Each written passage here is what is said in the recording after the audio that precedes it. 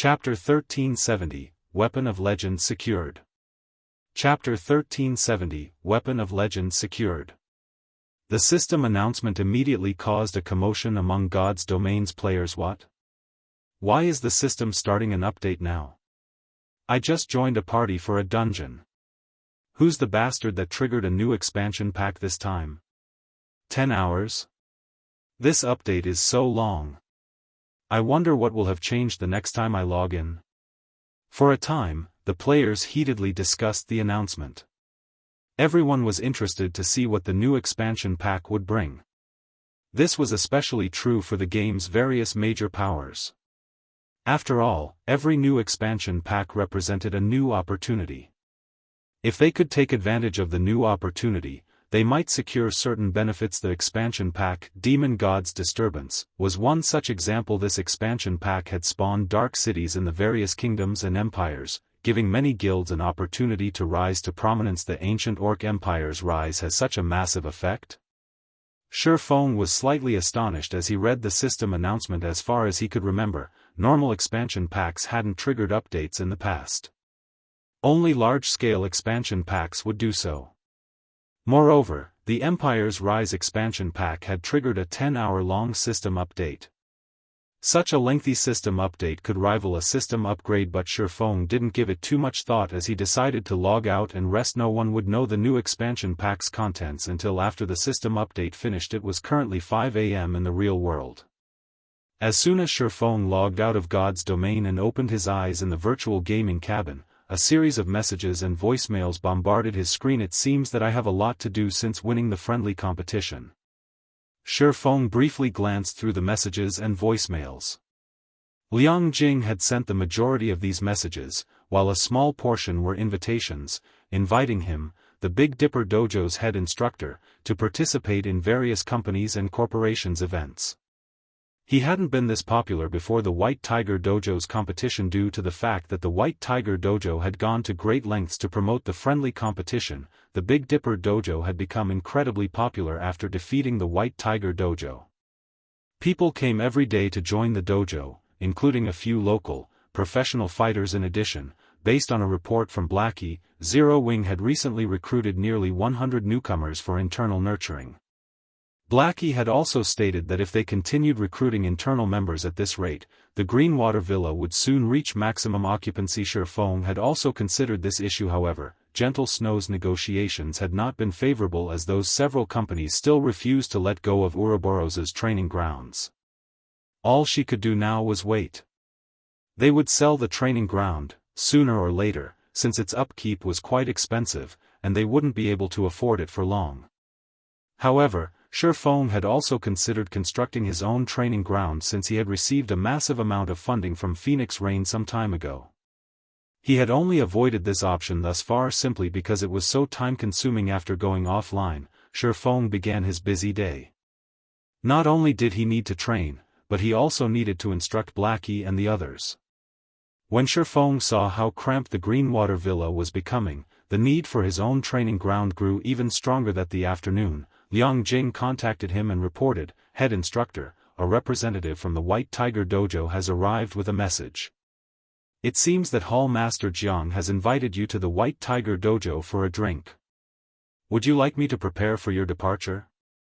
The White Tiger Dojo wants to meet with me." Feng could not help but laugh. Jiang Tianyuan had already rejected his proposal, only offering a vague reply. Now, the man wanted to speak with him again. "This is interesting, but I don't have time for that right now. God's Domain system update will finish soon. Tell them that I'm very busy, and we'll talk next time." Next time? Liang Jing was dumbfounded. They were talking about an invitation from Jiang Tianyuan. Even Chairman Xiao would obediently meet the man, yet Feng rejected the invitation. However, since Feng had given his reply, Liang Jing could only follow his instructions accordingly and reject the White Tiger Dojo's invitation. Meanwhile, Xie Chiwen, who waited in the Big Dipper Dojo, was momentarily stunned when he received Liang Jing's reply. Shortly after, however, a sneer twisted his expression. "This punk is quite bold. He even dares to reject the Hall Master Zhang's invitation. Xie had worried that Shi Feng might become a threat to his position, seeing as Jiang Tianyuan had actually sent the man a personal invitation, but he was more than happy to help Shi Feng dig his own grave. "Alright, I'll report to the Hall Master, word for word." After Xie left, Shi Feng returned to his room and drank a bottle of A-rank nutrient fluids before logging back into God's domain. When Shi Feng logged back in, nothing had changed. He couldn't find anything different about the shrine. He was a little confused. Such lengthy updates normally generated some change, yet nothing was different. "Forget it. I'll worry about it after I get my hands on the item." Shi Feng promptly gave up on searching for the system updates changes and began to search through the shrine's items. He was very familiar with the monsters inside the Orc Palace's treasury. He knew this area's rules like the back of his hand. After players selected an item, a monster between level 50 and 100 would appear. Normally, the monster would only be 5 levels higher than the player. The monster's rank depended on the selected item, ranging between Grand Lord and High Lord.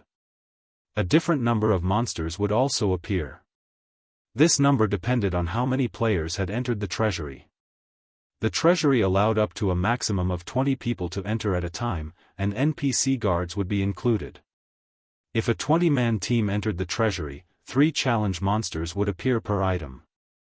If it were a 6-man party, though, only 1 challenge monster would appear for Shi Feng, who had Dark Gold and Epic guards. This area was no more of a challenge than his own backyard. He just needed to select his prize. He could leave the rest to Anna and Kai. Shi Feng already knew what he was looking for: the advanced auction house design. In this treasury, the advanced auction house design was only second to the disintegration axe. It was a reward for the first player to infiltrate the treasury. It was only available once. It wasn't long before Shi Feng found the advanced auction house design and accepted its challenge. After all, he did not know what kind of enemy to expect when he selected the disintegration axe. On the off chance that he was no match for the challenge monster, he would also lose his chance to obtain the advanced auction house design as well. Suddenly, a 9-meter-tall, level 59 mechanical giant appeared in the middle of the shrine. Similar to Anna's rock guardians, which were made entirely of stone, the mechanical giant was a mechanical life form. Guardian Warrior, Elemental Creature, Grand Lord. Level 59. HP 80,000/80,000,000. Shi Feng instantly had Anna summon a level 75 golden giant to tank the Guardian Warrior, while Kite and Anna attacked from the sides. While Shi Feng attacked the Guardian Warrior, he also paid attention to the golden giant's HP, healing it with Life Bloom whenever its HP fell to a critical low. Although the level 75, Great Lord ranked Golden Giant didn't have an overwhelming advantage against the level 59, Grand Lord ranked Guardian Warrior, it had no problems facing the Guardian Warrior on equal footing. In less than 15 minutes, the Guardian Warrior collapsed at Shi Feng's feet, allowing Shi Feng to obtain the advanced auction house design. With this trip hasn't been in vain. Shi Feng smiled at the advanced auction house design. Due to the advanced auction house, Ouroboros had been the envy of many superpowers in the past. The income of the advanced auction house alone had been a considerable portion of Ouroboros's total income. Moreover, this was only the result of constructing the advanced auction house in one of the guild's towns. If the advanced auction house occupied a superpower's main city, it could generate several times more wealth. After obtaining the advanced auction house design, Shi Feng had Kite and Anna retreat. He would decide whether or not to involve his personal guards in the fight after he saw the challenge monster. He then waited another 3 hours for the Bible of Darkness's demon summoning skill to finish its cooldown, only accepting the disintegration axe's challenge after summoning a level 64, tier 3 demon. As soon as Shi Feng chose to take the challenge, he heard the sound of a system notification. System, you have discovered the disintegration axe.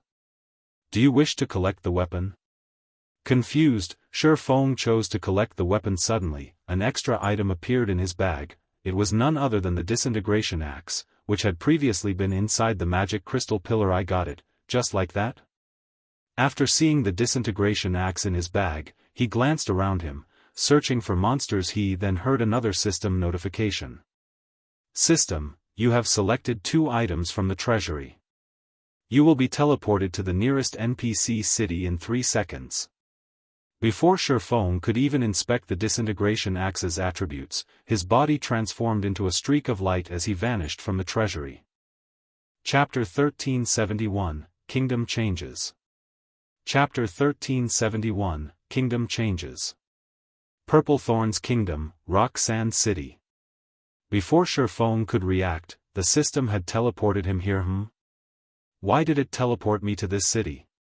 Feng was little confused as he looked at his current location. The system displayed in the past. He had always been transported to Star Moon Kingdom's Dark Lake Town after leaving the Orc Palace's treasury, yet he had been sent to the Purple Thorn's Kingdom. This time the teleportation hall bustled with activity.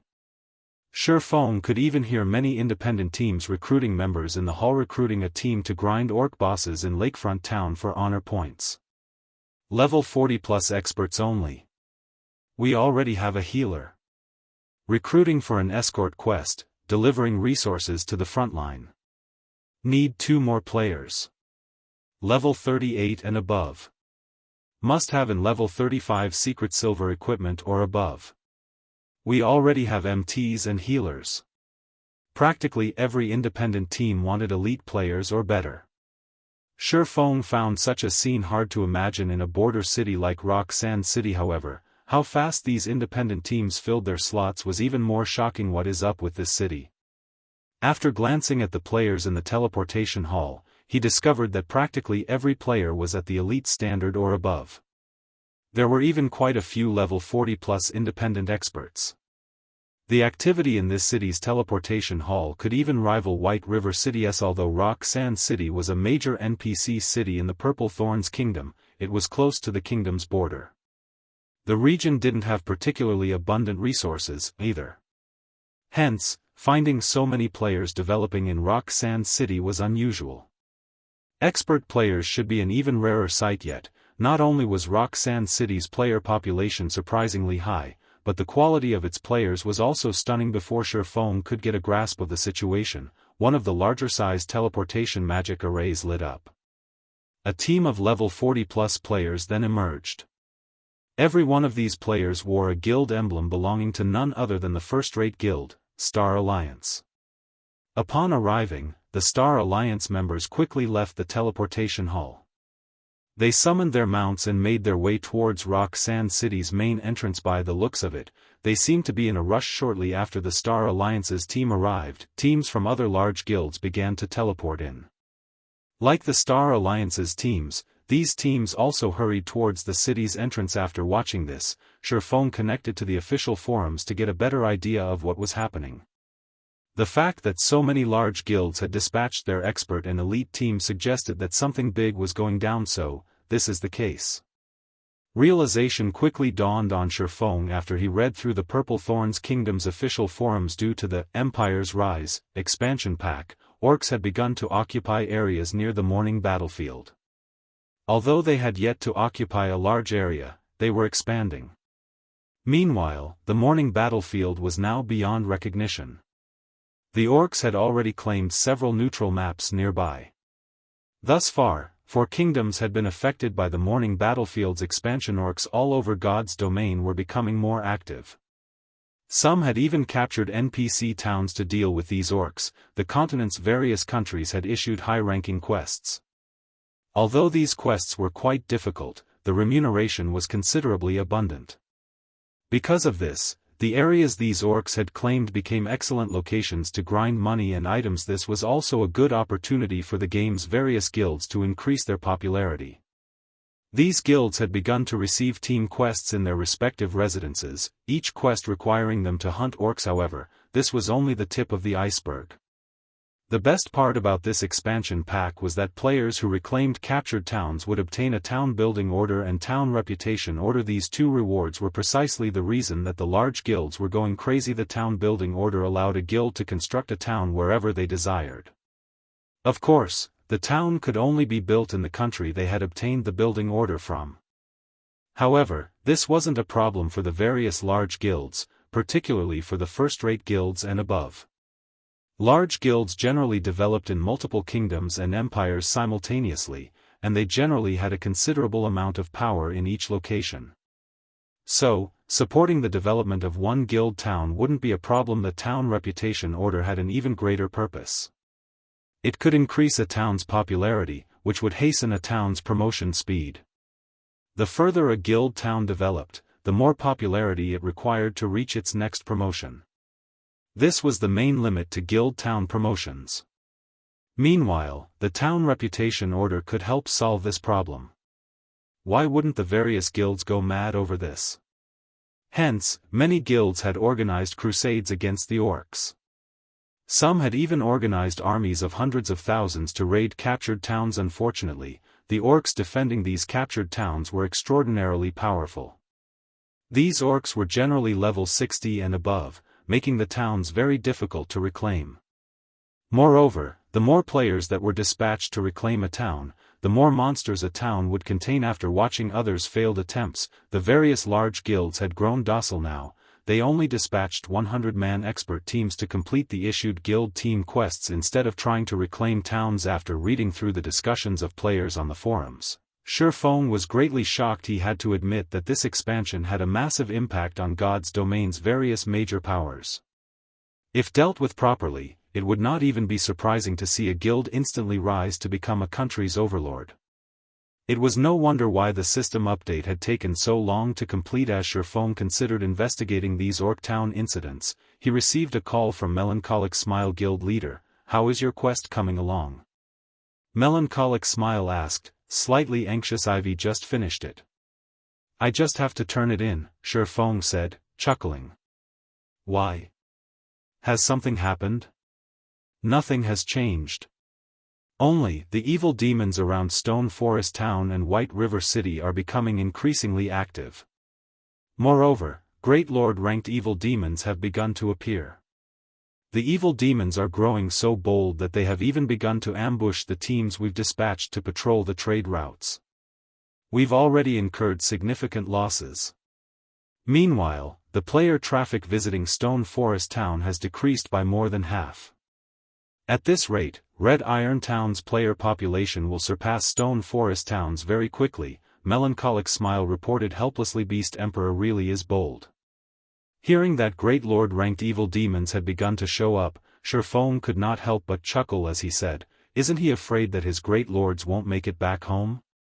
Even Abandoned Wave had only employed a few Great Lord-ranked evil demons due to the difficulty of nurturing them, yet Beast Emperor had dispatched a large number of Great Lords to attack players. Although we thought about killing those Great Lords as well, sending the guild's main force to lead a 1,000-man team to hunt them down, they've evaded us constantly as if the evil demon knew about our team's locations. As a result, our members have just wasted a lot of their time," Melancholic Smile said, shaking her head. "In that case, have everyone returned to Stone Forest Town.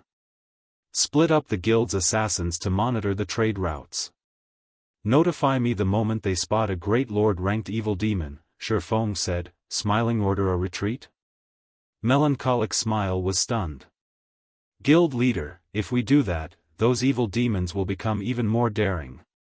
If they allowed those evil demons to slaughter the players visiting Stone Forest Town, even fewer players would make the trip." "It'll be fine," Feng said, chuckling. "However, tell our assassins to be careful. They mustn't be discovered." "Understood." Melancholic Smile could only nod helplessly. She didn't understand the benefit of such a thing. She then started to recall the teams patrolling the various trade routes. As for Feng, he retrieved a return scroll from his bag and teleported to White River City. First, he needed to turn in his commission quest. Chapter 1372, SSS-rank Commissions Rewards. Chapter 1372, SSS-rank Commissions Rewards. Star Moon Kingdom, Frozen Scar. Below a snow-laden mountain, the legion of experts under Singular Burial's command cleared out frost giants that surged down the mountain. Although these frost giants were not particularly strong, only level 47 special elites, their environment worked in their favor. Not only did the snowy environment drastically reduce players' movement speed and reaction speed, but it also increased their stamina consumption by at least 6 times. However, frost giants weren't Heaven's Burial's only opponents. The team also had to face High Lord-ranked Violent Frost Bears and Great Lord-ranked Frost Pythons. The Frost Pythons, in particular, posed a threat to large player groups. Unlike the Violent Frost Bears, which had powerful single-target attacks, the Frost Pythons had powerful AoE attacks. If players were not careful, a single breath attack could annihilate an entire team. However, while the Frost Pythons might be difficult foes for other teams, they weren't much of an issue for Singular Burial's Legion as long as monsters were within a certain range. Even the Frost Python's breath attacks could only do so much damage with the Frozen Heart. It protected players from the frozen state. In turn, it protected them from falling to the Frost Giant's mercy. The Frozen Heart would also slow players' stamina consumption to only 2 or 3 times the normal rate as the freezing temperatures gnawed at players' bodies. Although players would still be affected, at least they could last through a single battle. Good. Lure the Pythons to the side and prioritize killing the Frost Giants and Violent Frost Bears. Singular Burial commanded as he fired arrows at the Frost Pythons, luring them away from the other monsters. Commanded by several experts, Heaven's Burial's team quickly lured the Frost Pythons away, allowing the other team members to kill the incoming Frost Giants guild leader. News just came in from Zero Wing. The guild has withdrawn its various elite teams from patrolling the trade routes. They've only kept their assassins on the roads to monitor the situation. Ghost Shadow reported they've retreated. Singular Burial was stunned. He then smiled as he said, "It seems that I have overestimated Zero Wing." The war between Zero Wing and Heaven's Burial was limited to a battle of attrition. However, Heaven's Burial had the evil demons to exhaust their opponent's manpower and resources. Moreover, the evil demons could affect Stone Forest Town's operation. Singular Burial had assumed that Zero Wing would hold on for quite some time or dispatch an army of tens of thousands to lock down the Stoneclaw Mountains. He had even prepared for an all-out field battle with the other guild. After all, a field battle was different from a siege battle. In a siege battle, Zero Wing had an advantage with the surrounding terrain and the assistance of NPC guards. But the guild wouldn't have these advantages in the field with a large number of evil demons on their side. Heaven's Burial could deal a heavy blow, even if Zero Wing had a large fleet of miniature ballistas. Furthermore, Zero Wing had yet to recover from the previous war. He had never expected Zero Wing to give up so quickly. That's right. Zero Wing likely regrets starting a war with us without understanding the evil demons' capabilities. Not only are the chieftain-rank evil demons quite powerful, but they also possessed superior intellect and stealth capabilities. Even sending an assassin to track them would be useless. Furthermore, these evil demons are much faster than players. Even if Zero Wing's assassins discover them, the guild's members won't be able to catch up, Ghost Shadow said, nodding. This is a good opportunity. Take some people with you and notify Flame Blood in person. Tell him that Outplan's initial phase has come to fruition. You and Flame Blood will then execute the next phase, crippling Stone Forest Town's trade routes. Singular Burial instructed, smiling. Once Beast Emperor is ready, we'll be ready to raid the Frost King. I can't wait to see how Zero Wing intends to compete with us. I'll notify Flame Blood right away, Ghost Shadow said, excited. Beast Emperor's strength was more frightening than they had imagined. Even someone like Abandoned Wave couldn't compare to such an existence. Moreover, his strength wasn't reliant on evil beasts and evil demons. He had many more tricks up his sleeves. Meanwhile, in a second-floor VIP room in White River City's Adventurers Association, a tall, beautiful woman in white mage robes entered the room before Feng had even taken his seat. This female NPC was Renee, one of the Vice Association leaders of White River City's Adventurers Association. She was a level 180, Tier 3 Illusionist Lord Protector. I have heard that you've completed the Ancient Orc Empire Commission. May I confirm the validity of this statement? Renee asked. Certainly. Feng then retrieved the disintegration axe from his bag and placed it on the table before him. If not for the wooden table's magic array enhancement, the disintegration axe would have shattered it. This wasn't to say that the weapon was particularly heavy. Rather, the disintegration axe contained frightening, destructive power. Despite remaining idle, one would notice the space around the disintegration axe show signs of collapsing. Moreover, this was only a result of the damaged disintegration axe. If the weapon were whole, there was no telling what it could achieve if the disintegration axe were used in battle. One could just imagine how horrific of a scene it would create. This really is the disintegration axe the commission described.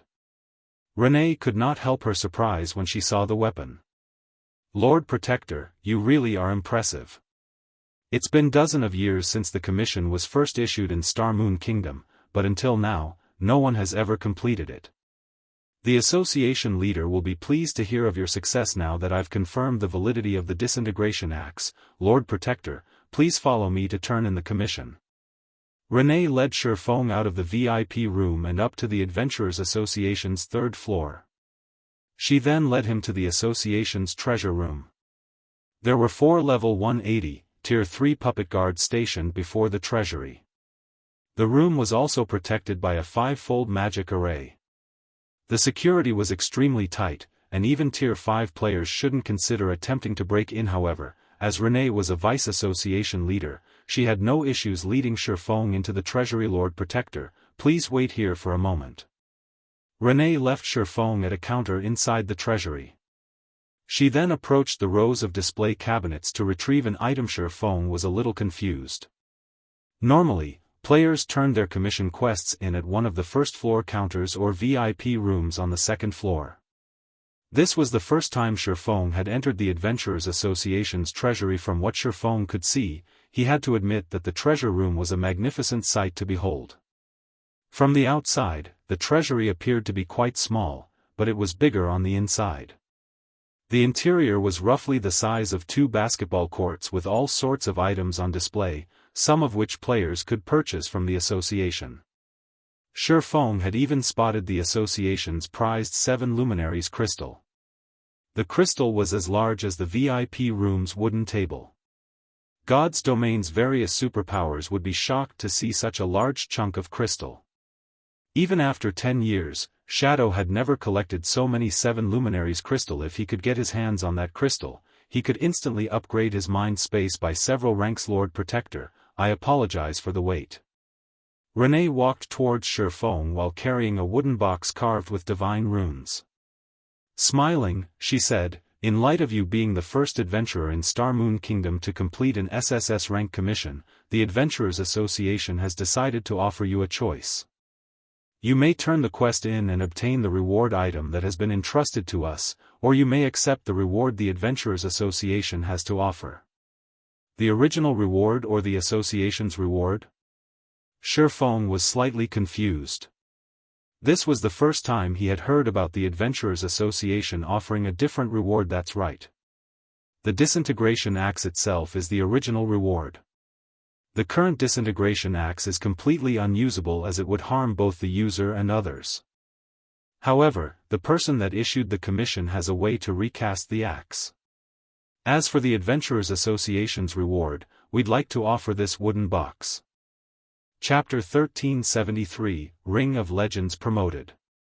Chapter 1373, Ring of Legends Promoted. The disintegration axe or the wooden box? Feng's gaze traveled between the disintegration axe in his hand and the wooden box Renee held currently. He was both confused and elated. He was also slightly hesitant. He hadn't expected the commission's reward to be the disintegration axe itself. He had to admit that the reward for an SSS-rank commission was truly frightening. There was no doubting the disintegration axe's power. Although he couldn't see the weapon's information, based on the power he felt from holding it, he could tell that if the weapon were repaired and given to a berserker, said berserker would become a god of destruction. Meanwhile, the wooden box in Renee's hands had been decorated with ancient, divine runes. It even radiated a faint trace of divine might. It was obvious that the wooden box's origin was not ordinary. Otherwise, the Adventurers Association wouldn't offer it as a replacement reward. Lady Renee, may I know the contents of this wooden box? Feng asked. Of course, Renee answered, giggling. Although I cannot let you open the box, I can tell you that the item inside is called the Sacred Stone. It's not that I don't wish to show you the item, but the sacred stone is somewhat special. Once the wooden box has been opened, the sacred stone will vanish if it's not used within 3 hours. The sacred stone has a variety of uses. I would say that its greatest purpose is reinforcing a weapon or piece of equipment.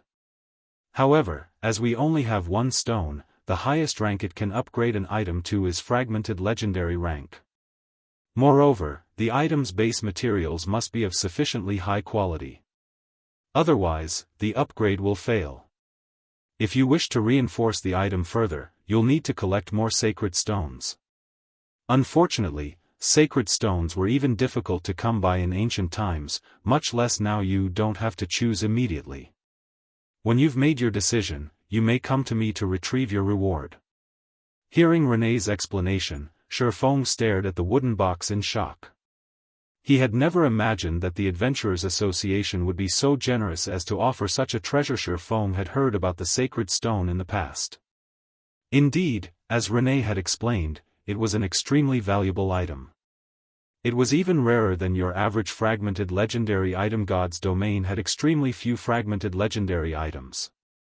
As a result, obtaining just one was excruciatingly difficult, not to mention finding an item that was suitable for oneself. Meanwhile, the sacred stone could upgrade a suitable item to fragmented legendary rank. It was common knowledge in God's domain that the more compatible one was with a weapon or piece of equipment, the more benefits one would gain from said item. Hence, rather than using a weapon or piece of equipment with powerful attributes, expert players preferred to use items that they were compatible with. This was also why after reaching the later stages of the game, many experts would turn down weapons and equipment from dungeons, searching for customized items instead. In the past, one sacred stone had been worth 2 fragmented legendary items. As Rene had said, he only had this opportunity because he was the first player in Star Moon Kingdom to complete an SSS-rank commission quest. Lady Rene, I've made my decision. I will choose the sacred stone, Feng said without hesitation. Although the disintegration axe was quite powerful, the weapon would be limited to fragmented legendary rank after its recasting. Repairing it fully would likely be even more challenging than repairing the Heavenly Dragon's breath. Who knew how long it would take to repair the weapon? Moreover, Rampant Blade, Shadow Sword, and Gentle Snow, Zero Wing's top 3 berserkers, didn't use war axes. They wouldn't be able to utilize the weapon to its fullest potential. Since that was the case, he might as well select the more valuable sacred stone. System, congratulations. You have completed the SSS rank commission quest Ancient Orc Empire. Rewarding 1 sacred stone, Adventurers Association reputation plus 1000, Star Moon Kingdom reputation plus 1000, Humanity reputation plus 100, Legacy skill points plus 15, and free attribute points plus 60.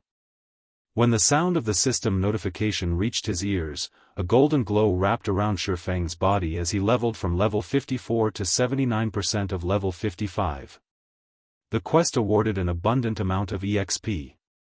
If not for the nature of Feng's hidden class, he would have reached level 56 with the awarded EXP. The rewards are astounding. I actually got 15 legacy skill points. The quest's rewards astonished Feng at his level. 60 free attribute points was nothing at tier 1, players would gain 8 free attribute points with each level up. At tier 2, that number increased to 20. In other words, the 60 points were on par with 3 levels for a normal player. However, the legacy skill points were a different story. Players only gained 1 point for every 3 levels, yet he had just earned 15 points, following which, Feng allocated his free attribute points to strength and agility, increasing each by a considerable amount. For tier 1 players, this many attribute points was the equivalent to an additional piece of level 35 mysterious iron equipment. Feng had to admit that this was the frightening part about tier 2 classes. Tier 1 classes simply couldn't compare. The sooner players completed their tier 2 promotion, the more benefits they could gain. If they only completed their promotion quest after level 60, they would have 120 free attribute points less than players who completed their promotion at level 50. Unless they intentionally died and returned to level 50, recovering those points was impossible. Feng didn't take the time to learn a new tier 2 legacy skill after he finished allocating his free attribute points. 15 points simply weren't enough to purchase a useful skill. He intended to save them, instead. He then fetched the sacred stone from his bag. Feng already knew how he would use the sacred stone. He would upgrade the 7 Luminaries ring. The 7 Luminaries ring was, by far, the best epic item he had ever seen. Not even the sacred sword killing ray could compare. Unfortunately, the 7 Luminaries ring was a replica. It couldn't be repaired as he had with the heavenly dragon's breath. The sacred stone was his only hope of upgrading the item. The 7 Luminaries ring was a perfect choice. The 7 Luminaries ring replica's creator had attempted to craft a fragmented legendary ring, so one could imagine the quality of the materials used in its production. Unfortunately, the ring had been epic rank. In fact, he should be able to upgrade the ring to legendary rank with enough sacred stones. However, Feng only played with the thought of upgrading the 7 Luminaries ring to legendary rank. Quite a few god rank players had attempted to upgrade their weapons and equipment to legendary rank with sacred stones, but even after 10 years, not one of these players had succeeded. The reason for their failure was simple. Upgrading an item to legendary rank required far too many sacred stones. Even god-ranked experts with super guild support hadn't been able to gather enough. As for exactly how many sacred stones were required, no one knew. However, there was a rumor that one god-ranked expert had failed to upgrade their item to legendary rank even after investing over a dozen sacred stones. Let's see how much potential you have. Feng then opened the wooden box and picked up the white, palm-sized sacred stone. He then chose to use it on the 7 Luminaries ring. Suddenly, the sacred stone radiated an incomparably intense power. Golden energy streamed from the stone, flowing into the 7 Luminaries ring in Feng's other palm. A moment later, the sacred stone turned to dust while the 7 Luminaries ring underwent an earth-shattering transformation. 7 different streams of light flowed out of the ring, giving it a mesmerizing look.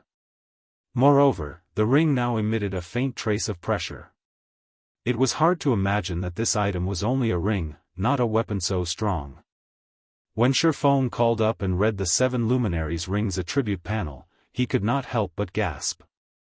Chapter 1374, Humanoid Great Lord. Chapter 1374, Humanoid Great Lord.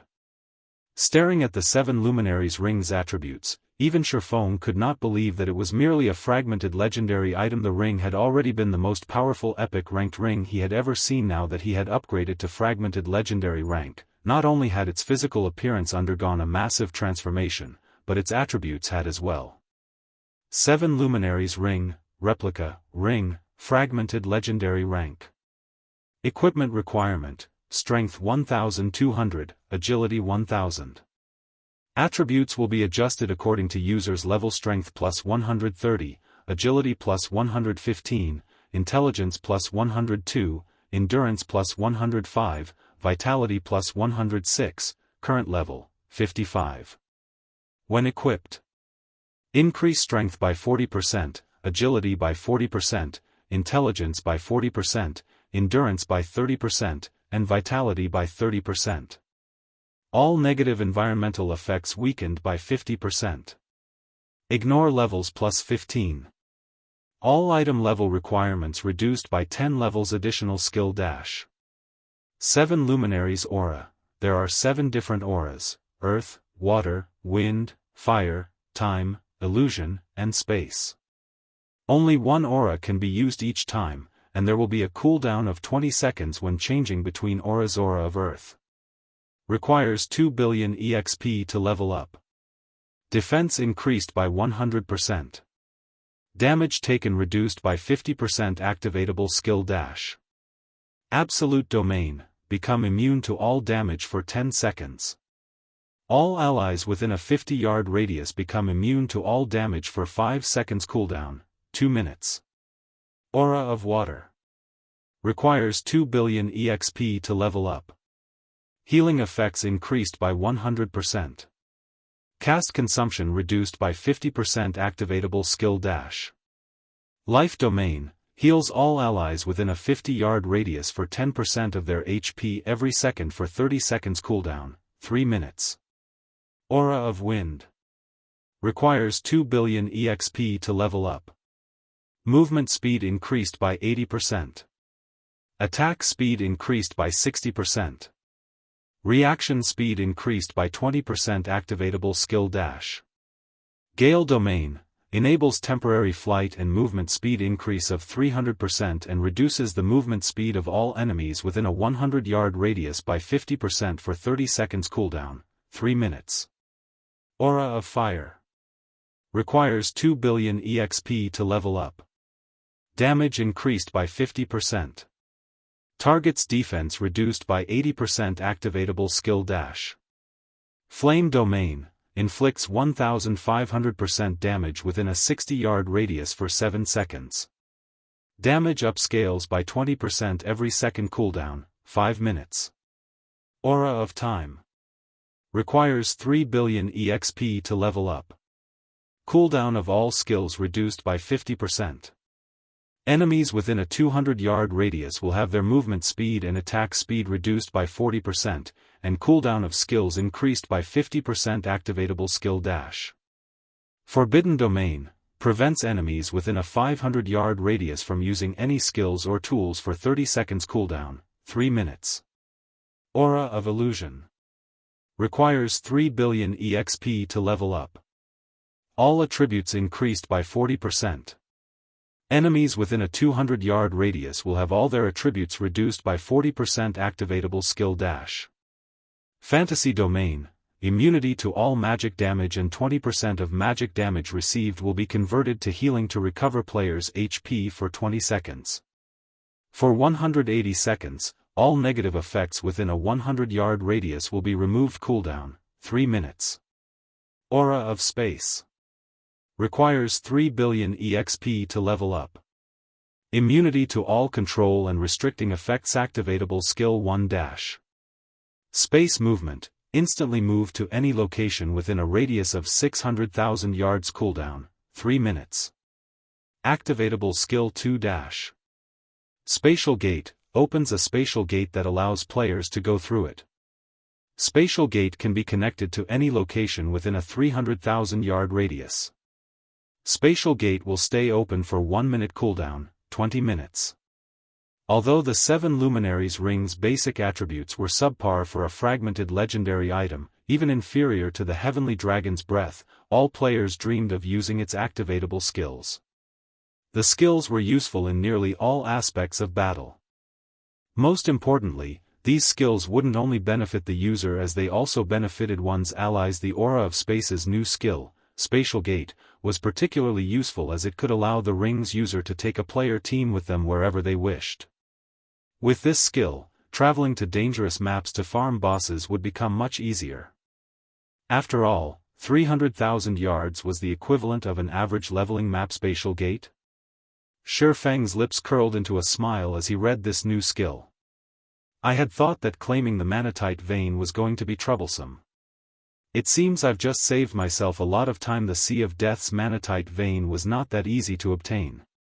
He had planned to secure a group instantaneous teleportation scroll, but it seemed that he no longer needed to. When Feng re-equipped the 7 Luminaries ring, it felt as if the power of an ancient beast welled within him. Moreover, his mind became much clearer and more active than before. Is this the ring's hidden effect? Feng was surprised to notice the surrounding mana converge towards him. Although the affected area wasn't large, only 2 yards around his body, the mana density was roughly 30% higher than normal. Despite such a low percentage, it shouldn't be taken for granted. In a high mana density environment, the results would be staggering. Following which, Feng's fist shot out in a mock punch. Bang! He heard an explosion as his fist created a gust of wind that extended up to 10 yards away. My strength and speed can match a great lord of the same level now. Feng balled his fist as he estimated his current strength. Previously, he had nearly had as much strength as a great lord of the same level. Now, he was certain that his strength was on par with a great lord's. Although there did not seem to be a huge difference between the two, the gap was massive. If his strength were only close to rivaling a great lord of the same level, he'd receive a lot of damage in a head-on confrontation.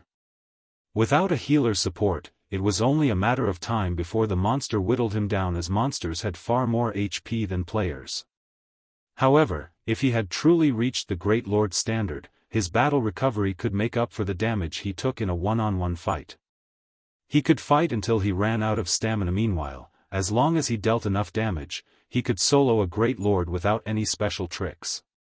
He could now fight foes of a higher tier. In the past, he had envied Apex experts and their frighteningly high attributes, yet now, he stood among them upon reaching tier 2.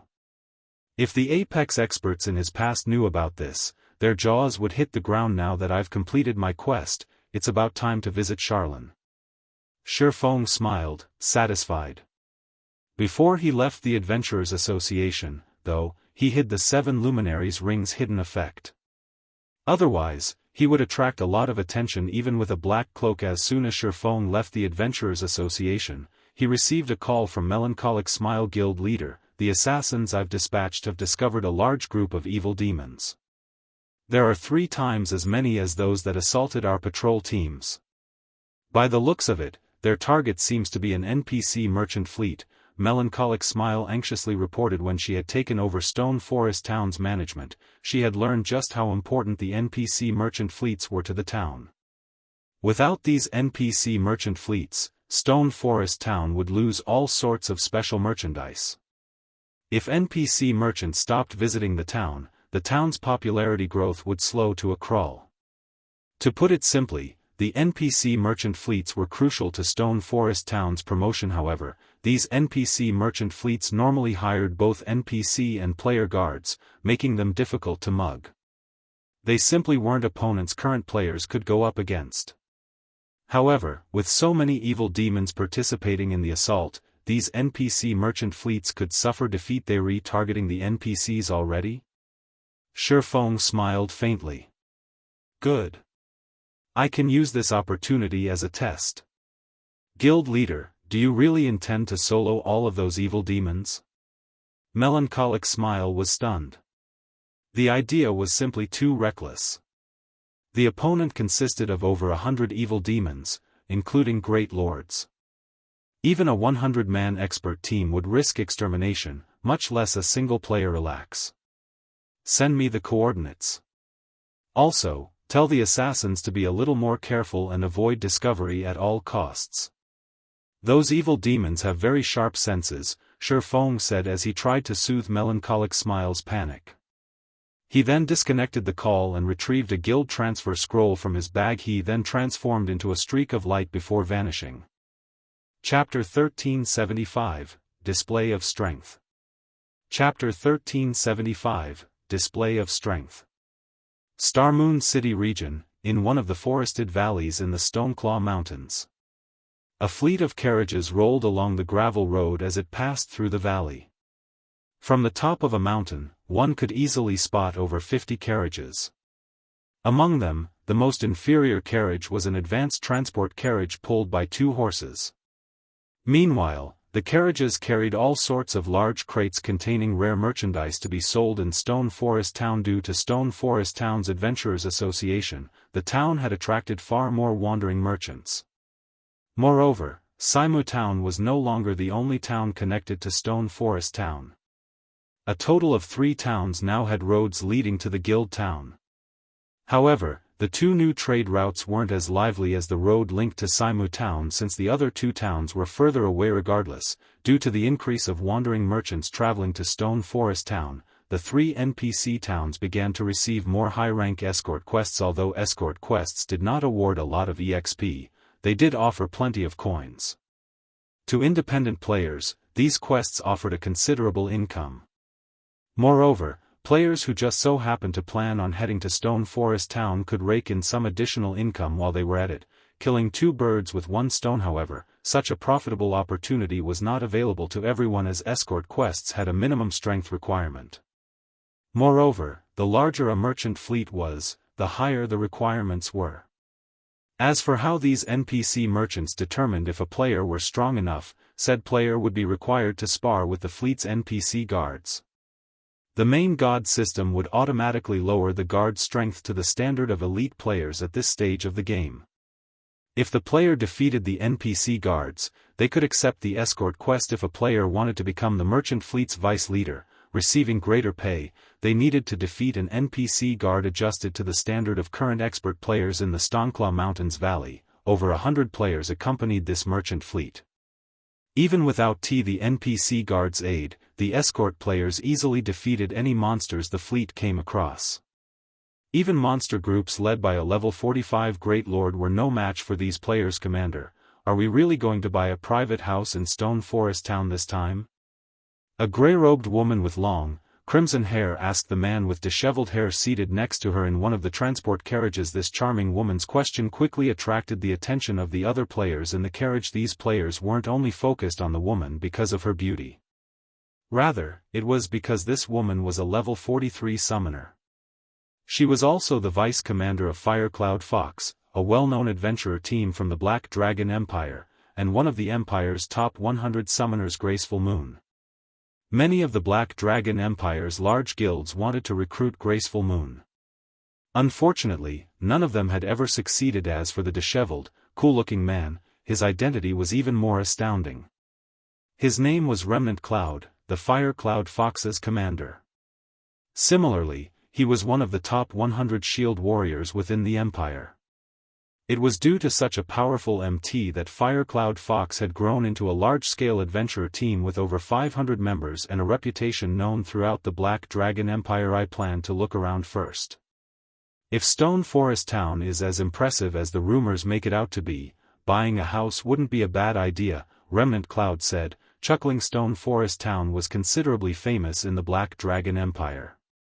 One of the main reasons for its popularity was the battle arena. Recently, quite a few experts had earned themselves a spot among the top 100 on the Black Dragon Empire's various class ranking lists. After some research, many other players discovered that these newcomers shared one similarity: they all trained in Stone Forest Town's battle arena.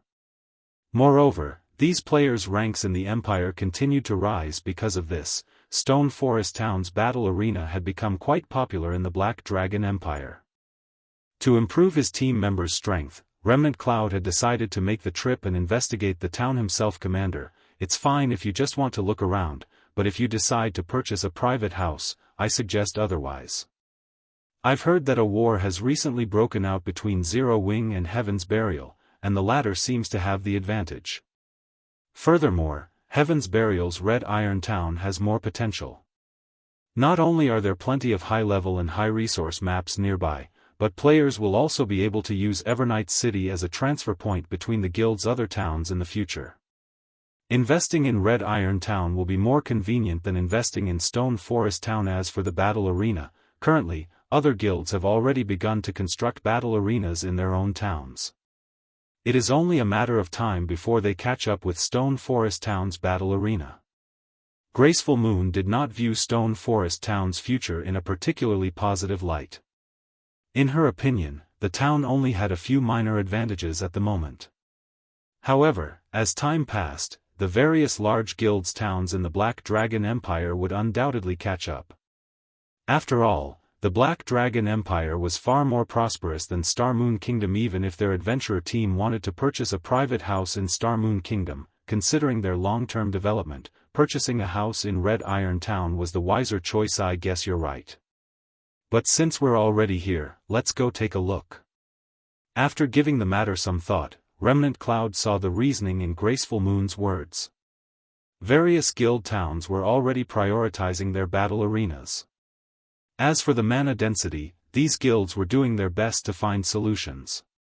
They would deal with the problem sooner or later. While Graceful Moon and Remnant Cloud conversed, they heard a commotion in the forest on both sides of the gravel road. Suddenly, easily over 1,000 pitch-black figures darted out of the dense woods. Not only did these figures block the merchant fleet's path, but they had also surrounded the carriages. Upon seeing these monsters, the escorting players prepared for battle. These monsters were nothing like the wild monsters they had faced on the road thus far. Every one of these monsters radiated a frightening aura, their eyes containing human-like wisdom. Moreover, their levels were shockingly high. These monsters were all level 70, roughly 25 levels higher than the monsters the merchant fleet had previously encountered. How is this possible? Didn't they say that these evil demons only assaulted passing players? Why are they targeting the merchant fleets? Some escort players from Star Moon Kingdom recognized the evil demons immediately. After all, they had seen these evil demons siege Stone Forest Town. These monsters' attacks on Stone Forest Town's players was nothing new. Either what surprised these players was that these evil demons actually dared to assault an NPC fleet. Aside from the escort players, a large number of NPC guards protected the merchant fleet. Each one of these guards was level 80, and among them were 3 Tier 3 guards, over 60 Tier 2 guards, and over 100 Tier 1 guards. They were not existences current players could easily defeat. Before these players could recover from their shock, the evil demons surged forward. Ha ha ha. Go! Destroy the merchandise. Ghost Shadow, hiding amongst the trees, laughed as he watched his legion surround the merchant fleet to ensure the fleet's destruction. Heaven's Burial had dispatched the Ghost Shadow Legion's elites, and Beast Emperor had sent them an evil demon army to assist. 2 level 70, Grand Lord ranked evil demons led the army. Given enough time, they could certainly eliminate the NPC merchant fleet. Although the evil demons' levels were lower than the NPCs, they had the numerical advantage. Moreover, they didn't need to kill the NPCs, their goal was simply to kill the players and destroy the cargo. Damn it. Why are there so many powerful monsters? Graceful Moon's eyebrows rose in surprise. Not only did the level 70 chieftain-ranked evil demons easily defeat her summoned creatures, but they also dodged her spirit bullets. If not for Remnant Cloud activating a berserk skill and life-saving skill to hold the evil demons back, the monsters would have long since closed in on her. The other players weren't as lucky. Despite the battle beginning only a brief moment ago, over a dozen players had already died. On this kind of battlefield, these players were utterly useless. They were slaughtered like ants. Moon, get out of here. I'll hold them back. Remnant Cloud barked. He could tell that only death awaited them should they stay. They couldn't win a battle of this level, but, although Graceful Moon wanted to argue, when she saw a High Lord overwhelm her commander, she took out an instantaneous movement scroll and activated Eat a Futile Struggle. Ghost Shadow growled disdainfully when he noticed several players removing instantaneous movement scrolls from their bags before they had taken action. He had used a tool Beast Emperor had given him to seal the area, making it impossible for players to escape via return scrolls or instantaneous movement scrolls. Why did it fail? Graceful Moon's expression darkened when she realized that she was still on the battlefield even after the instantaneous movement scroll had disintegrated. As for Remnant Cloud, despite barely holding on thanks to a healer's help, it would only be a matter of minutes before he died as more evil demons descended on their prey. When Remnant Cloud had less than 20% HP remaining, a Great Lord-ranked evil demon circled the man, swinging its claws at the shield warrior. Remnant Cloud was already doing everything he could to block the evil demon's attacks from the front. He did not have any spare power to protect his back commander. Graceful Moon gasped, am I going to die, just like this? Remnant Cloud understood that there was no escaping death when he noticed the Great Lord behind him. Suddenly, a spatial tear appeared between Remnant Cloud and the evil demon, and a figure leaped onto the battlefield. However, despite the spatial tear's abrupt appearance, the evil demon's attack did not falter in the least. Be careful. Remnant Cloud shouted. He could faintly tell that the figure behind him was a player. Unfortunately, only 3 yards separated this figure and the evil demon. Not even an expert could react in time to block such an unexpected attack from a Great Lord with so little distance between them. However, when the evil demon's claws were less than 1 yard away from the newcomer, a blue glow blossomed on the evil demon's body like a cannonball. The Great Lord-ranked evil demon shot backward, crossing a dozen yards before crashing into a large tree. A second after the impact, the towering tree fell to the ground. As for the figure that emerged from the spatial tear, he remained where he had stood, his calm composure making it seem as if nothing had happened. Chapter 1376, The 7 Luminaries Rings Power. Chapter 1376, The 7 Luminaries Rings Power. When the Great Lord-ranked evil demon's body hit the ground, the battlefield fell silent. How is that possible? Graceful Moon wore an incredulous look as she stared at the evil demon sprawled in the dirt. Turning her gaze towards Feng, she muttered, just what did he do? Without using any special tricks or magic arrays, contending with a level 70 Great Lord was impossible for current players. Even if Remnant Cloud, Firecloud Fox's commander, activated his Berserk skill and life-saving skill, he'd be lucky to survive even a moment against such an advisory, much less throw such a monster over a dozen yards. Graceful Moon wasn't the only one shocked. Every player that had witnessed the scene was stupefied. That can't be a player, right? What is going on? No, that's not right. There's a green marker above his head. He must be a player. Who is that? Everyone's gaze fixed on Feng. For a moment, they tried to guess the man's identity, both curious and surprised. Fellow friend, hurry and leave this place. There are too many monsters here, Remnant Cloud advised as he turned to Feng, who stood behind him. Although he hadn't seen how the even demon had been thrown, not one of the experts he was familiar with were capable of sending a level 70 Great Lord flying with such strength. Feng could definitely shatter the evil demon's encirclement. You want to leave? Ghost Shadow, still hiding in the forest, sneered as he asked, do you think you can? Although Feng's counterattack had surprised him, that was all. Since Feng had already joined the battle, he shouldn't cling to any hope of leaving alive after all. Feng had only used some special method to knock back the Great Lord. The Swordsman was not truly capable of defeating one. Moreover, more than 10 Great Lords participated in this operation. If one was not enough, he simply needed to send 2 more at the newcomer. As Remnant Cloud was about to warn Feng of this, one of the nearby Great Lords and 5 Lord-ranked evil demons dashed towards the Swordsman, dark fog wrapping around their claws as they swiped at Feng. To make matters worse, the evil demon's coordination was only slightly inferior to expert players. Seeing this, Remnant Cloud frowned. Even as a shield warrior, he could only stand against 3 evil demons at once. No swordsman could block 6 evil demons simultaneously without activating a life-saving skill. However, just as the 6 evil demons were about to land their attacks, a galaxy of stars appeared around Feng, radiating a brilliant blue glow. Compared to Feng's previous executions, his current sword's orbit was more complete and beautiful. Peng. Peng. Peng. When the blue glow illuminated the area, the 6 evil demons were instantly sent flying by over 20 yards. They hadn't even managed to reach the edge of Feng's cloak, much less deal any damage. Meanwhile, each of the 6 evil demons had instantly lost over 20,000 HP, with some losing nearly 50,000 HP due to a critical hit.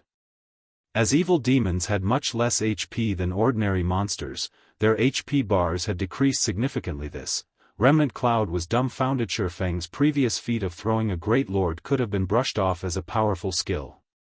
Now, however, Feng had launched 6 evil demons with a single move.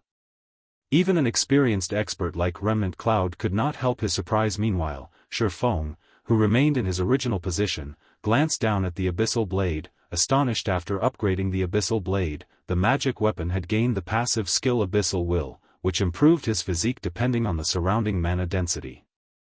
Due to the 7 Luminaries ring, the mana density around him had increased considerably, which, in turn, improved his physique further. If not for the combination of these factors, he would not have executed such a perfect sword's orbit. I wonder how this move will fare? Feng suddenly vanished. Void steps. He disappeared? Where did he go? Did he leave? That's not right. He was using 2 one-handed swords. He should either be a berserker or a swordsman. How could he possibly be an assassin? Was he a ghost? Before everyone could recover from their shock, Feng's sudden disappearance surprised them once more. Impossible. I've already sealed the area. Players can only enter, not leave. Ghost Shadow's eyes widened in surprise. Quickly, he turned to look around the battlefield, trying to locate the swordsman. But no matter how he searched, he couldn't find the player. As players began to wonder if they had hallucinated, a figure appeared behind the 3 evil demons that Remnant Cloud faced. Fresh blood fountained from the 3 evil demons' bodies as they curled like shrimp and flew over 20 yards away so fast. By the time Remnant Cloud realized what had happened, the 3 evil demons before him had disappeared. When he tried to get a good look at his savior, he realized that the figure before him was only an afterimage. In the blink of an eye, Feng reappeared over a dozen yards away. Once again, for evil demons were struck and sent flying in such a way, Feng's figure vanished and reappeared all over the battlefield. Each time he appeared, his attack sent several evil demons through the air. He seemed like a deadly ghost on the battlefield. Commander, just who is that?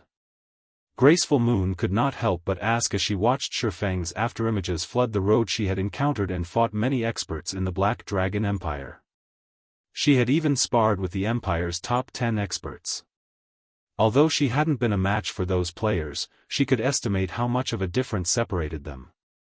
However, as she watched Feng, she couldn't fathom how vast the gap was between this man and herself. She felt as if she were staring into a bottomless abyss. I don't know, either. Remnant Cloud smiled bitterly. Once Feng had thrown over 300 evil demons, he stopped 50 yards away from the battlefield. He seemed like he had just casually strolled through the area, coming and going with ease. My physique should have improved by nearly 10%. Feng rejoiced as he glanced at his abyssal blade. Although the burden of using void steps so many times consecutively was great, it wasn't intolerable due to his high attributes and physique. Moreover, executing void steps was now easier than ever before thanks to the high mana density encasing his body. His current location's average density was the only limiting factor. If he fought in a high mana density environment, the effects would be unimaginable. After a short pause, the 300+ evil demons that he sent flying charged at him like maniacs. The weakest among these evil demons was a chieftain, and the charge included 8 great lords. Insane. He aggroed so many evil demons. Remnant Cloud's eyes twitched as he watched the evil demons stampede toward Feng. He could not fathom what Feng intended to accomplish by luring so many monsters when the evil demons were within 30 yards. Feng smiled faintly as he thrust the abyssal blade into the ground. Abyssal curse. A pitch-black light pillar emerged from within the evil demon group, extending into the sky. The pillar then expanded to a radius of 30 yards, preventing all evil demons within range from moving. Even the Great Lord-ranked evil demons felt as if they had just stepped in mud. No matter how hard they struggled, they couldn't break free. Moreover, their attributes were rapidly reducing, following which, a frightening amount of mana gathered around one of Feng's hands, a crimson magic array forming above his palm. He then directed the magic array at the army before him. Flame Domain. A twofold, crimson magic array formed in the center of the evil demon army, crimson shockwaves radiating from the center. Before everyone could figure out what was happening, a towering pillar of fire rose up from the ground, forming a mountain of flame as it enveloped every evil demon that had charged at the swordsman. The scorching fire ripped pained screams from the evil demons' throats as their HP plummeted. Initially, the evil demons had lost around 350,000 HP. In the next second, they lost over 400,000 HP. Then, they lost another 500,000 HP. By the time the flames scattered, the Lord-ranked evil demons had less than half their HPs remaining. The chieftains had been utterly annihilated. The fire's horrific damage had stupefied the witnesses.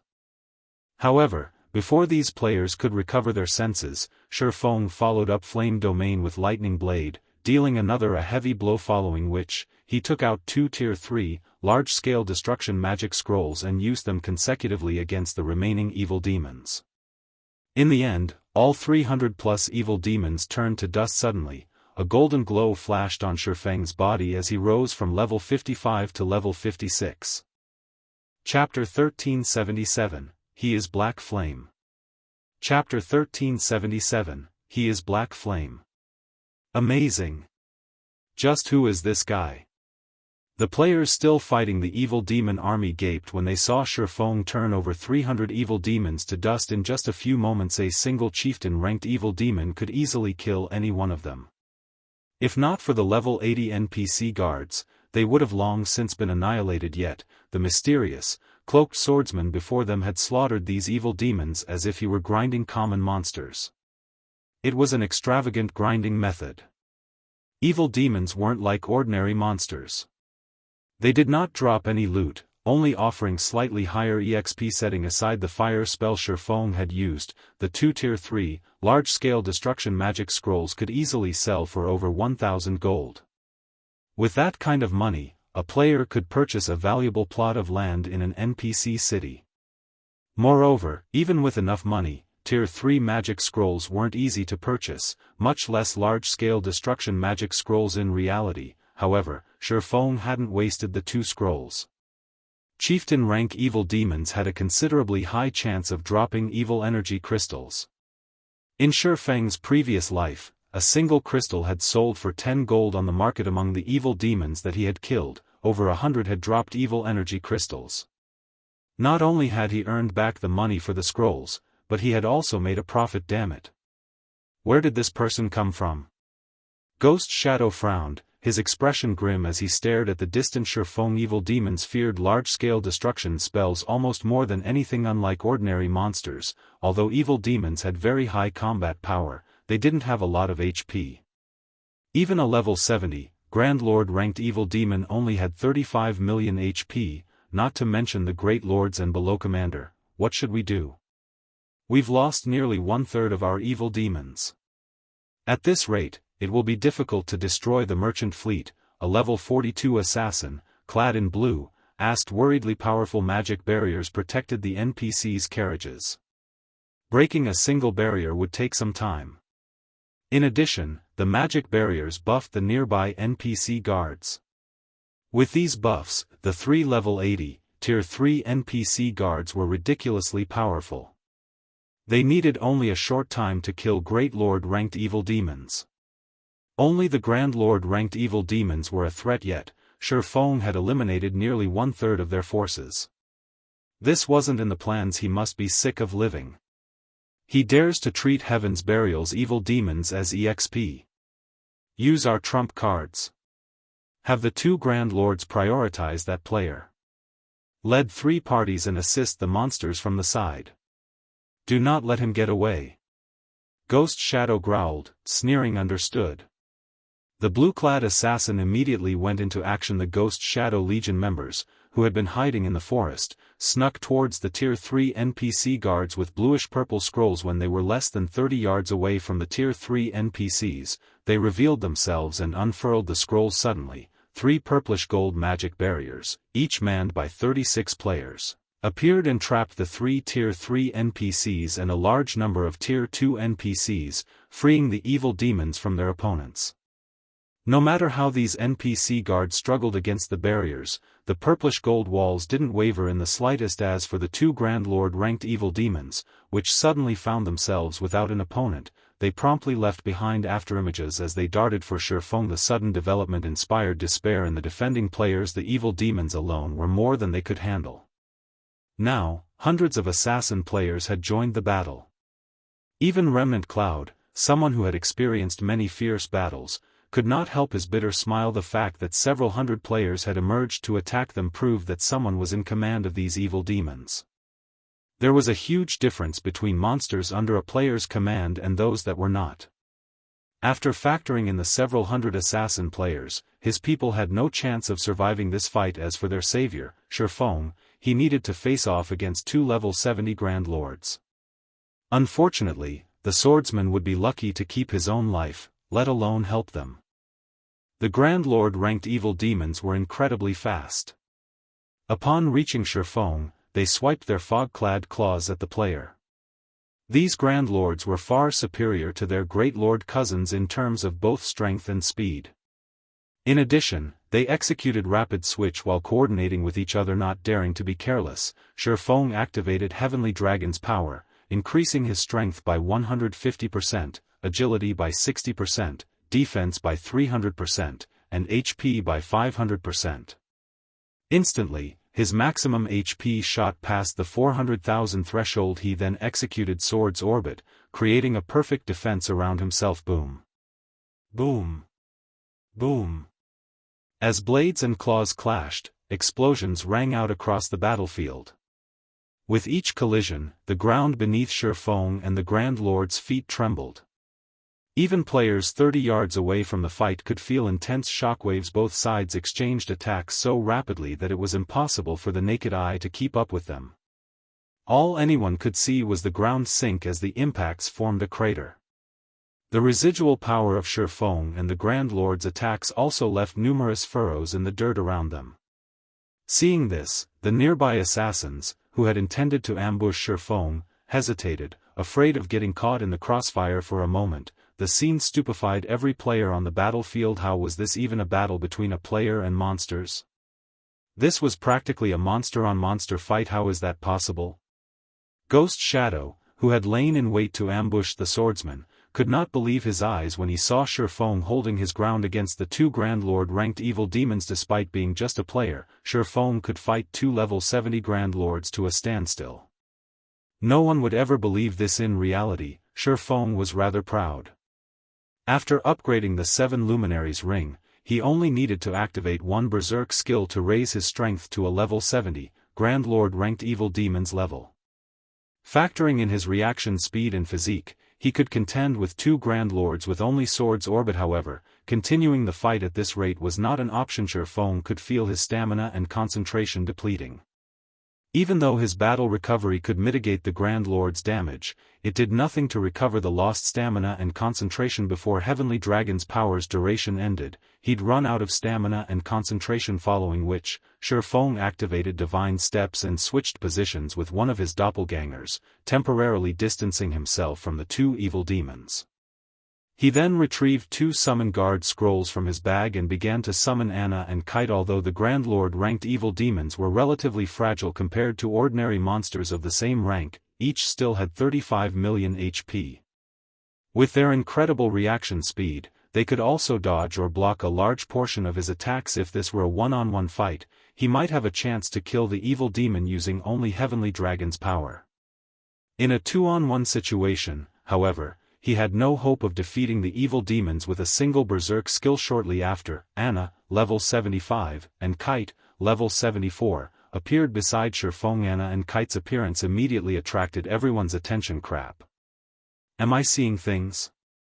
That guy actually has a level 75 personal guard? When they saw Anna's level, the players gasped. The highest leveled personal guard they knew of was only level 69. They had never even heard of a personal guard reaching level 70, much less level 75.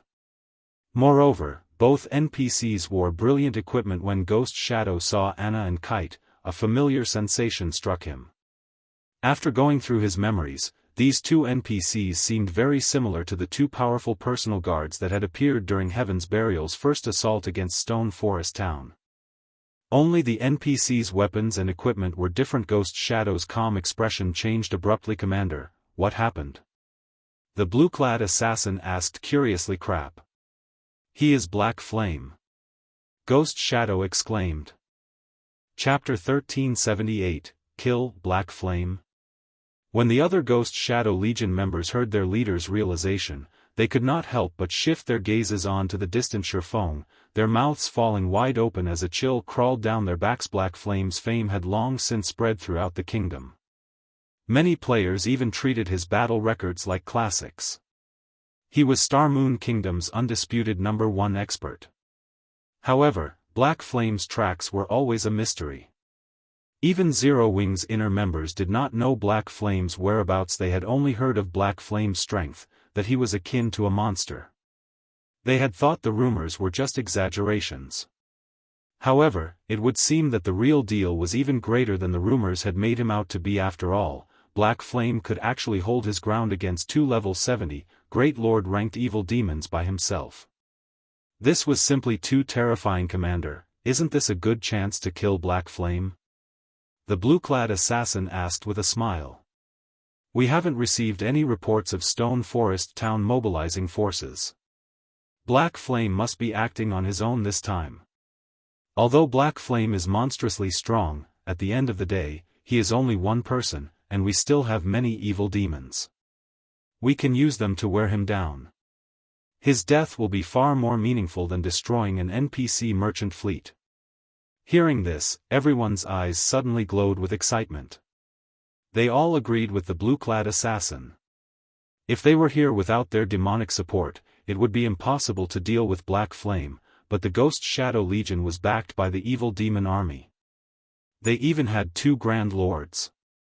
This was a heaven-sent opportunity to kill Black Flame. If they defeated Black Flame, the blow to Zero Wing's reputation would be far more severe than simply destroying an NPC merchant fleet. Indeed, this is a golden opportunity. Ghost Shadow nodded his agreement. Notify everyone to gather at our location immediately. Order the Lord-ranked evil demons and above to keep an eye on Black Flame, as well. Do not let him get away. Black Flame had already used his Berserk skill. Once the duration ended, with the evil demon army attacking head-on and the Ghost Shadow Legion assisting from the sides, they would take the Swordsman's life. Upon receiving Ghost Shadow's command, the Ghost Shadow Legion members assisting the evil demons in destroying the fleet left their positions and stealthily surrounded Feng. The 100-plus Lord-ranked evil demons remaining also shifted their focus towards the player Remnant Cloud and the other defending players' side with relief. What's going on? Are they giving up? As she watched the Ghost Shadow Legion's assassins withdraw, Graceful Moon was confused.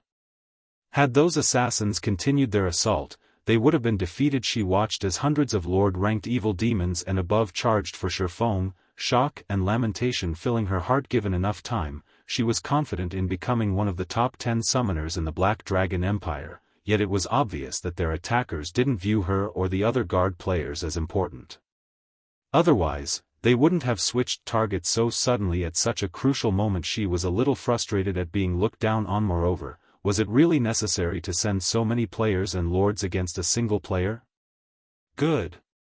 All great Lord-ranked evil demons, distract Black Flame's personal guards while the other evil demons focus on Black Flame. Everyone else, find an opportunity to land a killing blow. Ghost Shadow gave out the command to attack once his people were in place. Unlike the prior attack, the evil demons put more space between themselves. Even if Feng had more large-scale destruction spells, he couldn't put them to good use. Furthermore, he wouldn't have another opportunity to use a magic scroll with the 2 Grand Lords distracting him. With Ghost Shadow's command, over a dozen great Lord-ranked evil demons charged at Anna and Kite, while the other evil demons dashed for Feng. The level 40-plus assassin experts nearby stealthily approached their target as well. Black Flame, today will be your funeral. Ghost Shadow exclaimed as he watched the Grand Lords force Feng into a defensive position. Quite a few superpowers had attempted to kill Feng, but none had succeeded today. However, he would put an end to Zero Wing's legend. Crap, everyone's coming for me. Feng, who had activated omniscient eyes to scout for ambushes, discovered countless evil demons and players around him. Moreover, these evil demons and players aimed for his life. Dealing with the 2 Grand Lords had only become easier after he had summoned Anna and Kite. If so many evil demons and players joined into the fight right now, he'd be in trouble. Seeing the evil demon army and player army inch closer, Feng switched the aura of fire to the aura of time-forbidden domain. A silvery gray space formed in a 500-yard radius around him. The skill prevented all enemies in range from using skills or tools for 30 seconds. It also decreased enemies' movement speed and attack speed by 40% within 200 yards of him. Due to this forbidden domain, the stealth assassins were promptly exposed. The dark fog that shrouded the evil demon's claws also disappeared. The Ghost Shadow Legion panicked when they realized they had lost their ability to use skills and tools. Assassins were powerful was because of their skills' damage and control effects. If they couldn't use their skills, they were practically crippled. They wouldn't even be able to exhibit 30% of their true combat power. What are you afraid of? This silencing skill will only last a short moment.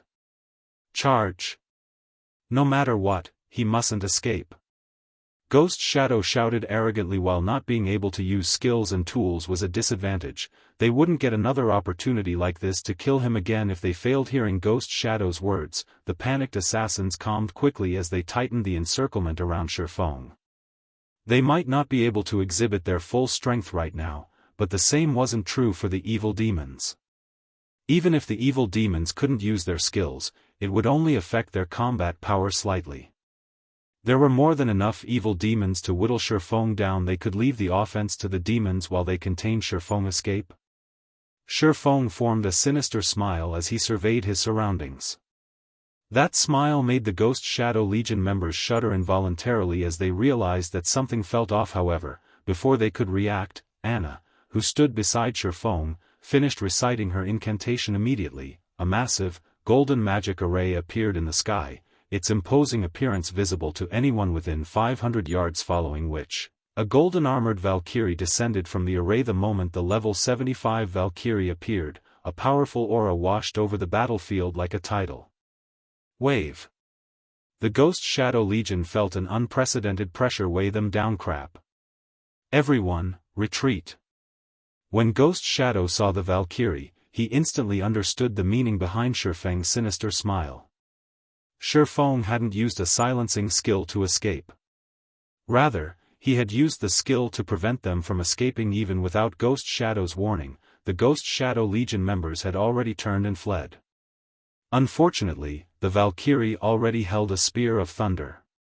She then swept the spear towards her targets. Countless arcs of golden lightning streaked forward, dealing devastating damage to everything within 150 yards in a cone-shaped area. The Valkyrie used the Tier 4 skill, Roaring Thunder. She also dealt double damage against dark creatures. As a result, the fragile Lord-ranked evil demons died on the spot. Only the High Lords and above barely survived.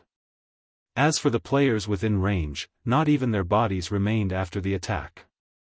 Chapter 1379, Unstoppable. Chapter 1379, Unstoppable. As the golden lightning dissipated, it revealed a large clearing on the road. Despite the Ghost Shadow Legion members having spread out, over 100 members had died instantly under the Valkyrie's merciless assault. As for Ghost Shadow, who hid a short distance away, he turned deathly pale upon seeing the devastation. Over 40 Lord-ranked evil demons had died. Even level 80, Tier 3 NPCs would require quite some time to kill one level 70 Lord, yet the Valkyrie had done so in one hit. Although the High Lords caught in the attack hadn't died, they weren't far from death's door. 4 Great Lords had also sustained severe injuries, each one with a little over a third of their HP remaining. This frightening damage and destructive power were simply unparalleled. Ghost Shadow had never witnessed such an attack. The Valkyrie's strength stupefied everyone. For a moment, many of the surviving Ghost Shadow Legion members stood there in a daze, not knowing what to do. Attempting to escape was meaningless. Even if they tried to run, the Valkyrie would likely kill them before they reached the Forbidden Domain's boundaries. Don't panic. Spread out. The Valkyrie won't last very long. Such a powerful skill has to have a long cooldown. Maintain your distance and buy as much time as possible. Ghost Shadow hurriedly commanded. While the Valkyrie's combat power had exceeded Ghost Shadow's expectations, he was no ordinary player. He had fought countless battles to reach his current standards. Naturally, powerful boss monsters were among his many foes. Not only could he calm himself quickly, but he could also devise a plan to deal with the Valkyrie. After all, this wasn't his first time against the summoned creature. When the Valkyrie had joined the first siege battle in Stone Forest Town, her pros and cons had been revealed. As long as they were far enough apart, she couldn't wipe them out during the short time she could remain on the battlefield. Hearing Ghost Shadow's orders, his assassins exploded into action. They maintained a certain distance from the Valkyrie and each other. They sure reacted quickly. The Ghost Shadow Legion's reaction time surprised Feng slightly. If the enemy players had simply scattered, running for their lives like a chaotic mob, they would have been easy to slaughter. However, by deliberately maintaining a fixed distance from the Valkyrie and attracting her attention, the summoned angel could only kill a small number of their forces. However, the development didn't worry Feng. Instead, he commanded Anna indifferently. The NPC then changed another incantation and summoned 10 Rock Guardians. The Rock Guardians formed a magic barrier around the 2 Grand Lord-ranked evil demons, trapping them within. Meanwhile, the Valkyrie vanished and reappeared before the 2 Grand Lords, sweeping her spear of thunder horizontally.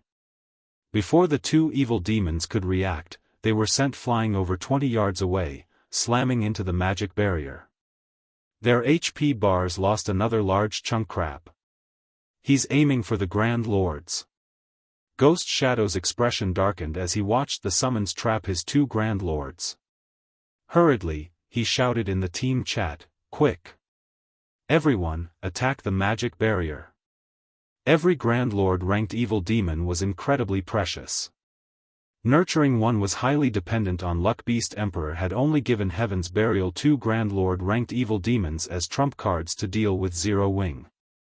Each Grand Lord could easily annihilate a 100-man expert team on their own if not for Singular Burial's demand that he destroy the NPC merchant fleet. He wouldn't have mobilized the 2 Grand Lords at all. It's too late. Feng smiled.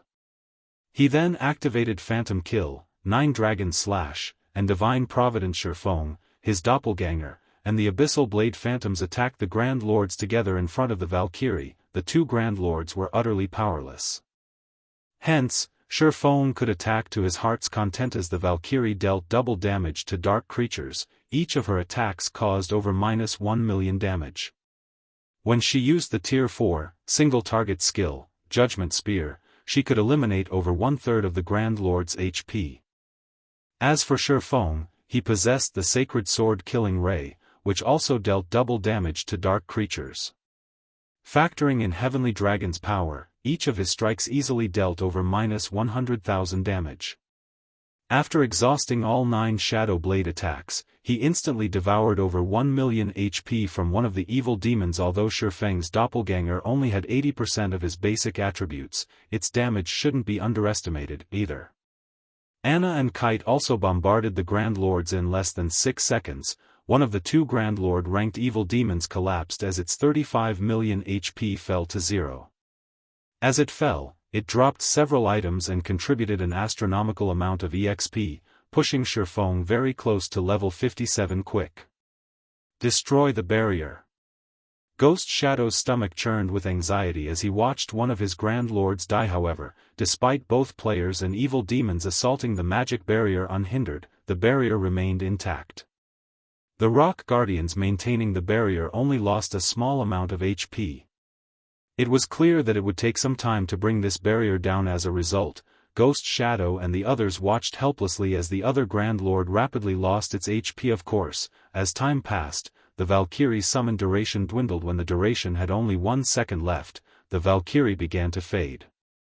Meanwhile, the Grand Lord ranked evil demon still had over 17 million HP remaining. Seeing this, Ghost Shadow breathed a sigh of relief. Without the Valkyrie suppression, Feng would have a difficult time dealing any significant damage to the evil demon. His 2 personal guards wouldn't change that. Feng would need a long time to kill the Grand Lord. His subordinates should break through the barrier before that happened. Die. Suddenly, Feng shouted as his 2 swords released a blinding light. A similar phenomenon occurred on his doppelganger's blades as well. Both Feng and his doppelganger then brandished their swords at the evil demon's back. Flame burst. Every strike dealt over -800,000 damage, with some doubling that due to a critical hit. By the time Feng and his doppelganger landed all 30 strikes, the evil demon's remaining 17 million plus HP had fallen to 0. Impossible. Ghost Shadow was stunned. Ghost Shadow wasn't the only one shocked. Feng's burst damage flabbergasted everyone on the Ghost Shadow Legion. He had wiped out over 17 million of a Grand Lord's HP in the blink of an eye.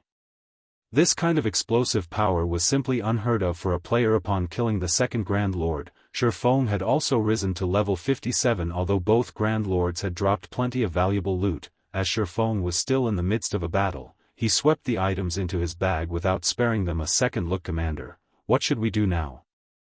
The blue-clad assassin asked worriedly as he watched Feng inside the magic barrier. When he saw the man's smile, he could not help but shudder. If Feng could instantly kill a Grand Lord-ranked evil demon with half of its HP, who could possibly stop him on this battlefield? Retreat. This place is no longer safe for us. Ghost Shadow sighed helplessly. Although the Valkyrie was no more, they had lost their only combatants capable of contending with Feng. If they stayed and fought, they'd be nothing more than EXP and loot. Based on the strength the swordsman had displayed here, it was clear that attempting to kill him was futile. Chapter 1380, Fame Spreading Throughout Star Moon Kingdom. Chapter 1380, Fame Spreading Throughout Star Moon Kingdom. Hearing Ghost Shadow's order to retreat, the Ghost Shadow Legion members breathed a sigh of relief. They had lost the courage to face Feng. Feng had stood against a level 70 Grand Lord ranked evil demon in a direct confrontation. Killing them would be child's play. It hadn't been easy for them to reach their current level, and if they died here, recovering their lost progress would be even more difficult. With Ghost Shadow's command, the evil demons and Ghost Shadow Legion fled, not daring to linger in this land of death for a second longer. Don't even think of escaping so easily. Seeing his opponents run, Feng pointed the abyssal blade at the sky and activated Skywheel Sword. Suddenly, golden, divine swords descended, one after another. All assassins caught in the rain of divine swords died instantly. 3 great lords and over a dozen lords were also within range of the AoE, unable to leave the area. Meanwhile, Feng's personal guards and doppelganger launched an assault on the great lord-ranked evil demons. Evil demons were not easy to produce, particularly the Grand Lords and above. Evil Gods Temple players treasured every one of these high-ranking evil demons dearly. Hence, Feng had prioritized the strongest evil demons first. As for Feng, he charged at the escaping players. While inside the Forbidden Domain, all enemies would receive a movement speed penalty. With his superior attributes, Feng could effortlessly catch the felling players. Taking these assassins' lives, who couldn't use skills or tools, was like taking candy from a baby. Every time he swung his sword, a player died. Moreover, Feng had already activated Omniscient Eyes, so he knew the situation within a 100-yard radius like the back of his hand. This made it much easier to track down the players that had escaped into the dense forest, following which, Feng transformed into a black shadow as he darted around the battlefield, players screaming in agony as he passed before they transformed into particles of white light and vanished. The fleeing players paled with fear when they saw the horrific scene, shuddering uncontrollably. Their opponent was nothing like a player, but a death god harvesting lives. As he listened to his praise screams, even the guard players' blood ran cold. Despite facing an evil demon army and hundreds of level 40+ assassins by himself, Feng had actually forced his opponents to run for their lives after such a short battle. So strong. Who is that? So, this is a true expert player? Everyone stared in shock as they watched Feng chase down the last Ghost Shadow Legion members. They felt as if they were looking at a whole new world. The Ghost Shadow Legion members were all level 40+ assassins and equipped with top-tier weapons and equipment. To ordinary players, they were definitely experts, yet hundreds of these experts did everything they could to flee from a single player. Black Flame. Don't get too full of yourself. Do you really think we're afraid of you? Ghost Shadow, who stood in the distance, could not help but shout at Feng as he watched the swordsman slaughter his subordinates. The Ghost Shadow Legion members he had brought with him were the elite among elites. Nurturing each one of them had cost a lot of resources. Watching them fall, one after another, Ghost Shadow wanted nothing more than to charge in and kill Feng himself. However, he knew that he wasn't a match for the swordsman right now. He could only use the Lord-ranked evil demons to buy as much time as possible for his people to get away. Full of myself? Feng laughed. You're the ones who came to Stone Forest Town to rob our merchants. Do you really think that I'll let you leave alive?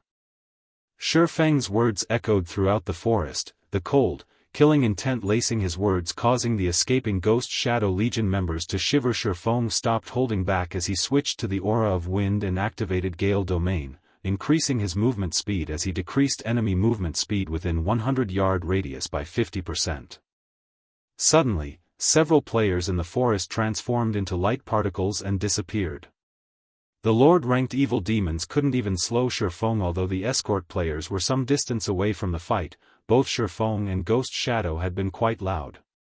When they overheard the conversation, their jaws dropped. Practically everybody in Star Moon Kingdom had heard of Black Flame, but they had never imagined that he was so powerful. They had heard that Black Flame was only slightly stronger than first-rate guild's top experts. However, he was clearly more than slightly stronger. What? That is Zero Wings guild leader. I don't think it's a mistake. After all, he even admitted it. No wonder why he's so powerful. As expected of the Sword King, Black Flame. He sent hundreds of experts running for their lives by himself. He's too awesome. I have to join Zero Wing after this. Right, has anyone recorded the battle? I'll pay 10 silver for a copy. I recorded parts of it, but forget about the money. I'm going to upload it to the forums, so you can watch it later. What a pity. I should have snuck over and watched the fight between Black Flame and the two Grand Lords. For a moment, the players escorting the merchant fleet brimmed with excitement.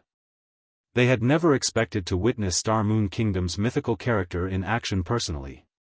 Moreover, they got to watch this mythical character create another legend. Graceful Moon turned to Remnant Cloud and asked, "Commander, why don't we garrison our adventurer team in Stone Forest Town?"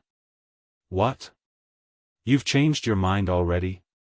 Remnant Cloud teased when he saw the glimmer in Graceful Moon's eyes. In truth, he had the same thought. After all, Feng's battle had allowed him to witness a whole new world, and as an expert, he desperately wanted to learn more. He finally understood why the experts that had recently entered the top 100 class rankings in the Black Dragon Empire fixated on Stone Forest Town's battle arena. Of course, Graceful Moon responded without a shred of shame. On the contrary, she righteously declared, if Black Flame is this powerful, Zero Wing's other experts shouldn't be weaklings even if they're not as strong as he is. If we garrison in Stone Forest Town, we must sign a partnership contract with Zero Wing. We might even get to know those experts and get to spar with them. If we want to occupy Stone Forest Town, we'll have to prepare. I heard that the adventurer houses are not cheap. Remnant Cloud nodded, agreeing with Graceful Moon's reasoning. However, he had to consider how they would earn enough money. Once we complete this quest, we should return to the Empire and start preparing immediately. Firecloud Fox was more than capable of affording a private house in Stone Forest Town, but it was a different story if they wanted an adventurer house. They'd likely need several times more gold than what they currently possessed. Moreover, Stone Forest Town's houses would certainly become more expensive after this battle. Fortunately, he learned about the change early. If he had only discovered this after news hit the Black Dragon Empire, it would be more difficult to prepare enough coins. News of the battle quickly spread to Star Moon Kingdom's forums, and everyone who watched the battle video was astounded. Without any backup, Black Flame had killed 2 level 70, Grand Lord ranked evil demons. Hundreds of evil demons and expert players had even fled from this terrifying player. Chapter 1381, Town Competition. As Feng's battle video spread on the forums, the news shook Star Moon Kingdom. The battle's outcome particularly affected the various major powers based in the kingdom. Zero Wing's position as Star Moon Kingdom's #1 guild had been unshakable, but no one had expected Heaven's Burial to rise so quickly. Red Iron Town's development had exceeded everyone's expectations. Although players understood that Red Iron Town would develop quickly due to its auction house, they hadn't expected this level of speed in just one day. The cheap fees had lured over 300,000 players to consign and purchase items in Red Iron Town's auction house. Many super rare items had even been placed on auction, attracting more independent experts and members of the various large guilds. At this point, the town's auction house was far more popular than those in ordinary NPC cities. If Red Iron Town's auction house continued to develop at this rate, it wouldn't be long before it rivaled Star Moon City's auction house. Heaven's Burial's income from processing fees alone would be astronomical. Heaven's Burial's financial strength might even grow to rival, or even surpass, Zero Wing. Rather than a single party ruling over the kingdom, Star Moon Kingdom's various powers would prefer 2 powerful forces vying for lordship. This way, weaker powers like themselves could thrive in secret. However, after witnessing Feng exterminate so many powerful evil demons, they were at a loss. Not only is Black Flame powerful, but he even has a long-distance teleportation tool. This is ludicrous. Heaven's Burial will be in trouble after losing so many evil demons. I've heard that these evil demons are incredibly difficult to nurture. Since Black Flame can also teleport over long distances, Heaven's Burial will find it much more difficult to cause trouble in Stone Forest Town. That's right. Some players had given up on Stone Forest Town thanks to the evil demons, but now that Black Flame has devastated their numbers, Heaven's Burial won't attack so casually in the future. People will start visiting Stone Forest Town again to train in the battle arena. As the various major powers recovered from their shock of seeing Feng's strength, Heaven's Burial's upper echelons, who were in the distant Frozen Scar, received the news. Guild leader, the Ghost Shadow Legion, has suffered grievous losses. Among the 600 members dispatched, less than 300 made it out alive. The evil demon army that Beast Emperor gave us suffered even greater losses. Of the 2 Grand Lords and dozen or so Great Lords we received, Black Flame killed them all, Daybreak Fog reported, an ugly expression on her face. The Ghost Shadow Legion was one of Heaven's Burial's trump card legions.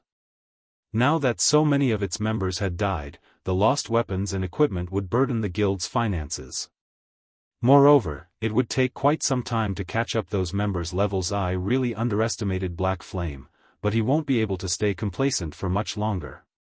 As long as we take down the Frost King, so what if Stone Forest Town recovers to its peak? Moreover, Beast Emperor has nearly completed his quest. Just ignore Zero Wing for now, Singular Burial said nonchalantly. I guess you're right. It's already too late for Zero Wing to do anything. Daybreak Fog giggled as she directed her gaze towards the giant on the frozen throne inside the shrine. This giant was none other than the boss. Star Moon Kingdom's various major powers vied for the Frost King. Meanwhile, Stone Forest Town, Feng received a call from Melancholic Smile shortly after returning to the guild residence. Guild leader, you must be crazy. You dealt with all those evil demons by yourself. If Vice Guild leader Aqua finds out about this, she'll give me a lashing. Melancholic Smile complained, glaring at Feng with resentment. Vice Guild leader Snow has even called to ask me about the matter. The guild leader had gone into such a dangerous situation by himself. On the off chance that something had happened to Feng, Zero Wing's reputation would be wounded. Haven't I returned? Feng asked, chuckling. They would have noticed if I mobilized a large group. We would never have achieved such results. Although Feng had considered taking reinforcements with him, when he recalled the spies in the guild, he decided to go alone.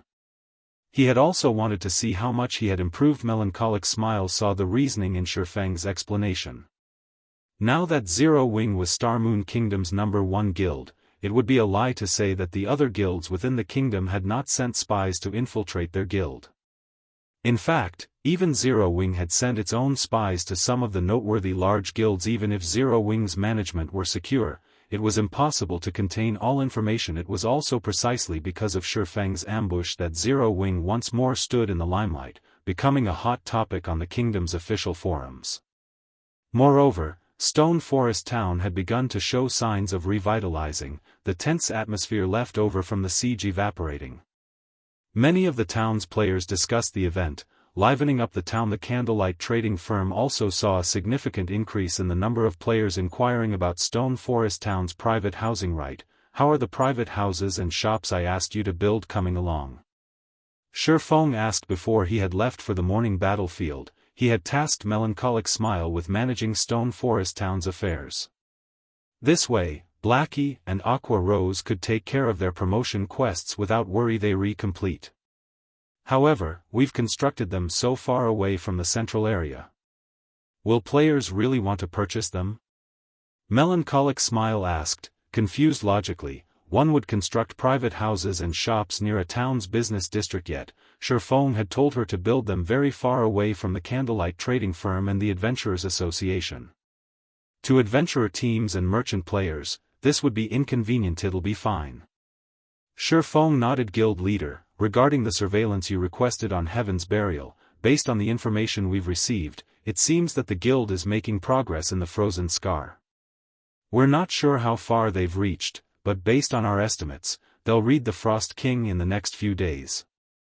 And due to their auction house, Red Iron Town has attracted many players. I've heard that quite a few top adventurer teams from neighboring kingdoms have agreed to garrison in Red Iron Town. I am afraid that it won't be long before Red Iron Town's popularity surpasses Stone Forest Town. Melancholic Smile felt powerless as she watched Red Iron Town's development speed. Due to the town's potential, many merchant players had allied with the town auction house? Feng revealed a faint smile. He then told Melancholic Smile, "This is a good opportunity. Send me 100 architects. It's about time Heaven's Burial had a wake-up call." Chapter 1382, Evil God's Tablet. Chapter 1382, Evil God's Tablet. 100 architects? Melancholic Smile was stunned and couldn't imagine why Feng wanted so many. However, she did not give the matter too much thought, either. She disconnected the call and began to make arrangements for the necessary architects. Architects were considered a minor class among subclasses. Only after guilds had secured their towns had players chosen to become architects. Since the architect subclass was so specialized, few large guilds possessed large reserves of architect players. Generally, each guild would only have 1 or 2 dozen architects. Even the Candlelight trading firm only had around 80 architects. The trading firm only has so many due to their preparation for Zero Wing's soon-to-be-constructed city. If they wanted to gather 100 architects, they would need to recruit more. Meanwhile, Feng entered one of the guild residence's lounges, organizing his harvest from the previous battle. Aside from the weapons and equipment from killing the Ghost Shadow Legion members, he had obtained over 200 evil energy crystals from the evil demons. He also had the loot from the 2 level 70 Grand Lords. Although the weapons and equipment that the Grand Lords dropped were only level 70 secret silver rank, the materials they dropped surpassed Feng's expectations. He had obtained 11 epic rank materials, each of which could be used to craft dark gold rank and higher weapons and equipment. In addition, several rare gemstones had dropped. What's this? Feng muttered as noticed the addition of an ancient, dilapidated stone tablet in his bag. The tablet had an ordinary appearance, no different than the stone slates that were normally used as street signs. There was nothing amiss or special about it. However, upon picking it up, Feng noticed something extraordinary. Despite the stone tablet only being the size of a wash basin, it weighed as much as the stone table in forging rooms. Following which, Feng activated omniscient eyes and inspected the item. Third fragment of Evil God's Tablet, epic rank item. Created by the Evil God, this tablet can be used to form an illusory space within a 50-yard radius. The illusory space will create a bronze rank copy of any player that enters. Players can then fight their own copies. The bronze illusory creature has all skills of the copied player and can achieve a 100% skill completion rate. Duration, 15 minutes. Cooldown, 1 hour. Requires 500 evil energy crystals to upgrade. An illusory space?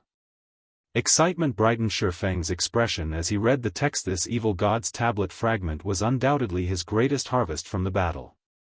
Not even an epic weapon would be worth as much. This tablet was the equivalent of having a unique land to train in God's domain. Even peak experts had an extremely hard time achieving a skill completion rate of 100%, not to mention weaker players. Meanwhile, the tablet fragment could create an exact copy of a player to serve as an opponent. The copy could even achieve a 100% skill completion rate. If players could spar with such an opponent long-term, their improvements would be astounding. By fighting the illusory creatures, players could learn how to better execute their skills and raise their skill completion rate. Feng had never imagined that the evil demons would drop such a precious item. The tablet fragment's only downside was its short duration. 15 minutes would pass in the blink of an eye. It can be upgraded using evil energy crystals. Feng's mood rose even higher. Feng knew that evil energy crystals could be useful when crafting weapons and equipment, but he hadn't expected the crystals to have this purpose. Although evil energy crystals only dropped from chieftain rank and above evil demons, he had accumulated quite a few from the 2 siege battles in Stone Forest Town. He hadn't used a single crystal thus far as he hadn't wanted to waste them just to produce weapons and equipment. As a result, over 5,000 evil energy crystals sat in Zero Wing's guild warehouse. Although the Evil God's Tablet's upgrade cost was a bit steep, upgrading the illusory space would be a worthwhile trade. Following which, Feng retrieved all of the evil energy crystals from the guild warehouse. Upon returning, he let the Evil God's Tablet devour 500 evil energy crystals. Immediately, the tablet started transformed, the originally blurry images on the tablet becoming clearer. At the same time, the tablet's weight tripled. If not for his frighteningly high strength, carrying this tablet would have been a taxing endeavor. The tablet's introduction had also changed slightly. Initially, it would only create a bronze illusory creature. Now, it would manifest a mysterious iron illusory creature. Most importantly, the duration and cooldown had changed considerably. The illusory space's duration had risen from 15 minutes to 20 minutes, and the cooldown had decreased to 55 minutes. If he wanted to upgrade the tablet fragment further, he would need to feed it another 1000 evil energy crystals. That's quite an improvement. After giving the matter some thought, he decided to upgrade the evil god's tablet again. There wasn't much use for evil energy crystals at the moment. Upgrading the illusory space was much wiser than letting the crystals collect dust in the guild warehouse. After spending another 1000 crystals to upgrade the tablet a second time, Feng proceeded to spend 3000 more crystals to upgrade yet again. Unfortunately, the fourth upgrade cost 10,000 crystals.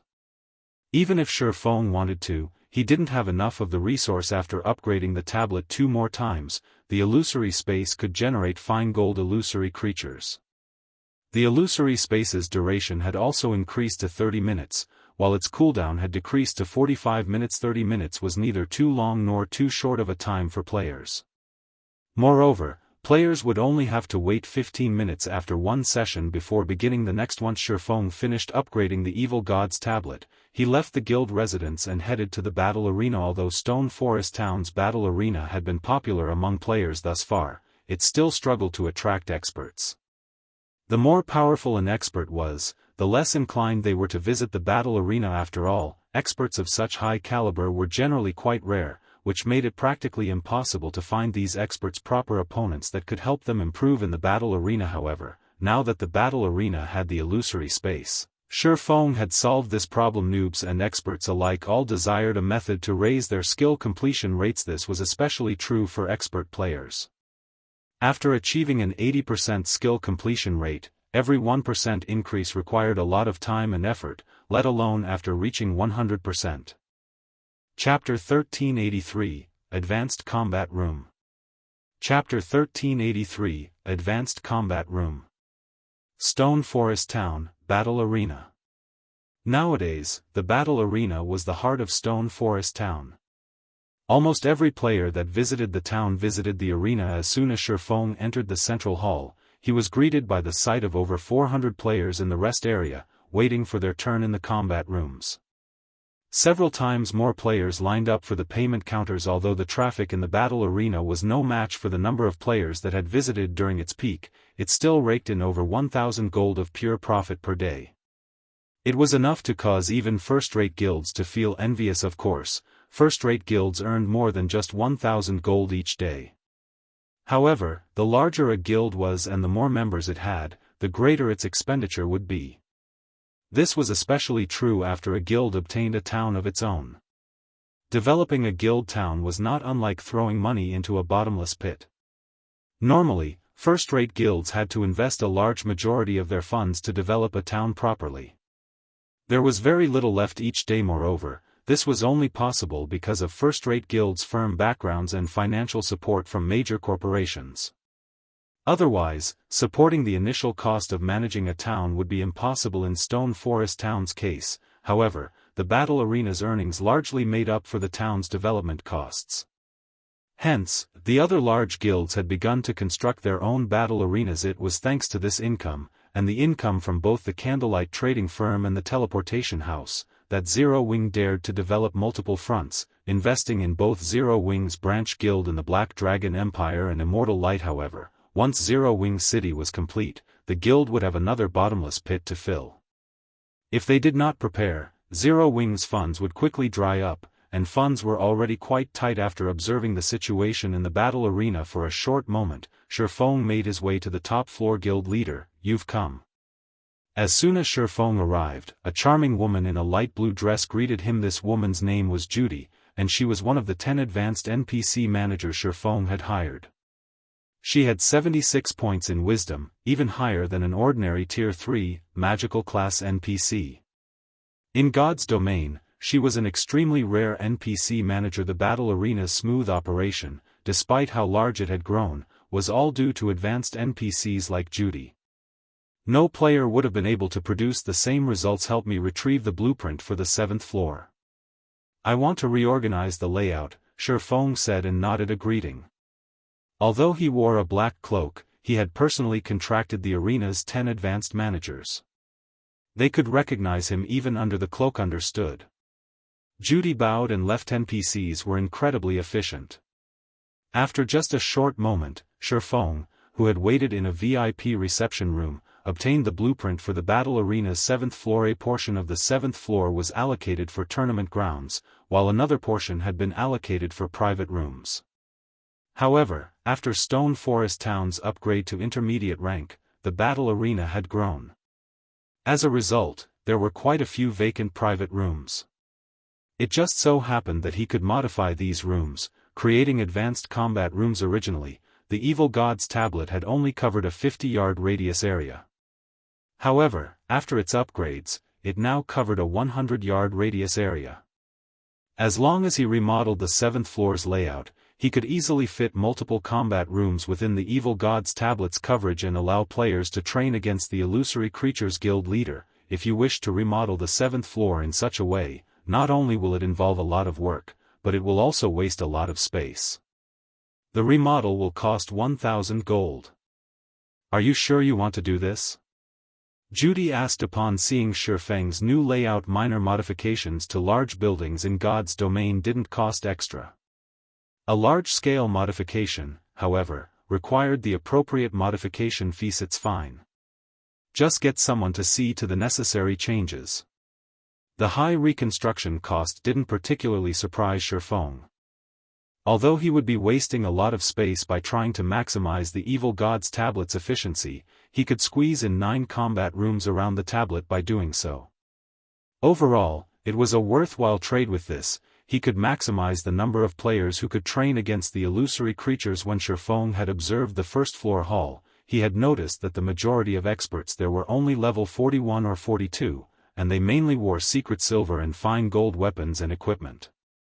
There were very few expert players in level 40 dark gold equipment. This was due to the limited benefits for experts of that caliber, yet those were the players with a lot of resources to spend. Now that he had the Evil God's tablet's illusory space, this was a good opportunity to lure more top experts to the battle arena. Although Feng had thought of limiting the illusory space to guild members, a guild needed more than just experts to develop. If he could lure two experts to the battle arena and secure the resources in their possession, he could push the guild's development speed to a whole new level. Shortly after Feng started the 7th floor's remodel, news of the matter spread throughout Stone Forest Town. They're not letting people on the 7th floor? What's going on? No idea. I've heard that some of the experts resting on that floor were requested to leave for a while. It seems that Zero Wing is remodeling the area. Remodeling the 7th floor? Are they constructing more combat rooms? That might be possible. Members hadn't needed to line up for combat rooms in the past, but that had changed. If Zero Wing constructed more member-only combat rooms, it could reduce the time members have to wait in line. The players waiting in the battle arena began to discuss the new changes. While everyone chatted about the situation, the 7th floor remodel completed. Remodeling took far less time than constructing a building, as the task was completed by NPCs. Altogether, only 10 minutes had passed since Feng had paid the fees. Curious players rushed to the 7th floor to inspect the changes. Upon taking a look, however, they were shocked. While it was true that Zero Wing had constructed more combat rooms, the number had surprised everyone. The guild had only constructed 9 combat rooms. Moreover, these 9 rooms occupied as much space as 20+ combat rooms on the 6th floor. In addition, players could choose a new type of combat room at the first floor counters, the advanced combat room. Moreover, only battle arena members had access, and the rental price was ridiculously high. Renting one advanced combat room for 30 minutes cost 2 magic crystals. Players had already griped about the 4 silver per hour rental fees for ordinary combat rooms, yet Zero Wing had created a room that cost 2 magic crystals for a single half hour. Currently, each magic crystal cost 25 silver on the market. However, players normally had to spend 26 or more silver to purchase one. Is Zero Wing trying to rob players? Crap. This is fraud. Only an idiot would rent such a combat room. Zero Wing is insane. If I had that kind of money, I'd rather spend it in the Divine Colosseum's Trial Tower. Chapter 1384, Empire Ranking. Chapter 1384, Empire Ranking. Players in the main hall of Stone Forest Town's battle arena voiced their dissent.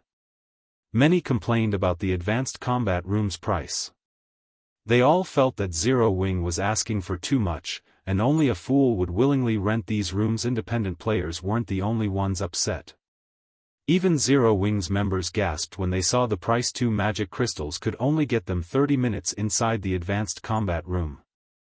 Even Zero Wing's core members were reluctant to pay such a price, much less the elite and normal members. Everyone thought that this price was simply outrageous, and no one wanted to rent the rooms. While PvP and training combat techniques in a high mana density environment was beneficial, there was a limit to how much one could actually gain. When Feng heard the conversations in the guild chat, he simply chuckled. He then took a return scroll from his bag and activated it, intending to return to White River City for now. While his asking price of 2 magic crystals was astonishingly high, and even he thought it was expensive, the Divine Colosseum's Trial Tower only charged 1 magic crystal. However, his illusory space offered a stronger training ground than the Trial Tower. Not only was the mana density much higher, but players could also spar with an illusory creature that possessed the same skill set. The illusory creature could also execute said skills with a 100% completion rate. No matter how he looked at it, the illusory space was far better than the Trial Tower. He planned to take the gamble. If no one wanted to rent the advanced combat rooms after realizing the benefits, he could lower the price to 1 magic crystal. He had left the Evil God's tablet and advanced combat rooms management to Judy. She would automatically activate the illusory space when players entered the combat rooms. 30 seconds later, Feng transformed into a streak of white light and left the battle arena. A man and woman entered the battle arena's lively first-floor hall. Both were exquisitely dressed, level 43 players. As they entered the hall, they immediately attracted a lot of attention. Aren't they Remnant Cloud and Graceful Moon, the commander and vice-commander of Firecloud Fox? A level 41 shield warrior in silver armor immediately recognized the 2 people that just entered the building. What's an adventurer team from the Black Dragon Empire doing here? It shouldn't be so surprising. After all, several experts from the Black Dragon Empire have trained in the battle arena before. Those experts are pretty high ranked in the Empire, some even ranking among the top 100. Those 2 are probably here to prepare for the Empire's ranking battle tomorrow. A level 42 elementalist wearing purple robes said DC. Realization dawned on the shield warrior. If I remember correctly, Firecloud Fox barely got into the top 50 adventurer teams in the Black Dragon Empire's last ranking battle. It's a pity that the team wasn't quite strong enough. If Remnant Cloud could rank among the top 50 of his own class, he might be able to push Firecloud Fox into the top 50 this time. That's highly unlikely. Various superpowers recently debuted newcomers that they've been nurturing internally to contest for the top 10 newcomers in God's domain. First-rate guilds will also dispatch some of their geniuses for the competition. Since the ranking battles are such a good opportunity to gain combat experience, why would these new talents pass it by? The purple-robed elementalist said, shaking his head. Just keeping their spot among the top 100 will already be impressive, let alone the top 50. Developing in an empire is awesome. The secret pavilion only holds these battles from time to time in the empires. Players residing in these empires get to watch the battles, too. On the other hand, the secret pavilion hasn't once hosted such a competition in Star Moon Kingdom, the silver-armored shield warrior said, sighing, it can't be helped. God's domain is just too big. Keeping up with the various empires' statistics is already challenging. Moreover, hosting such competitions costs a lot of resources. Even the secret pavilion can't afford to keep track of experts in the various kingdoms. Though, that might not be the case in the future. While the purple-robed elementalist sighed in dejection as well, he also held a hint of hope. Generally, only local players got to watch the secret pavilion's ranking competitions. After all, the competition venue could only hold a limited number of people. The secret pavilion usually only invite active, well-known players, adventurer teams, and large guilds within the hosting empire. Adventurer teams and players from other countries weren't invited. The advanced combat room's rent is so expensive. And only one person can use it at a time. "Commander, let's just settle for the ordinary combat rooms," Graceful Moon exclaimed when she saw the prices. Although she could afford the room, 2 magic crystals for 30 minutes of training was ridiculous no matter how she looked at it. "Let's give the advanced combat rooms a try. In any case, we're just here to test out the effects of the town's mana density. If we go for the ordinary combat rooms, I'm afraid we'll have to wait a long time before our turn." "We don't have that much time to waste right now," Remnant Cloud said, shaking his head. He turned to the NPC behind the counter and said, "I'll rent 2 advanced combat rooms." "All right. The total cost is 4 magic crystals," the NPC beauty responded with a smile, following which, Remnant Cloud paid 4 magic crystals and received 2 purple crystals in return. The purple crystals were keys to the corresponding combat rooms. After receiving the keys, Remnant Cloud and Graceful Moon approached the staircase. Unlike other players, they didn't need to wait in the rest area for their turn, and many players looked on with envy only. When these players remembered the 2 magic crystal cost, they shook their heads and gave up on the notion of renting an advanced combat room. Meanwhile, Feng had arrived in White River City. After leaving the teleportation hall, he made his way to the library. Due to an unexpected situation, he had been forced to delay his plan of asking Charlene about the pitch-black ring. Now that the evil demon problem plaguing Stone Forest Town had been dealt with, he had to visit the woman. After all, if not even omniscient eyes could appraise the pitch-black ring, the ring's origin must be extraordinary. After riding an advanced horse carriage for 10 minutes or so, Feng reached White River City's library. However, the scene before the library had changed drastically due to White River City's promotion. The library's appearance had become far more majestic. The guard standing by the main entrance had also been upgraded, now level 180, Tier 2 knights. Upon entering the library, Feng felt a distinct change to the building's mana density. It would now be far easier to learn and train spells here than outside. Hence, far more magical class players occupied the building. Feng did not waste too much time in the first floor hall, quickly making his way to the library's top floor. Upon reaching the top floor, like his previous visit, Feng felt as if he had just sunk into a muddy swamp. He wasn't comfortable. When he entered the Star Moon Hall, Charlene sat at a table, quietly reading an ancient book as she usually did. She gave off an indescribable sense of intimacy and tranquility. "It seems your promotion has gone smoothly. You've made it back so quickly." When Charlene saw Feng enter the hall, she scrutinized him. A moment later, she smiled and said, "Well? Out with it. Why have you come this time?" "Lady Charlene, I'd like your help in appraising an item," Feng answered straightforwardly.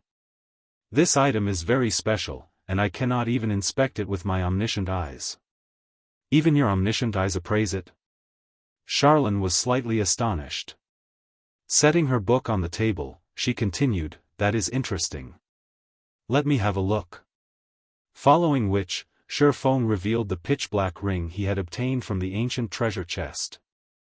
Chapter 1385, Repairing the Bible of Darkness. Chapter 1385, Repairing the Bible of Darkness. The pitch-black ring was simple and unadorned. Even if a player picked it up, it wouldn't be surprising if they sold it to an NPC as trash. However, when Feng took out the ring, Charlene was stunned for a moment while Feng felt the previously calm mana in the hall rampage. Very quickly, however, peace returned to Star Moon Hall. This was the first time Feng had seen Charlene lose her composure. "Where did you get this?" Charlene asked, her joy and excitement lighting up her eyes as she stared at the pitch-black ring in Feng's hand. "A secret room in the Orc Palace," Feng answered truthfully. Seeing Charlene's reaction, he could tell that she recognized the item, and he could not help his growing excitement. If even Charlene hadn't known the ring's identity, it would have likely collected dust in his warehouse for a very long time. After all, unless he obtained an identification skill that was even more powerful than omniscient eyes, he wouldn't learn more about the ring. Such a skill wasn't easily obtained. However, if an NPC recognized the item, he could learn about it even if he couldn't analyze it, so that's the case. That old bastard really did have it. Charlene smiled. With a wave of her hand, the pitch-black ring flew out of Feng's palm and to Charlene's. Slowly, she said, "This is the Ring of Eternity." It had originally belonged to the God Slayer, but looking at it now, it seems to be damaged beyond repair. Damaged beyond repair? Feng's heart sank. He had hoped that this ring was something amazing, yet it turned out to be beyond salvation. It was no wonder why omniscient eyes couldn't analyze it. After all, it was only natural that he couldn't appraise a worthless item. Don't be too disappointed. Although it is useless now, the ring's materials are quite special, Charlene said. She couldn't help but giggle when she saw the dejected expression on Feng's face. After all, this ring used to be a godly relic. The heart of the world had been its core material. I believe many people will be interested in this ring if you can get a craftsman forger to make a new one. When Feng heard the words "heart of the world," his breathing quickened slightly. The heart of the world was the foundation of a world. Many of God's domain's other worlds, for example, had evolved from a heart of the world. If you don't have a use for this ring, I'd be willing to buy it. I can offer you 200 units of 7 Luminaries crystals or the Eternium mine that's near White River City, Charlene said, smiling as she toyed around with the Ring of Eternity in her hand. Charlene's offer was sorely tempting. He had never expected the woman to be so generous and wealthy. 200 units of 7 Luminaries crystal was no small amount. It would take a first-rate guild months, if not years, to gather so much. Meanwhile, the Eternium mine close to White River City was also quite famous. Feng hadn't thought that the mine actually belonged to Charlene. Eternium ore was a very rare supportive ore. It was also used to forge magisteel ingots, which could increase one's success rate when forging weapons and equipment. Many guilds had thought of claiming the mine for themselves in the past. Unfortunately, the mine was under the kingdom's supervision. The NPCs guarding it were all level 180 and above. It was impossible to claim. If he could obtain the Eternium mine, the candlelight trading firm's forgers would have a much easier time when crafting weapons and equipment above level 50. Lady Charlene, if I wish to make a new ring, must I get the help of a craftsman forger? Feng asked. Although Charlene's offer was tempting, the heart of the world was similarly precious. Encountering the material again in the future would be nearly impossible. It doesn't have to be a craftsman, but craftsman forgers are the only ones who can use the material to its fullest potential. If you asked a master or grandmaster forger to craft the new ring, the final product will be very low quality. It might not even be worth 50 units of 7 Luminaries crystals, Charlene said, smiling at Feng. You need to think this through. How about I make you another offer? The power of darkness in your body has already become considerably dense. In exchange for this ring, I'll help you partially restore the Bible of Darkness. It'll become a little easier to retrain Moloch's ring's devouring effect. Help me repair the Bible of Darkness? Feng was slightly astonished. He had never imagined that Charlene would be so interested in the Ring of Eternity, so much so that she'd offer to help him repair the Bible of Darkness, albeit partially. Immediately, he answered, "All right. I'll have to trouble you to help me repair the Bible of Darkness, then." He had rushed to complete his Tier 2 promotion precisely because he was worried about Moloch's ring's devouring effect. Now that a solution to this problem had presented itself, he had to take advantage of it. After all, he still had other matters to deal with. He didn't have the spare time to quest and repair the Bible of Darkness. Meanwhile, he had other methods of obtaining 7 Luminaries crystals. As for the mine, Manatite veins were far more valuable than Eternium veins. After all, Manatite ore could be used to produce the Elementium ingot, another item that could increase forging success rates. Moreover, Manatite veins produced magic crystals. As for forging a new ring, there were only a few craftsman-ranked forgers throughout God's domain.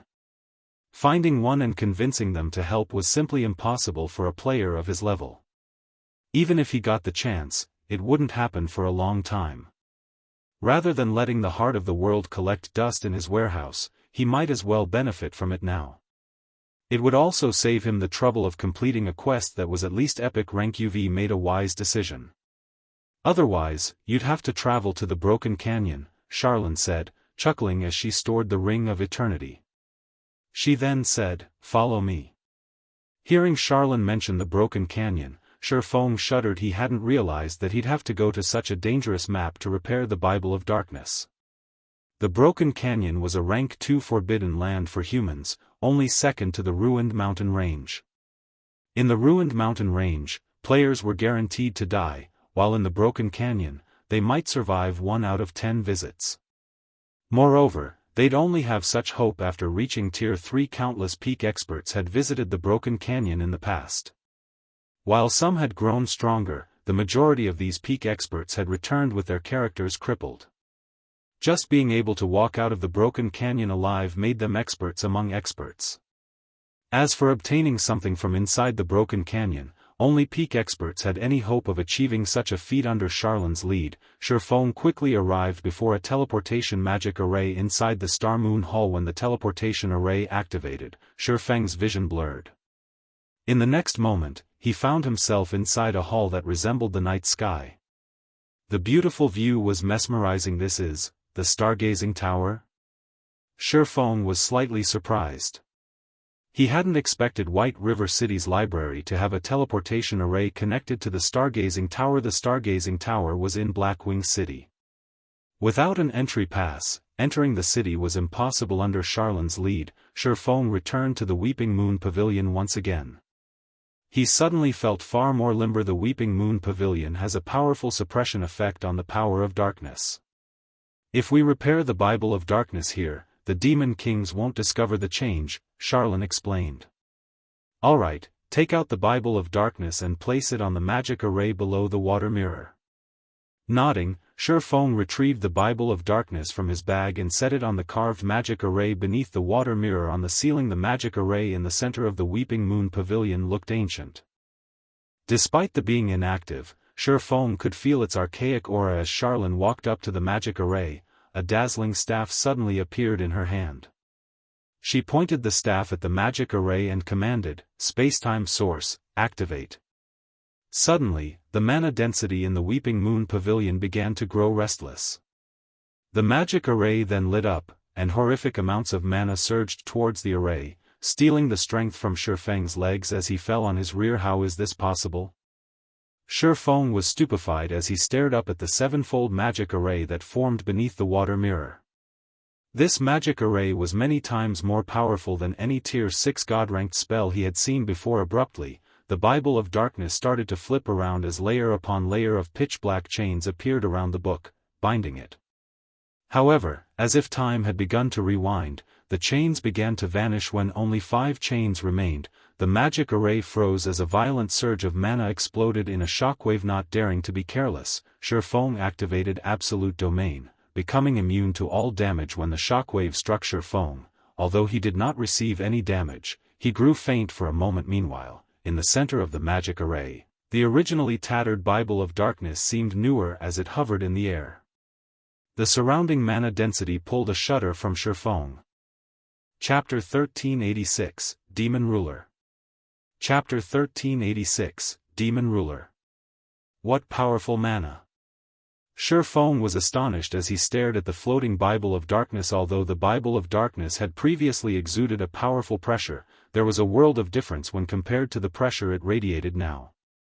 Moreover, a layer of thick, black fog shrouded the book. The power of darkness was now so dense that he could see it with the naked eye. Meanwhile, Charlene, who was very pale, lightly waved her hand. In the blink of an eye, the floating Bible of Darkness appeared in Feng's hands. All right, I can only repair it to this extent. Whether or not you can repair the Bible of Darkness to its peak will depend on your luck and tenacity. As for Moloch's ring, try not to use it unless absolutely necessary, as it will only accumulate more power of darkness. After saying so, Charlene waved her staff. Suddenly, Feng's world spun. Before he knew it, he had appeared in the plaza outside of the Stargazing Tower. His abrupt appearance attracted a lot of attention. Isn't she too quick to chase people away? Feng smiled bitterly as he surveyed his surroundings and noticed hundreds of people staring at him greedily. Fortunately, he was wearing a black cloak, so his identity remained a secret, following which, Feng stored the Bible of Darkness and took out a guild transfer scroll in Blackwing City's plaza. The players watching Feng easily recognized the Bible of Darkness as an extraordinary item. However, when they saw Feng's transfer scroll, they ground their teeth in anger. Since attacking a player in Blackwing City would result in extremely severe punishment, they could only watch as this mysterious player departed from Blackwing City. Stone Forest Town, Zero Wing's residence. As soon as Feng returned, he found an empty room to inspect the Bible of Darkness. Bible of Darkness, fragmented legendary item. The Bible of Darkness had been destroyed during the Great Destruction. However, the Bible contains an extreme amount of power of darkness. If one can gather the other fragments, they can restore the Bible's power, gaining dominance over all demonic creatures and become the Lord of Demon Skill 1. Demon Summoning. Summons the demon gate with the power of darkness, calling forth a random demon that is no higher than 1 tier and 15 levels than the summoner. Maximum tier cannot exceed tier 5. Holder of the Bible of Darkness can command the summoned demon for up to 6 hours cooldown, 2 hours 30 minutes. Skill 2. Gate of Darkness, allows teleportation to the Dark Denver. Can also be used in the Dark Den to teleport to the outside world. Can teleport a maximum of 20 people at a single time cooldown, 1 day. Skill 3. Light of Darkness, strengthen a player with the power of darkness, allowing said player to wield the power of darkness. Can strengthen up to a maximum of 1,200 people. Every player strengthened provides one source of darkness to the wielder of the Bible of Darkness. Skill 4.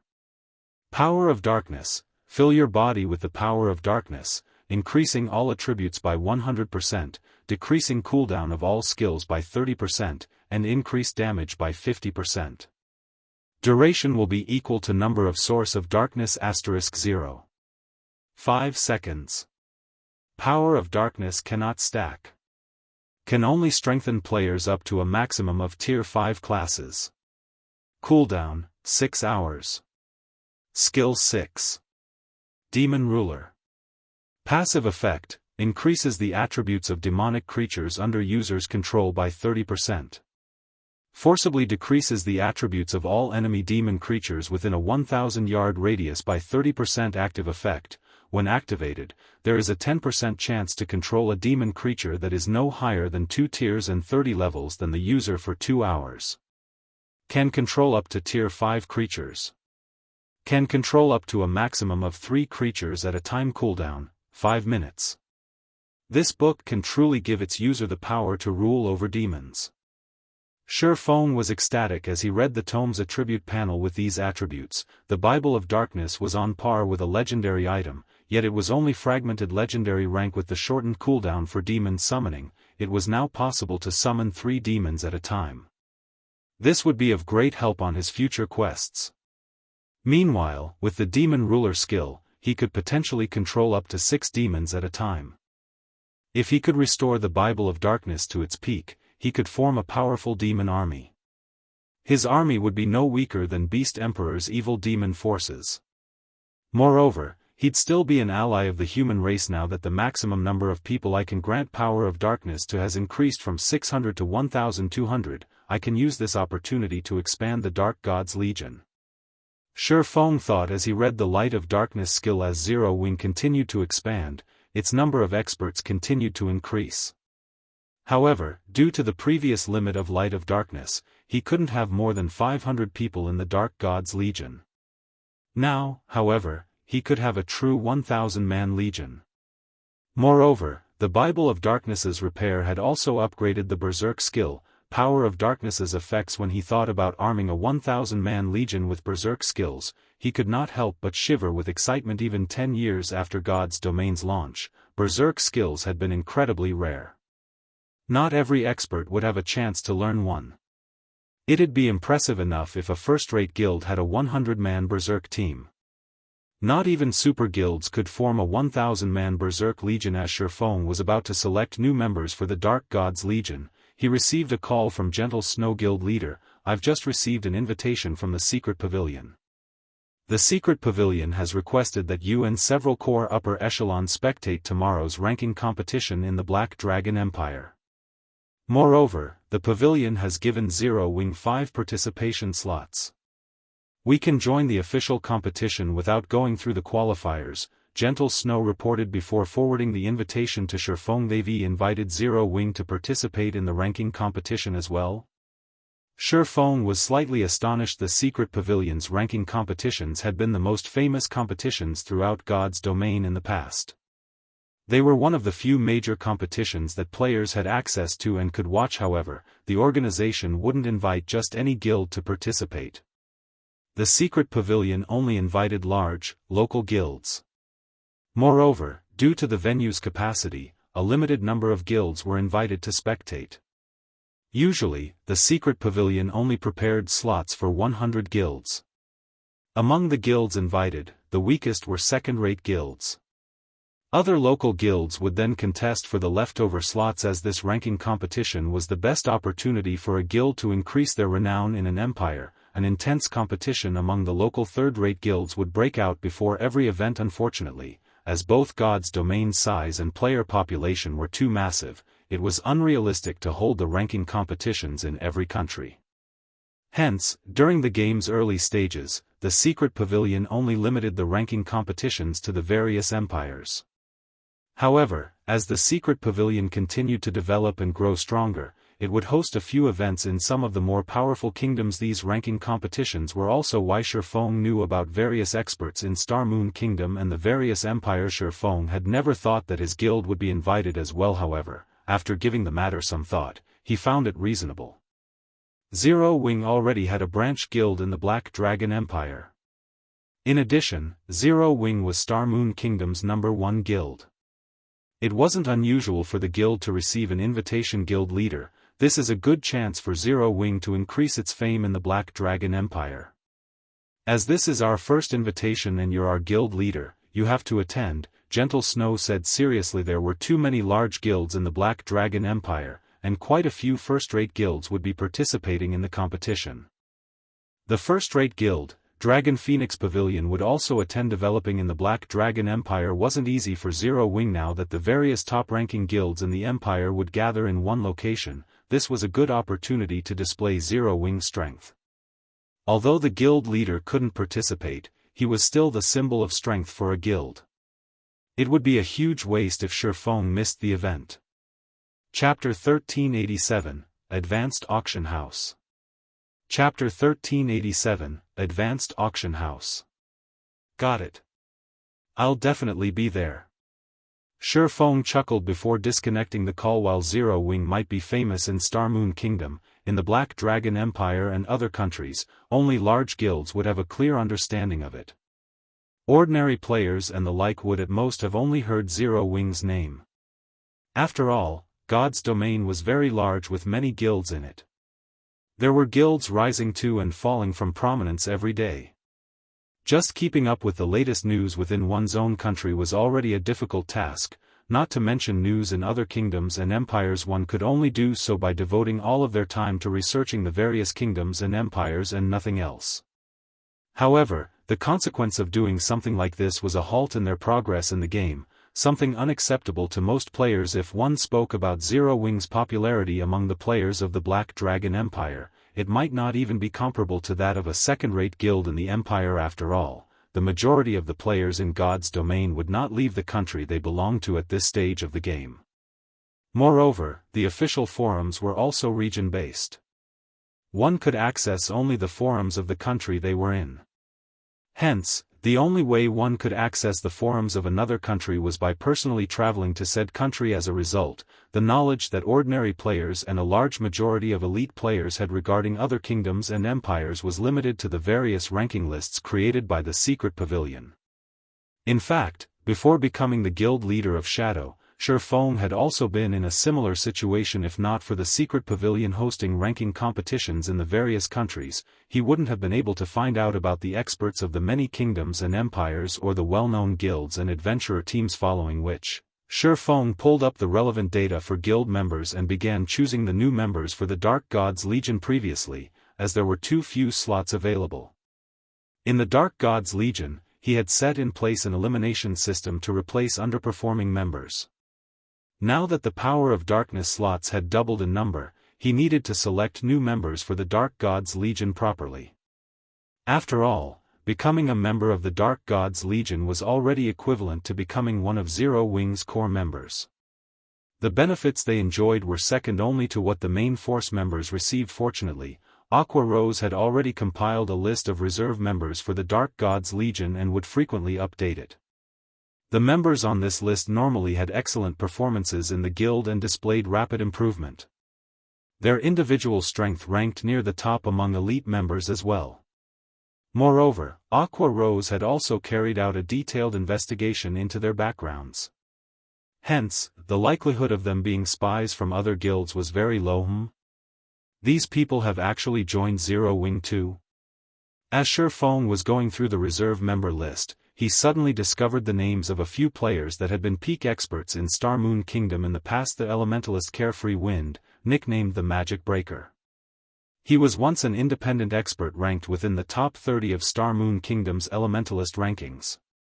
Carefree Wind always operated solo. Despite many large guilds' attempts to recruit him, none of them had ever succeeded in doing so. The assassin Cool Breeze. He was similarly an expert on Star Moon Kingdom's assassin rankings. At his peak, he had managed to get within the top 15. Feng could not help but sigh ruefully when he noticed that various peak experts of Star Moon Kingdom in his previous life had actually joined Zero Wing. It was no wonder people often said that Zero Wing was rife with experts. When he looked at this list now, those words really were true. Given enough time and opportunities, these people would definitely become peerless experts in the future. At that time, nobody would dare say that Zero Wing was lacking in peak experts. Just as Feng was going through the reserve member list, he suddenly received a call from Melancholic Smile. Guild Leader, I've already gathered the 100 architects you've asked for at the guild residence's first floor reception room. They can start working at any time. Melancholic Smile said the architect class was originally a very unpopular subclass. Even though the Candlelight trading firm had already recruited quite a number before, trying to gather 100 architects was not an easy task. With so many architects, they could already reconstruct Stone Forest Town all over again. Okay, I'll head over right away. Feng nodded. Inside the first floor reception room, 100 architects had gathered. Currently, some of them wore nervous expressions, while others looked excited. After all, this was the first time their guild leader, Black Flame, had asked to meet with them directly. Black Flame was someone everybody in Star Moon Kingdom knew about. He was a living legend. Just before this, he had even single-handedly defeated a small army of evil demons as well as sent Heaven's Burial's experts running for their lives. I wonder what the guild leader has called so many of us here for. I suspect that the guild might be planning on nurturing a few architects. I heard that some time ago, the guild decided to nurture some alchemists. As a result, during this period, those alchemists in the trading firm have been practicing like crazy. They've all locked themselves up in their workshops and have declared they would get within the top 10 of some competition. I also heard about that. Moreover, I heard that it triggered a frenzy among the alchemists in the entire Star Moon Kingdom. Right now, many capable alchemists are trying to join the Candlelight trading firm to compete for the top 10 rankings for that competition. I'm not asking for much. As long as I can become a core member, I will be able to rely on God's domain to earn a stable income in the future. Stop dreaming. It's very difficult for lifestyle players to become core members in Zero Wing. After all, Zero Wing's core members all receive a considerably high fixed monthly salary. Hee. I've just managed to get promoted to Advanced Architect. There are only a few advanced architects in the entire Candlelight trading firm. Even if I can't become a core member, as long as I work hard enough, I should still have a great chance to become an internal member. Unlike the forgers, alchemists, and engineers of the trading firm, I don't have to break my back to become an internal member. Even after reaching the advanced rank, those guys can become only official members of the trading firm. I knew I should have become an architect sooner.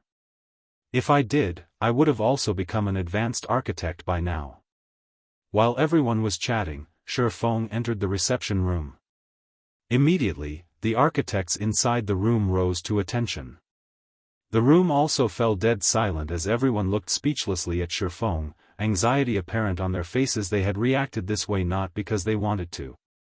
Rather, their bodies had responded instinctively to Feng entering the room after Feng upgraded the 7 Luminaries ring, his basic attribute soared significantly, so much so that he had yet to adapt to the change fully. Hence, if he wasn't paying attention, his aura would flow out freely. Moreover, now that the Bible of Darkness was partially repaired, the book added a layer of darkness and coldness to his aura. As a result, when everyone looked at Feng, they felt as if they were going up against a great lord-ranked demon. Even elite players, who were fond of combat, would feel a significant amount of pressure from Feng's aura. What more low-leveled lifestyle players like themselves? So strong. So this person is our guild leader? Why do I feel my legs going soft? Previously, everyone had only ever seen Feng through videos. Now that they were looking at him up close, the reverence they felt toward Feng grew even greater. Sit, Feng said nonchalantly. Immediately, like well-trained soldiers, everyone sat down in unison with serious expressions. Seeing this scene, Feng could not help but smile bitterly. Was he really that frightening? The reason why I've gathered you all here today is to build a large structure. However, before I tell you the exact details, you'll need to sign an agreement. By signing this contract, basic and intermediate architects will directly become official members of the Candlelight trading firm, while advanced architects will become internal members. Feng explained. Crap. Even basic architects get to become official members? Ha ha ha. My decision to become an architect was the right one after all. Hearing Feng's words, nearly everyone in the room cried out in shock. The Candlelight trading firm was Star Moon Kingdom's #1 trading firm. It was also a holy land for lifestyle players. The benefits it offered was at the top of the industry. Hence, countless lifestyle players wanted to join the trading firm. However, because of this popularity, becoming an official member of the trading firm was extremely difficult. Normally, when an advanced lifestyle player joined another guild, they would almost always receive the treatment of a core member. In Candlelight, however, advanced lifestyle players would only qualify as official members. One could just imagine how difficult it was to become an official member of the Candlelight trading firm. Meanwhile, if an advanced lifestyle player wished to become an internal member of Candlelight, they would have to top all sorts of competitions. Yet, now, they could become internal members just by being advanced architects.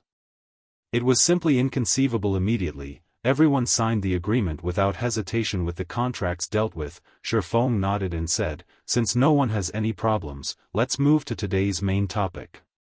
Saying so, he took out a very large construction design from his bag. Compared to ordinary construction designs, this one was nearly 3 times bigger. Moreover, the design consisted of a thick stack of papers. When everyone read the words written on the construction design, they gasped. The Advanced Auction House Design. Chapter 1388, Inheriting Secret Runes. Chapter 1388, Inheriting Secret Runes. Melancholic Smile, who was also in the reception room, could not help but rub her eyes as she looked at the design placed on the table in astonishment. The auction house design was one of the items the various large guilds were all searching for right now. Just from looking at Red Iron Town's current situation, one could tell how much of a help an auction house could be to a guild town. Many superpowers had even begun offering astronomical prices to purchase the auction house design, as it was something that could only be obtained through luck and not effort. However, even now, nobody had gotten any information regarding the auction house design. Guild leader, are you some kind of treasure box? You actually managed to take out an auction house design as well.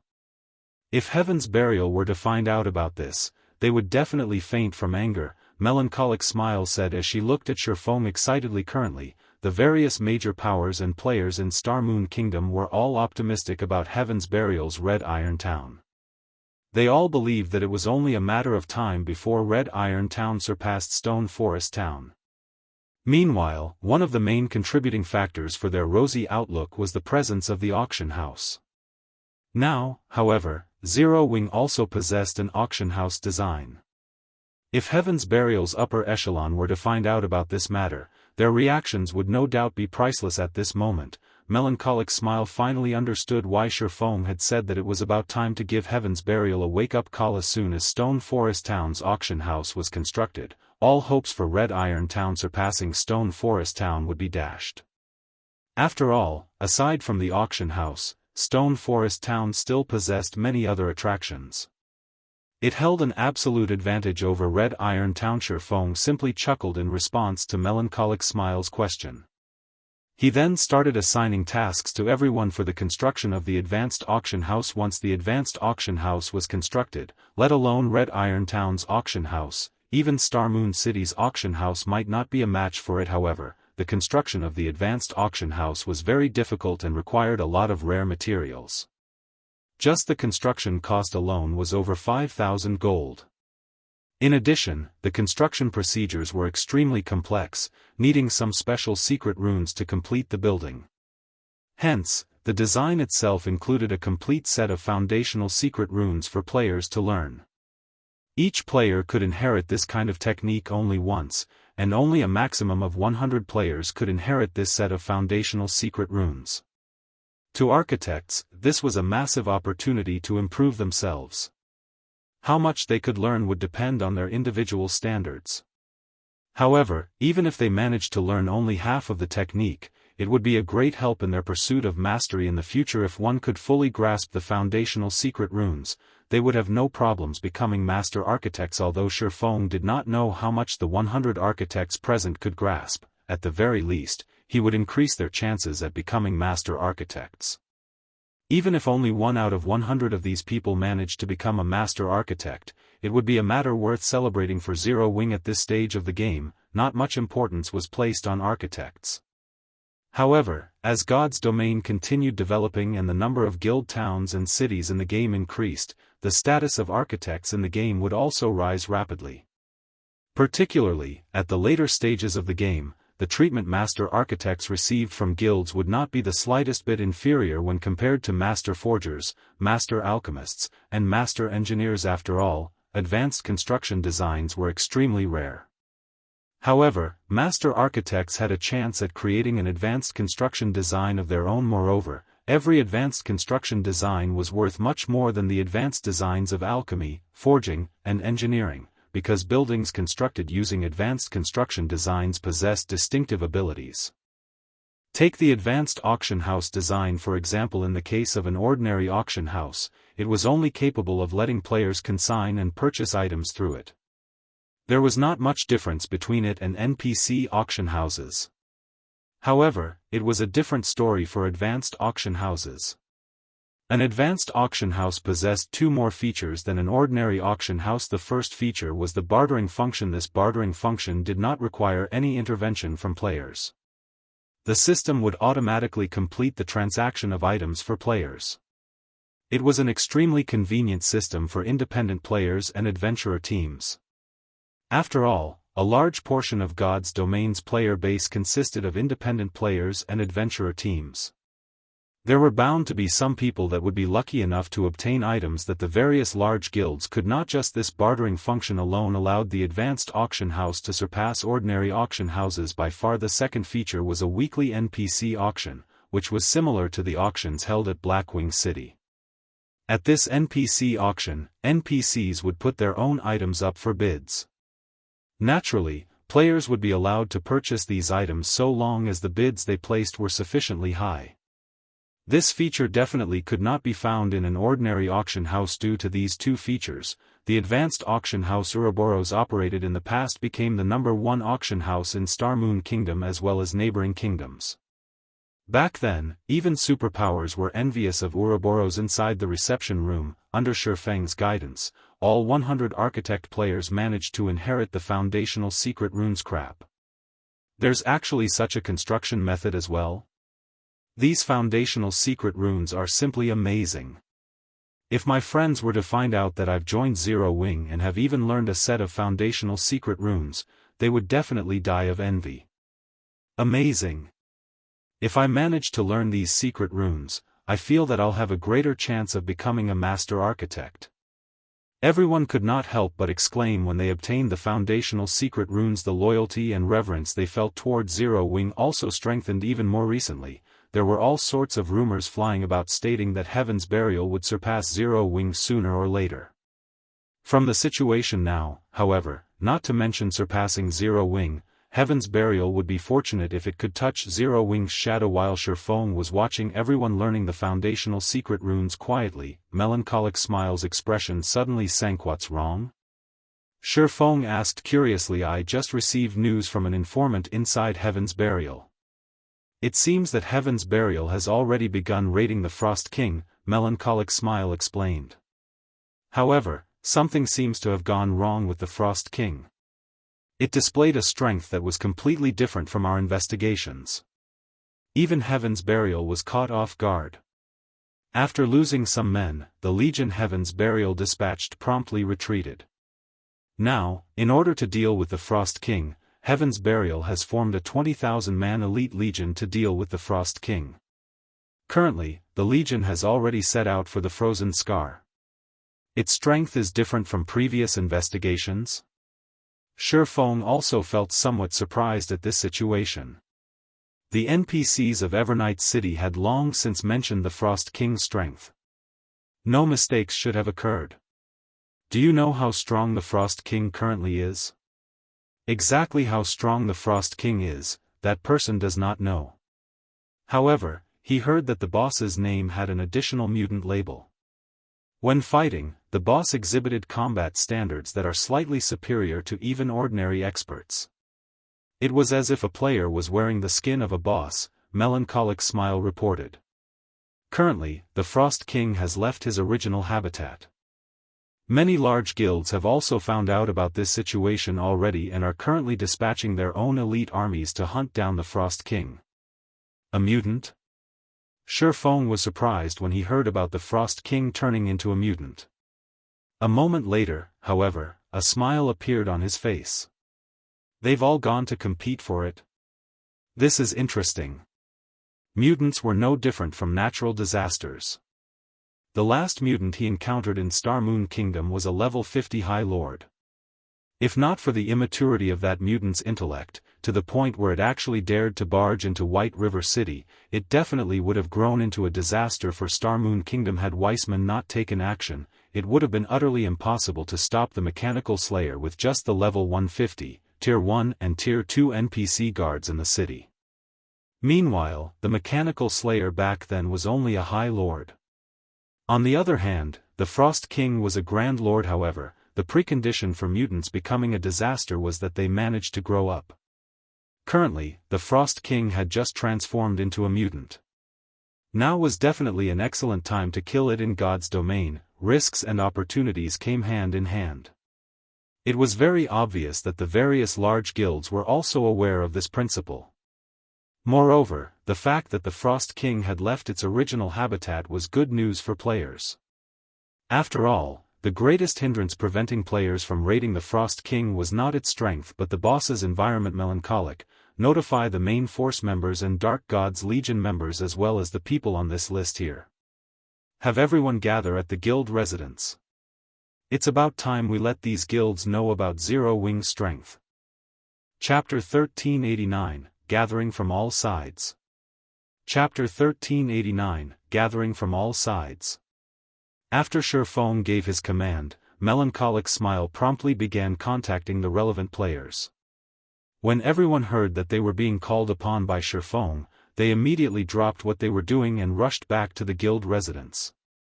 Meanwhile, Feng also took out a return scroll and traveled back to Zero Wing's residence in White River City. If it were simply an ordinary mutant, Feng would not have bothered gathering so many players.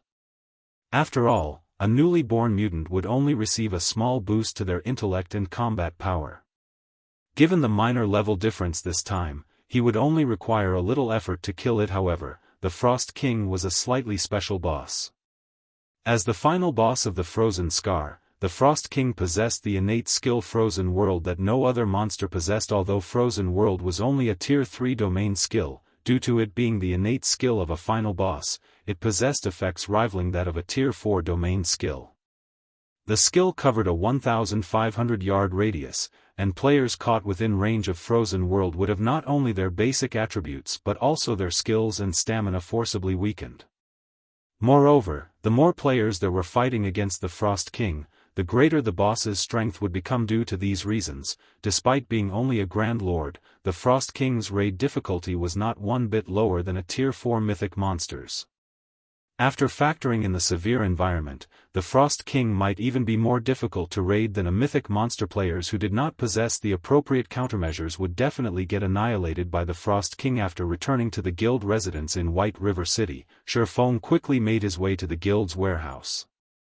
Without hesitation, he retrieved 1,000+ bottles of Sea God's Blessing as well as the ancient weather book. With these items, he would have the qualifications to raid the Frost King. Right then, Melancholic Smile contacted Feng and said, "Guild leader, everyone's already assembled at the residence.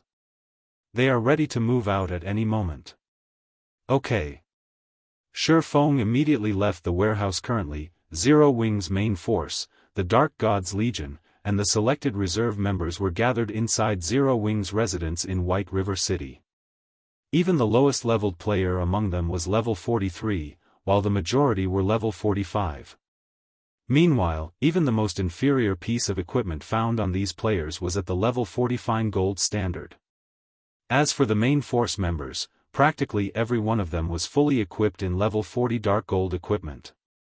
To ordinary players, this could already be considered a set of divine equipment. As the 1,000+ players waited before the guild hall, the intense aura they radiated stupefied the prospective applicants lined up outside the residence as well as the passers-by on the street. When Zero Wing's members saw Feng walking over, they immediately dropped their conversations and stood at attention, looking at Feng with eyes filled with excitement. Although they had yet to hear the reason why Feng had called them here, they could mostly guess that it had something to do with the suddenly mutated Frost King. By this time, information about the Frost King was no longer a secret, as many large guilds had already organized their own armies and were hurrying over to the Frozen Scar. "All of you, come collect your Sea God's Blessing from me. Each person gets one bottle," Feng said as he sent a glance at everyone. "Also, send your personal data to me." The combat method of a 1,000-man team was different from that of a 100-man team. Hence, before starting an operation, one needed to reorganize the team's formations. Otherwise, it would be very easy for chaos to ensue in battle, following which, Feng spent roughly 20 minutes assigning specific roles to everyone in the team. As for the newly minted Dark Gods members, he also granted them the Berserk skill Power of Darkness. Now, Power of Darkness had already become much stronger than an ordinary Berserk skill. "Alright, everyone, move out. Our destination is the Frozen Scar," Feng said after seeing everyone already ready to go. Following which, everyone got on their mounts and followed Feng's demonic flame tiger to the teleportation hall. When the players on the street saw this lineup, they promptly stepped aside to give way to Zero Wing's members. Meanwhile, when the members of other guilds looked at the majestic Thunder Wolves Zero Wing's members rode on, they could not help growing envious. At an open plain at the Frozen Scar, a horde of players was currently gathered, their numbers easily exceeding 100,000. These players were all members of various large guilds in Star Moon Kingdom. As for independent players, they could only look at these guild players from the Frozen Scar's entrance. They did not dare to approach these guilds at all, afraid of getting caught in the crossfire of the competition between these guilds. After all, among the guilds present, even the guild that dispatched the fewest members to this place had over 2,000 members, while some of the more powerful guilds had sent over 6,000 members. In front of these guilds, the 100-man teams formed by independent players like themselves were like specks of dust. Is there a need to mobilize such a force just to take down one boss? Many independent players were perplexed as they watched the constant stream of guilds entering the Frozen Scar. Previously, the various large guilds had not been particularly enthusiastic about raiding the Frost King. Only a few powerful guilds had been seen actually trying to reach the Frost King yet. Now, after word spread that the Frost King had become stronger, rather than decrease, the number of guilds aiming for the king's head had increased instead. Don't you know? The various large guilds did not try to raid the Frost King before because the boss lived at the central area of the Frozen Scar. You need very high ice resistance if you want to survive there. However, the Frost King has already left the central area. Based on what I've heard, it seems that the Frost King is currently headed in our direction. Now that the raid difficulty has decreased significantly, the various large guilds naturally won't let go of this opportunity, a player knowledgeable about the situation explained. Just as everyone was having a hushed discussion among themselves, another large group of players arrived at the Frozen Scar's entrance. The players numbered so many that they very nearly clogged up the entire entrance. Quick, look! The Star Alliance and Heaven's Burial have arrived. They've brought along so many members. They must have dispatched at least 10,000 members. 10,000? What a low ball. From what I heard from one of Heaven's Burial's internal members, it seems that Heaven's Burial has dispatched 20,000 members to take down the Frost King this time. As for the Star Alliance, they've dispatched 24,000 members. I really wonder, which guild will get the Frost King in the end? Guild Leader Galaxy, what a rare opportunity to meet you here. I never thought that you would take charge of the legion sent to raid the Frost King this time, Singular Burial said, feeling slightly surprised as he looked at Galaxy Past, who rode on a large war bear at this moment. Galaxy Past was geared in silver armor engraved with golden, divine runes, and carried a purple, lightning-clad greatsword on his back. He also did not bother hiding the epic glow effects of his breastplate and greatsword. As for Galaxy Past himself, he had already reached level 45, and his body radiated a chilling aura.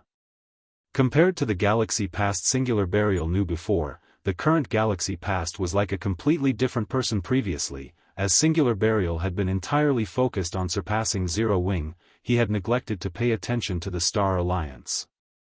In addition, the Star Alliance had kept a low profile for quite a long time, only developing itself peacefully and not participating in any guild battles. Singular Burial never expected that after not seeing Galaxy Past for some time, the latter would actually become so powerful that even Singular Burial himself felt threatened by him. Moreover, Galaxy Past wasn't the only person that had changed. The Elementalist Red Feather, the Ranger Flourishing Willow, and the Elementalist Purple Eye had all become a lot stronger. Like Galaxy Past, they were also level 45, and every one of them gave off a very dangerous feeling. Haven't you personally come here as well, in order to gain Evernight City's reputation and status, Guild Leader Burial? Galaxy Past countered, chuckling as he glanced askance at Singular Burial. Why don't our two guilds join hands and clear out the other guilds present? Afterwards, we'll rely on our own capabilities to compete for the Frost King. How about it? Singular Burial suggested as he looked at the other guilds in the distance that were currently getting ready to tackle the Frost King. Guild Leader Burial, while your suggestion indeed sounds good, allow me to refuse on behalf of the Star Alliance. In my opinion, the more, the merrier. Galaxy Past immediately turned down Singular Burial's offer. If Guild Leader Burial doesn't have anything else to say, we'll go ahead to start making our own preparations. Saying so, Galaxy Past led the Star Alliance's members towards the Plains Guild Leader. What's up with Galaxy Past? Why do I feel as if he has transformed into a completely different person? Daybreak Fog asked, surprise coloring her face as she watched Galaxy Past and the other members of the Star Alliance walk away. I don't know. However, we'd best pay more attention to the Star Alliance in the future, Singular Burial said, shaking his head. Although the Star Alliance had transformed remarkably, Singular Burial was still confident of claiming the kill on the Frost King. His previous offer to clear out the other guilds was simply an attempt to probe the Star Alliance's strength. In reality, it did not matter to him whether the other guilds took part in the competition or not. "Alright, let's go get ready ourselves." Daybreak Fog nodded in response and commanded the army forward just as the various large guilds were quietly waiting for the Frost King's arrival. Another batch of white lights appeared at the entrance of the regional dungeon, signifying the arrival of yet another group of players. The moment these players appeared, the many independent players crowding the entrance could not help but turn around to take a look at these newcomers. The reason for such a reaction was the powerful aura they felt coming from these players. Every one of these players exuded an aura that made the onlookers shudder. Meanwhile, the exquisiteness of these players' equipment was also off the charts. Moreover, every one of these players sat on mounts, and they moved like a well-trained army. Compared to them, the previous guild armies seemed more like a bunch of Rablites. Zero Wing. Zero Wing has come as well. Chapter 1390, Settling a Debt. Chapter 1390, Settling a Debt. Upon Zero Wing's arrival, the guild attracted a lot of attention from the independent players crowding the entrance. One team after another appeared, surprising the spectating players more with each arrival level 45. How are Zero Wing's members so high-leveled? The top 10 players on the ranking list are only level 45. By the looks of it, Zero Wing should have at least 400 level 45 members. Crap. Zero Wing has so many members in level 40 dark gold equipment. Zero Wing's appearance was truly eye-catching.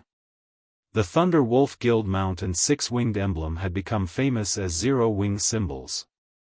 As the crowd watched the massive Thunder Wolves, they could not help but drool at the moment of purchase. The Thunder Wolves' attributes rivaled that of bronze mounts despite their common rank. Although nurturing guild mounts was very difficult, it was obvious that the Thunder Wolf's growth potential was very high, which would make it easier to nurture. Meanwhile, players could obtain items from the Eclipse Gate that could accelerate their guild mount's growth. Zero Wing's members were practically guaranteed to nurture their Thunder Wolves to bronze rank. Even for elite players, a bronze mount was a luxury. They'd have to be lucky to find one. What's that mount? Its aura is so powerful. How can such a powerful mount exist? As Zero Wing's members continued to arrive, everyone quickly noticed a ferocious, 3-meter-tall beast. A pitch-black horn protruded from its head as arcs of white electricity danced around its body, and black flames surrounded its four paws. It was distinctively different from the Thunder Wolf mounts. Players could even feel this beast's aura from over 100 yards away. A single glance from this creature made them shudder. This ferocious beast was like a king among mounts. The moment it appeared, every other mount submitted as it stepped aside. Wait, look at the rider. The player on that mount seems to be Black Flame. It really is Black Flame. I never thought he would lead an army here personally. The competition for the Frost King is about to become more interesting. Crap. As expected of the Sword King. He even managed to get his hands on such a mount. I wonder what rank it is. Since it's so powerful, could it be an epic mount? Black Flame's capabilities are ridiculous. With such a powerful mount, he won't even need to take action to kill an expert player. He can simply let his mount take care of it. Everyone stared at Feng in shock. A dark gold mount could, at most, rival a chieftain of the same level. Although chieftains were powerful, they were not insurmountable to the players here. However, Feng's one-horned mount was clearly more powerful than a lord-ranked monster. At this point, the only explanation was that this demonic flame tiger was an epic mount. An epic mount. Even super guilds dreamed of obtaining such a creature. Unfortunately, the highest rank they had managed to secure was a dark gold mount.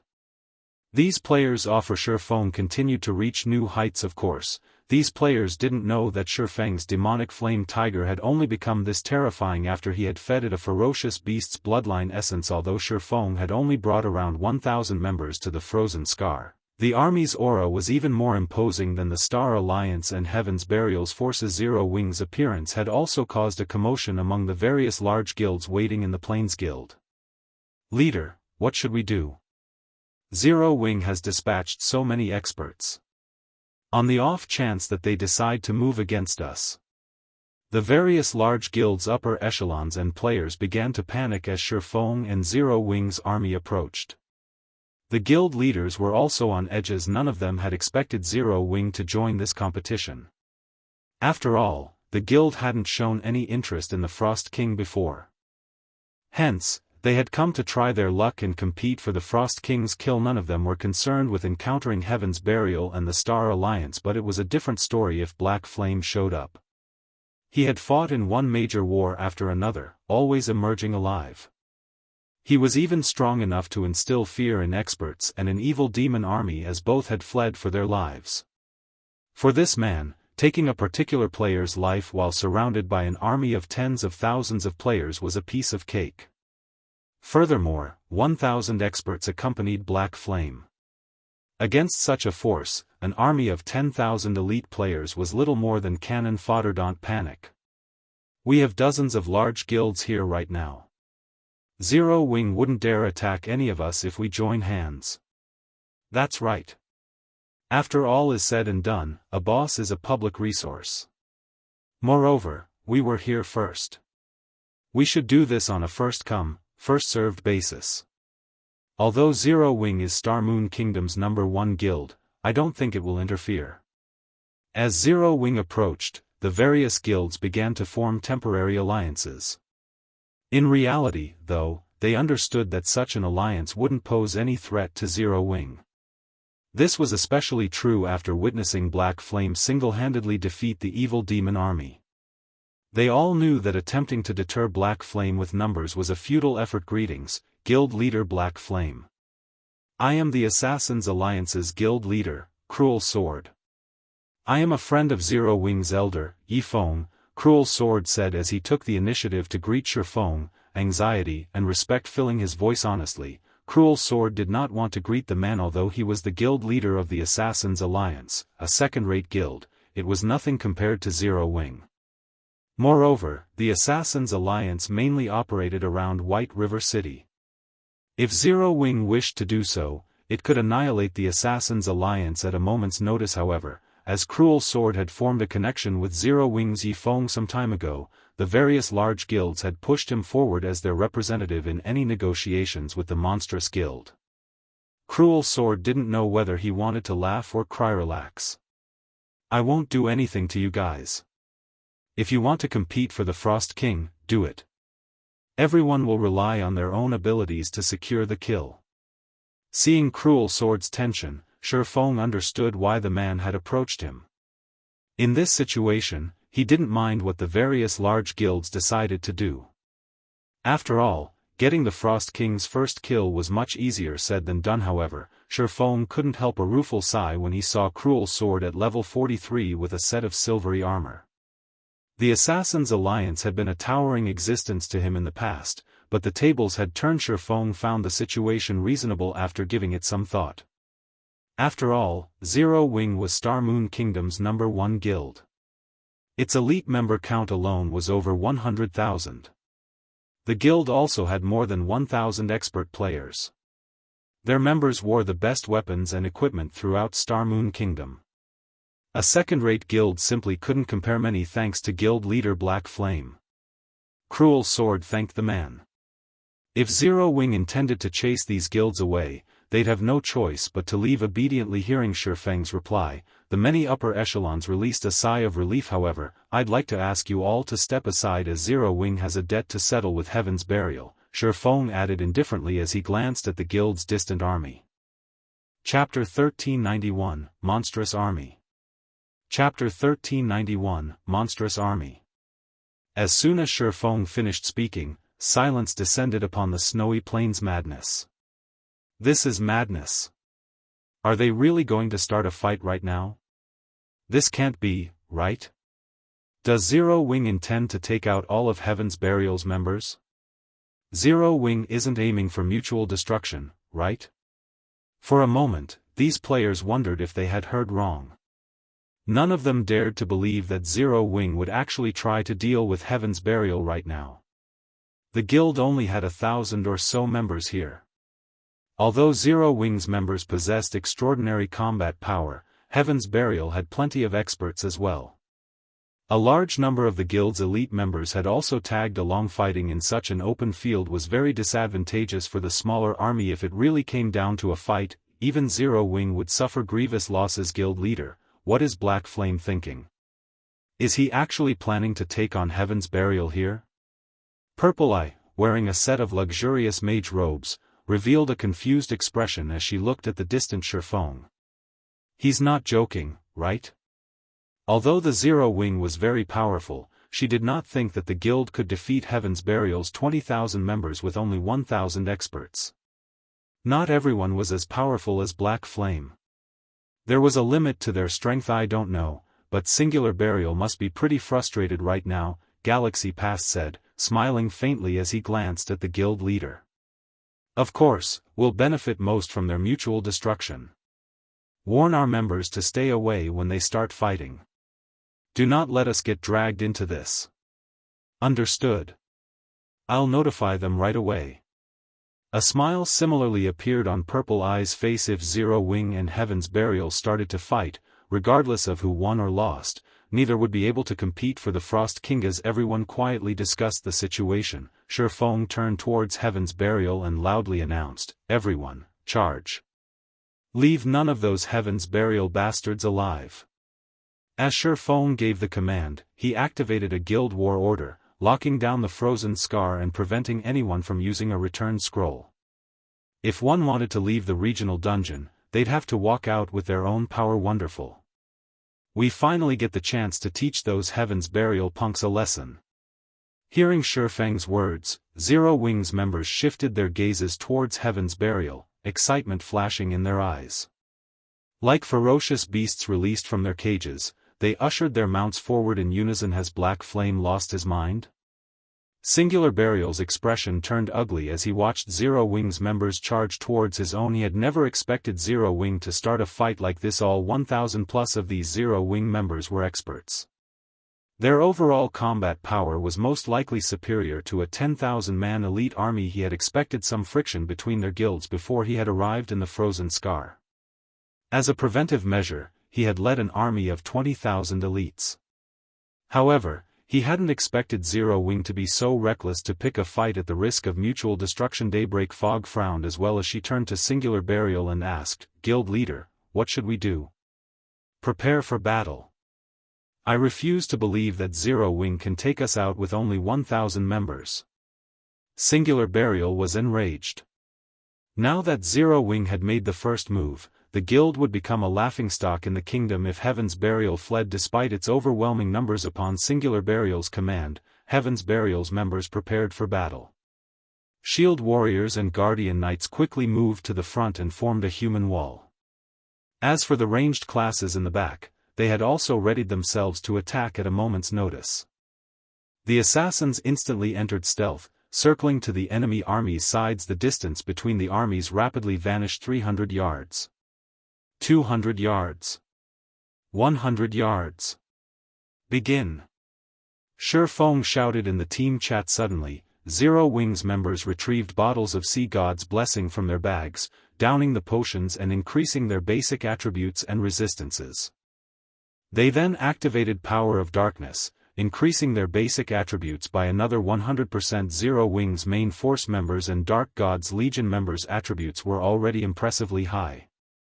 Now that every one of them had activated a berserk skill, their auras resembled those of Lord-ranked monsters. How is this possible? What?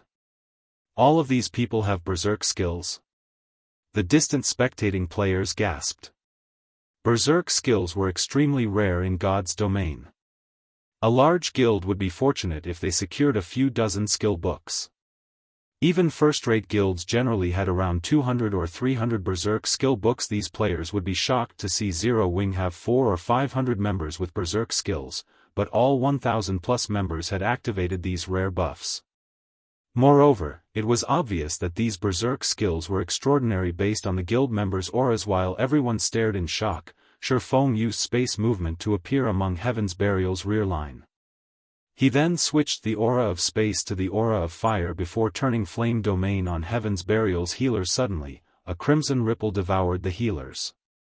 A towering pillar of fire rose from the ground, flames enveloping a large portion of the enemy's healing force. Even from the frozen scar's entrance, everyone could see the burning pillar. The instant the fiery pillar appeared, Heaven's Burial's healers turned to ash. They hadn't even had a chance to flee. In the blink of an eye, over half of Heaven's Burial's healers had died. Black flame. Wrathful flames burned in Singular Burial's eyes as he glared at Feng. With uncontrolled rage, he shouted, "Everyone, kill him." In just one move, the army had lost 1,000 healers. Singular Burial's heart bled at the sight. As soon as Flame Domain ended, Feng executed Lightning Edge with his killing ray, aiming for the dazed magical class core. Immediately, countless arcs of lightning left the sacred sword, devouring hundreds of magical class players. Only a few expert players reacted quickly enough to activate their life-saving skills, keeping themselves alive. In just 2 moves, Feng had killed over 1,500 players. This is insane. So, this is Black Flame? The jaws of the distant spectating independent players hung as they watched, none of them able to believe their eyes. The battle had just begun, yet Feng had devastated Heaven's Burial's army. As for the various guild players, cold sweat drenched their foreheads as they watched the slaughter. They inwardly celebrated the fact that they hadn't made an enemy of Zero Wing. Black Flame alone would be more than enough to annihilate their guilds. Kill him, quickly. Singular Burial bellowed as he retrieved the longbow and arrows from his back. Reacting to Singular Burial's words, the other members recovered their senses and peppered Feng with a rain of arrows and spells. In response, Feng executed void steps, vanishing instantly. In the end, none of the attacks had even scratched the man's cloak. Feng then reappeared beside the healers that had survived the previous AoE attacks. Even without a berserk skill, Feng's strength was as high as a great lord of the same level. As a result, every swing of his blade claimed the life of another healer. Due to Feng's interference, Zero Wing's 1,000-man army reached Heaven's Burials unhindered.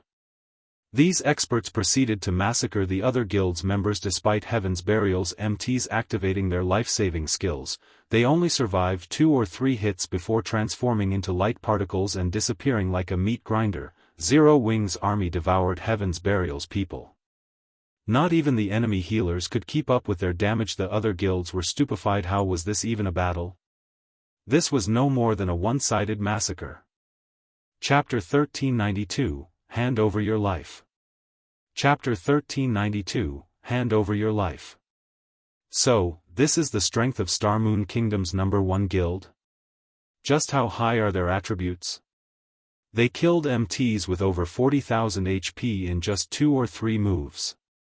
The spectating independent players and those from the various guilds had goosebumps as they watched equipment litter the battlefield in their eyes. The Star Alliance and Heaven's Burial were only second to Zero Wing in Star Moon Kingdom, and both were only slightly weaker than Zero Wing. However, it seemed that those assumptions had been a joke. Although Heaven's Burial's 20,000 members were quite strong and were experts in the eyes of ordinary players, Zero Wing's 1,000 members shredded these players as easily as paper dolls. Guild leader, at this rate, Zero Wing will annihilate our men very quickly, Daybreak Fog, who had taken command of the battle, reported. Her expression darkened as she watched the slaughter. Heaven's Burial had suffered over 4,000 casualties since the battle had begun. Even when 5 or 6 berserkers had changed at Zero Wing's MTs, they had failed to block the MT's advance and lost over 10,000 HP in the attempt. Meanwhile, Zero Wing's MTs only lost around 3 or 4,000 HP as the enemy bombarded them with spells and arrows. The majority of these MTs had blocked the attacks, further reducing the damage they received. The guild's healers easily kept up with the small amounts of damage. Zero Wing. You asked for this. Fury burned in Singular Burial's eyes as he watched Feng take out his healers. Gnashing his teeth, he growled, "Send in Lightning Blade and Broken Flow. At worst, we'll give up on the Frost King for now." You want to use that now? Daybreak Fog was momentarily stunned. She had never imagined that they would use their trump card to deal with Zero Wing. That's right. I want to see if Black Flame can keep his composure as we murder his experts. Singular Burial sneered. He had to admit that Zero Wing's army was indeed frightening. Even Heaven's Burial had only collected 200+ Berserk skill books thus far. There was no competing with Zero Wing's 1,000+ members. Anyone without a Berserk skill in this battle was nothing but cannon fodder. At most, they could slow the enemy's advance. They'd be lucky to kill 100 Zero Wing members before they were eliminated. However, Heaven's Burial had not been sitting on its hands. I'll notify them immediately. Daybreak Fog understood Singular Burial's reasoning. If they could deal a heavy blow to Zero Wing's expert army, they could deal a blow to Zero Wing itself. After all, it was not easy to nurture experts. If those experts lost their weapons and equipment, it would take a long time to find suitable replacements. Blade, orders from the guild leader. We're to take action, Broken Flow said. He wetted his lips in anticipation as he watched Zero Wing's members approach. Weary actually using it against Zero Wing? The Guardian Knight, Lightning Blade, frowned suddenly. Every member of Broken Flow and Lightning Blade's 100-man expert team pulled a purplish gold potion from their bag and drank it. As the potion took effect, these players' eyes became bloodshot, and their muscles bulged. Their auras also intensified. A vicious bloodlust overtook every player. These players promptly activated their Berserk skills, increasing their attributes further. Kill him. Teach Black Flame the meaning of despair. Singular Burial grinned wickedly as he watched the expert team rush to meet Zero Wing's army. After their previous fight with the Frost King, they had realized how powerful the mutant Grand Lord really was. There was a reason that they had dared to return and challenge the Frost King once more. The secret potential potion Broken Flow and his team had just consumed was precisely that reason. This potion had been crafted from an ancient recipe they had found in an ancient ruin. Unfortunately, as the recipe required extremely rare and valuable materials, with each attempt to brew the potion costing over 20 gold, they had only produced a little over 100 bottles. When consumed, the secret potential potion increased the user's strength by 120% and other basic attributes by 60% for 5 minutes. Although the duration was short, the potion had no side effects. Moreover, its effects would stack with Berserk skills. When combining the secret potential potion with a Berserk skill, the results rivaled peak class's twofold Berserk state. Although Broken Flow's team had only 100 members, every one of their attributes was nearly on par with a Great Lord of the same level. This was why Singular Burial had dared to challenge the Frost King again. Unfortunately, he had been forced to use this trump card to teach Zero Wing a lesson. The level 44 Berserker, Broken Flow, used charge and arrived in the midst of Zero Wing's army. Tightening his grip on his greatsword, he executed Whirlwind Slash. Immediately, a storm brewed within a 12-yard radius, sending 8 Zero Wing members flying. One shield warrior that failed to defend himself in time instantly lost over 30,000 HP. The other experts from Heaven's Burial joined the charge, penetrating Zero Wing's army like a sharp blade. As the two forces met, these players forced the enemy assault to a halt, pushing back and kill Zero Wing's shield warriors and guardian knights leading the army. Crap, are these players from Heaven's Burial monsters? They've dealt over -30,000 damage in a single attack. Even a level 40 MT couldn't survive such a hit. It's no wonder why Heaven's Burial dared to provoke Zero Wing. If Zero Wing's members don't have anything else in store, Heaven's Burial's 100-man expert team may take them down. The spectating players stared in shock as Heaven's Burial's expert team stopped Zero Wing's progress. Zero Wing's members had displayed astonishing attributes, yet Heaven's Burial's experts were stronger. In a single exchange, Zero Wing had suffered dozens of casualties. The difference between the forces was clear. Guild leader, I'm fairly sure that the potion Broken Flow and his men just used is the secret potential potion the Secret Pavilion's report mentioned. Based on the report, Heaven's Burial had only gotten its hands on a little over 100 bottles after a lot of effort. Now that they've used this potion against Zero Wing, they must intend to give up on raiding the Frost King, Purple Eye commented when she saw Heaven's Burial turn the tides of battle. Smiling faintly, she said, Zero Wing is in trouble. If this battle were in a jungle, they could buy some time until the potion's duration ends, but they don't have that option here. Zero Wing and Heaven's Burial's mutual destruction would be the best possible outcome for the Star Alliance, although that wasn't likely. Heaven's Burial had dropped from the contest for the Frost King's first kill. Black Flame has underestimated Heaven's Burial. After all is said and done, Heaven's Burial rose to its position in such a short amount of time. Why wouldn't it have a few trump cards? However, we'll have to thank Zero Wing for this. If not for Zero Wing, we wouldn't have seen this trump card. Galaxy Pass chuckled. Purple, tell Red Feather and the others to prepare. Once Heaven's Burial's berserk skills run out, send them into the fight. Guild leader, rest assured. We'll collect the weapons and equipment they drop, Purple, I said, giggling. Back in the battlefield, the tables had turned on Zero Wing, and they began to retreat to buy as much time as possible. After all, Power of Darkness had a very long duration. Ordinary berserk skills were no match for it. If they could endure until Heaven's Burial's berserk skills ended, they could reclaim the fight suddenly. Feng turned his attention towards the enemy's 100-man expert team. Heaven's Burial's trump card had surprised him. If not dealt with properly, Zero Wing could lose this fight. Black Flame, you dare face me? I'll take your head. After killing a level 45 berserker, Broken Flow shifted his gaze towards Feng as the man charged for him. Grinning, he led a dozen or so players to surround Feng. Chapter 1393, Might of the Number 1 Expert. Chapter 1393, Might of the Number 1 Expert. As Broken Flow took action, several elementalists close to him began to chant their incantations, using ice spears and ice walls to hinder Feng and allow Broken Flow and the other melee experts could surround the swordsman. At the end of the day, Feng was still Star Moon Kingdom's number 1 expert. Even if their attributes rivaled that of a great lord of the same level, they weren't certain that they could kill Feng with brute force alone. Good. Surround him. Do not let him escape.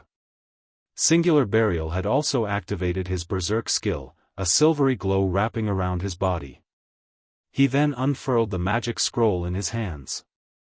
Suddenly, one silver arrow after another manifested in his hand, flying towards Feng as he dodged the incoming ice spears. Dozens of silver arrows formed silvery streaks of light as they shot towards their target. Not only were they astonishingly fast, but they cut off Feng's escape path. The guild leader must be really angry. He's even using his precious Tier 3 curse. Even if Black Flame survives the attack, he'll be severely injured. Broken Flow was slightly astonished as he watched the arrows bombard Feng. The magic scroll Singular Burial had just used contained the Tier 3 curse, Light's Guidance. When activated, it would allow the user to fire 30 arrows per second, each arrow containing the might of a Tier 3 spell. Not only could these arrows repulse a great lord, but they also dealt divine damage. All damage reduction effects were useless against this attack. Even mythic monsters would receive significant damage if the arrows hit, not to mention players. Meanwhile, Light's Guidance had a duration of 10 seconds. In other words, Singular Burial could launch a total of 300 arrows with damage reduction effects nullified. A Tier 3 spell could kill current players instantly. Of course, dodging all 300 arrows was impossible. Even if Feng had an invulnerability skill, it wouldn't last him through all 10 seconds. To make matters worse, when rangers used this magic scroll, the arrows would receive a 30% speed boost. The arrows would move so fast that even great lords of the same level would not be able to react in time. As the arrows were about to hit their target, Feng adjusted his footwork and executed Sword's Orbit. Immediately, a galaxy of stars danced around his body, striking down one arrow after another and causing a series of explosions. The resulting shockwaves were so powerful that even Broken Flow, who stood over 20 yards away, nearly lost his footing. The resulting white flashes blinded those watching, but even after a few seconds of this attack, not a single arrow had struck Feng. The most these silver arrows did was push Feng back. The ground shattered with each retreating step Feng took. By the time Light's Guidance's 10-second duration ended, craters pocked the ground where the arrows had landed. When the dust settled, Feng was still in one piece, with silver arrows decorating the ground around him. How is this possible? Seeing this scene, Heaven's Burial's experts were stupefied. Even Broken Flow, the expert team's leader, was speechless while Broken Flow had considered the minute possibility of Feng successfully blocking Light's guidance. He had never expected the man to do so without using a single skill. Feng had negated the Tier 3 curse relying solely on his swordsmanship. It was truly inconceivable the silver arrows even packed enough power to knock back a Tier 3 Great Lord. If Broken Flow had to face 30 of those arrows per second, even with the secret potential potion and a berserk skill, he was only confident in blocking a dozen or so. The arrows were simply too fast yet. Out of the 300 arrows Singular Burial had launched, not a single one had struck Feng. They hadn't even torn the swordsman's cloak. No matter how Broken Flow thought about it, the feat should have been impossible, yet he had just witnessed it. Sure enough, using Sword's orbit to block that attack really pushed the envelope, Feng thought to himself as he looked at his own HP. Currently, he only had a little over 30,000 HP remaining. He had lost over half of his HP from countering the attack. Those silver arrows' power could rival even that of a Grand Lord. Despite blocking them successfully, he still received damage. Had the assault continued for several more seconds, he would have been forced to use absolute domains. Not dead? Singular Burial was dazed when he saw Feng standing. He was more familiar with Light's guidance's power than anyone. Most players only knew that the attack was powerful. They didn't realize that the arrow's strongest aspect was their speed. Keeping up with the arrow's speed visually was already a challenging feat, not to mention keeping up with them physically. Just how fast are his reflexes? Daybreak Fog's eyes widened. She hadn't even been able to follow the arrows with her eyes, yet Feng had casually deflected every one. If she allowed this player to get too close, the consequences would be unimaginable. If this battle had taken place before Feng had upgraded the 7 Luminaries ring, he would have failed to block all of the arrows. He had only dodged and countered the fast, powerful attacks thanks to the physique bonus he had received from the fragmented legendary ring's hidden effect and the Abyssal Blade's passive skill. He's a monster. Is this the Sword King's true strength? The spectating crowd was flabbergasted. Feng had countered such a devastating spell with only his weapons. This was simply unheard of. Quick! Kill him. He doesn't have much HP left. Don't give him a chance to recover. Singular Burial hurriedly shouted after regaining his composure. Although his Tier 3 curse had failed to kill Feng, the latter had less than half of his HP remaining. As Singular Burial gave the order, he retrieved another Tier 3 magic scroll from his bag and activated it suddenly. Multiple small magic arrays formed around Singular Burial. Meanwhile, Broken Flow and the other experts of Heaven's Burial recovered their senses as well and charged at Feng, not giving him an opportunity to move. Closer to Zero Wing's healers. In the blink of an eye, 36 spears of dark fog appeared behind Singular Burial, each spear radiating a deathly aura. Singular Burial sneered at Feng. This spell was called Soul Sanction. Although it was not as powerful as Light's guidance, the 36 spears were not physical, they could not be blocked, only dodged. Soul Sanction? Feng's expression darkened when he noticed the soul spears appear behind Singular Burial. An unstoppable spell was far more dangerous than a powerful one. Immediately, he executed void steps and disappeared. Don't even think of running away. Broken Flow reacted quickly and used charge, aiming for Feng's previous location. Upon arriving, he stomped the ground powerfully. Tier 1 skill, Thunderclap. When activated, the skill dealt 20% physical damage to all enemies within a 20-yard radius and inflicted a numbing effect for 5 seconds. As Void Steps was a combat technique, not a skill, the slightest interference could easily disrupt the technique. Suddenly, Feng's appeared a short distance away from Broken Flow. Meanwhile, Singular Burial had locked onto Feng the moment latter reappeared. He then controlled the 36 soul spears, sending them flying towards the swordsman. In the blink of an eye, the spears appeared before Feng, giving him no time to react. The split second before the attack landed, however, Feng activated Divine Steps and switched positions with one of his doppelgangers. He dodged the spears and appeared beside Broken Flow. Reacting quickly, Broken Flow used Beheaded, his greatsword splitting into 3 identical copies as it slashed towards Feng's elusive strike. In response, Feng ignored the 3 incoming attacks as he swung Killing Ray at an empty space. Dang. Suddenly, a great sword appeared out of thin air, Feng's sacred sword forcing the massive blade to a halt. Impossible. Confusion twisted Broken Flow's expression as Feng blocked his attack. Although the 3 greatswords appeared real, all 3 were fakes. The true attack was hidden in a corner. Broken Flow had created this technique personally and had yet to use it in battle, yet Feng had stopped the attack without hesitation. However, Broken Flow didn't know that Feng had seen elusive strike hundreds of times.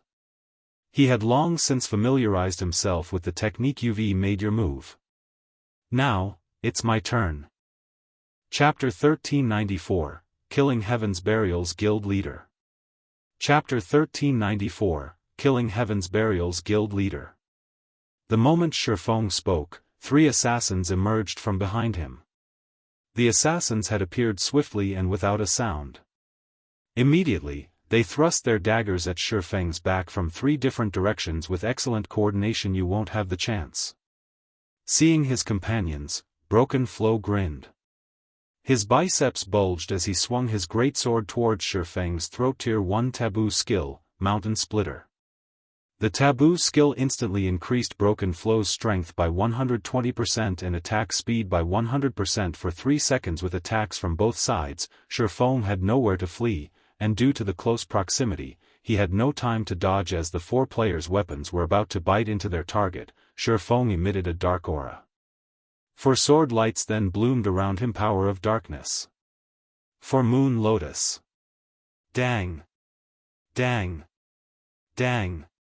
A series of clangs rang out, and dazzling sparks appeared around Feng's body. Among the 4 that had attacked him, the 3 assassins had been thrown backward, slamming into the ground. Broken Flow had fared somewhat better, only forced to take 3 steps back. The difference between their strengths was clear. You, Broken Flow glared at Feng, who remained standing, in astonishment.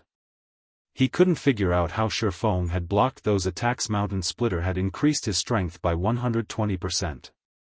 With his current attributes, he could even contend with a great lord of the same level for a short time, yet this player before him had blocked all 4 attacks and pushed him back. Even now, Broken Flow's arms were numb from encountering Feng's defense. As Broken Flow stared at Feng, his mind still trying to come up with a way to defeat the Swordsman, vanished. Crap.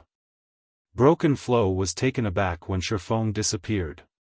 Hurriedly, he executed Whirlwind Slash. However, Feng had appeared behind him before he knew it, and fresh blood poured from his body. The magic weapon, Abyssal Blade, had stopped his Whirlwind Slash before Broken Flow could react. 2 more sword lights, 1 blue and 1 white, cut across his body, devouring his remaining HP. Although Broken Flow tried to say something, his vision had already begun to darken. As his body collapsed, he dropped a pair of combat boots. From the moment that fight had begun to its ending, Broken Flow's nearby companions hadn't been able to offer their leader any support. They only saw Feng vanish and reappear beside Broken Flow. Following which, 1 sword light after another cut through the berserker, and before they even realized it, Broken Flow fell. The fight had ended so quickly that even the nearby healers had not managed to cast Truth Shield on the berserker in time. Damn it. Singular Burial paled at this scene. Broken Flow was the strongest berserker in Heaven's Burial. Not even Ghost Shadow or Singular Burial himself were a match for the berserker's techniques, yet even after the man had consumed the secret potential potion, Feng had effortlessly taken his life. Meanwhile, the spectators watching from a distance were dumbfounded. This is a trick, right? Broken Flow died, just like that? Can someone tell me what just happened? The distant spectators were confused to see Broken Flow fall after a single exchange. Broken Flow had died. Silence reigned over the battlefield. Feng's swordsmanship had astonished every player watching. Before anyone could react, Feng disappeared again and emerged before the 3 assassins that had attacked him as they stood up. He then swung Killing Ray lightly at the 3 assassins' shadow blade. 1 streak of blue light, accompanied by 9 streaks of black light, flashed around the 3 players. The 3 assassins were experts, so they instinctively activated Vanish to block Feng's attack. However, when they tried to do so, they suddenly discovered that their skills were unusable. They then noticed that the light around them had dimmed. This was the aura of Time's forbidden domain. For 30 seconds, all enemies within a 500-yard radius couldn't use any of their skills or tools. The three assassins could only watch as the numerous sword lights descended. Without time to defend themselves, all three assassins died instantly, their bodies transforming into particles of light and disappearing. At the same time, they dropped 3 pieces of equipment. After killing the 3 assassins, Feng set his sights on Heaven's Burial's melee experts a short distance away. These several melee experts, who had brimmed with confidence previously, felt chills crawl down their spines. They turned and fled as if they had just seen the devil himself run. A single word etched itself into their minds: even Heaven's Burial's #1 berserker could not stop Feng. And now that they couldn't use any of their skills, even if they worked together, they'd be throwing away their lives if they tried to face that monstrous player. Everyone, retreat. Get out of the silencing domain's range. Singular Burial shouted in the guild chat. Although the guild leader had given the command, Forbidden Domain covered a 500-yard radius area. It would take quite some time to escape. Zero Wing's members excitedly chased after the fleeing Heaven's Burial experts. Now, they only needed a little effort to kill an opponent in seconds. The battle had turned to Zero Wing's favor. Guild leader, what should we do? Purple Eye frowned as she watched Heaven's Burial's members hit the ground, one after another. She had originally thought that, once Zero Wing was wounded and Heaven's Burial had used up its trump cards, the Star Alliance could sweep in to harvest the top-tier equipment. Now, however, Zero Wing dominated over Heaven's Burial. The Star Alliance had no hope of reaping the rewards from the two guilds' destruction. Forget it.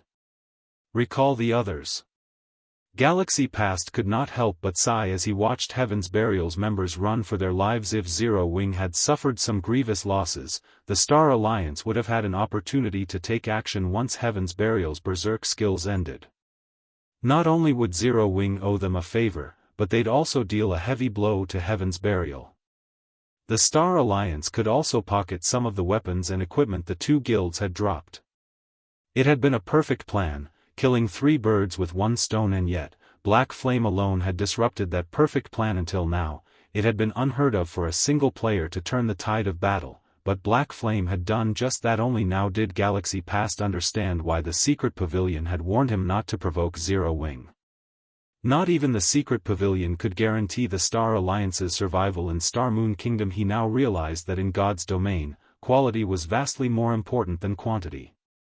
This was no longer a virtual reality game that one could rule over with a large enough army. After killing a few more melee experts, Feng shifted his attention to Singular Burial, his gaze containing a chilling killing intent. Even though Feng hadn't said a word, Singular Burial could sense the swordsman's intent. You wish to kill me? How arrogant! Singular Burial's expression darkened. He was less than 100 yards away from Forbidden Domain's edge, and Feng was over 200 yards away from him.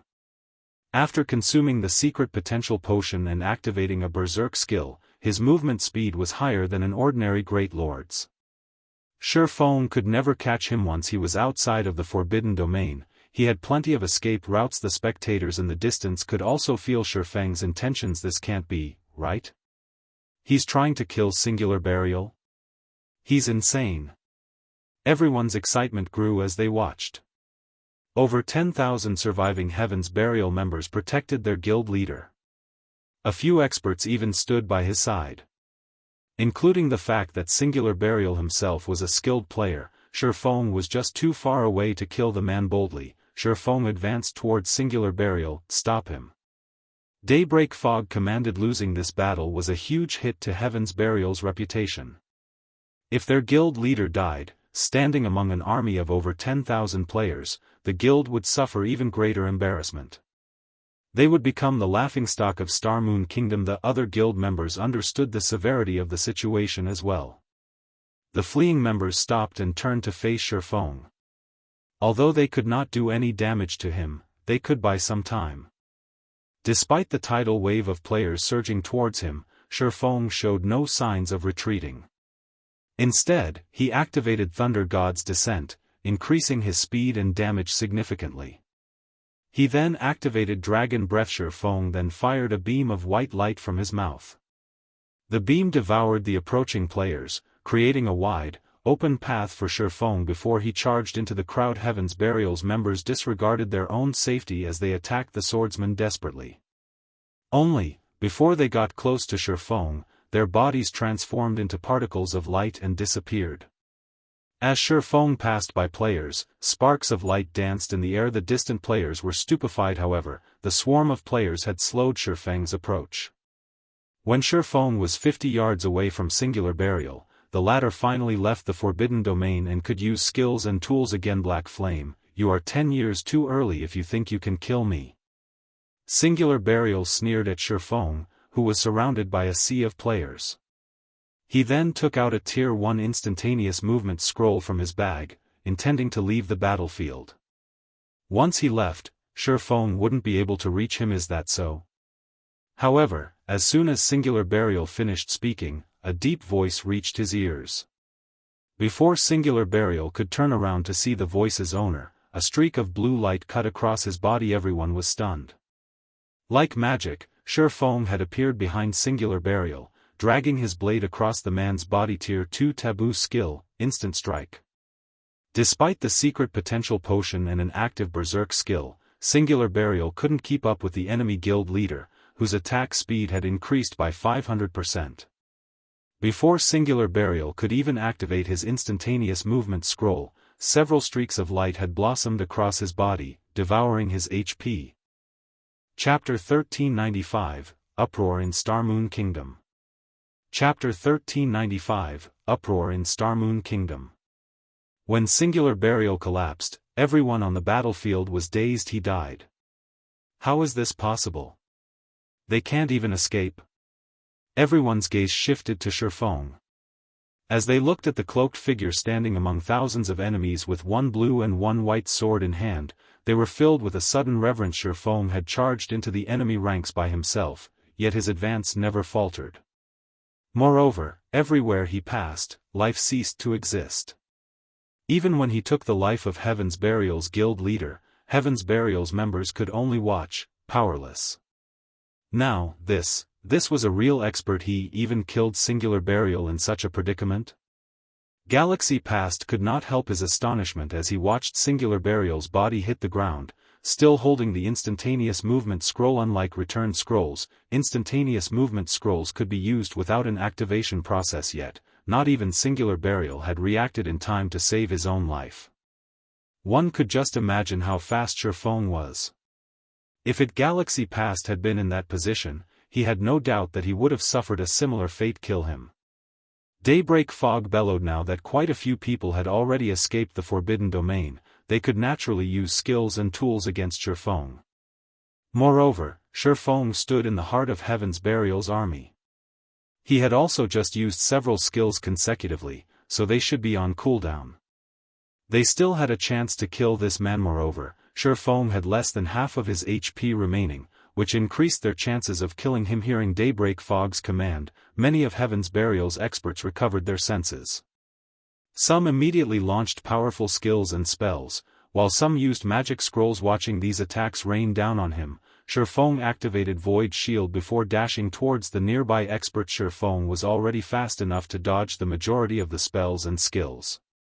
Even when targeted by some rare, unavoidable attack, he could rely on his extraordinary senses to block them. Meanwhile, Void Shield created a shield that had 10 times its user's maximum HP. After activating Power of Darkness, Feng's HP had broken past the 160,000 threshold. In other words, the shield could absorb over 1,600,000 damage in addition to increasing Feng's HP recovery rate by 500% and movement speed by 100%. Feng bobbed and weaved, avoiding the ranged attacks. Not only hadn't his HP decreased, but it had begun to recover at a visible rate. As Feng passed, the players in his path promptly faded in a shower of sparkles. None of these players could survive his hits. Even the expert players died by the time Feng was within melee range if they didn't activate a life-saving skill in time. After a brief moment, hundreds of weapons and equipment joined the battlefield, dropping from Heaven's Burial's elites and experts that Feng had killed. The bloodlust Feng radiated was many times stronger than that of Heaven's Burial's experts after they had consumed the secret potential potion. His bloodlust was so intense that Heaven's Burial's members shuddered, unconsciously backing away. They now realized that they hadn't trapped Feng. Rather, they had jumped into the tiger's den as an offering. Impossible. Is he the incarnation of a god? The distant spectating players were stupefied as Feng took a step forward. Heaven's Burial's members took a step back.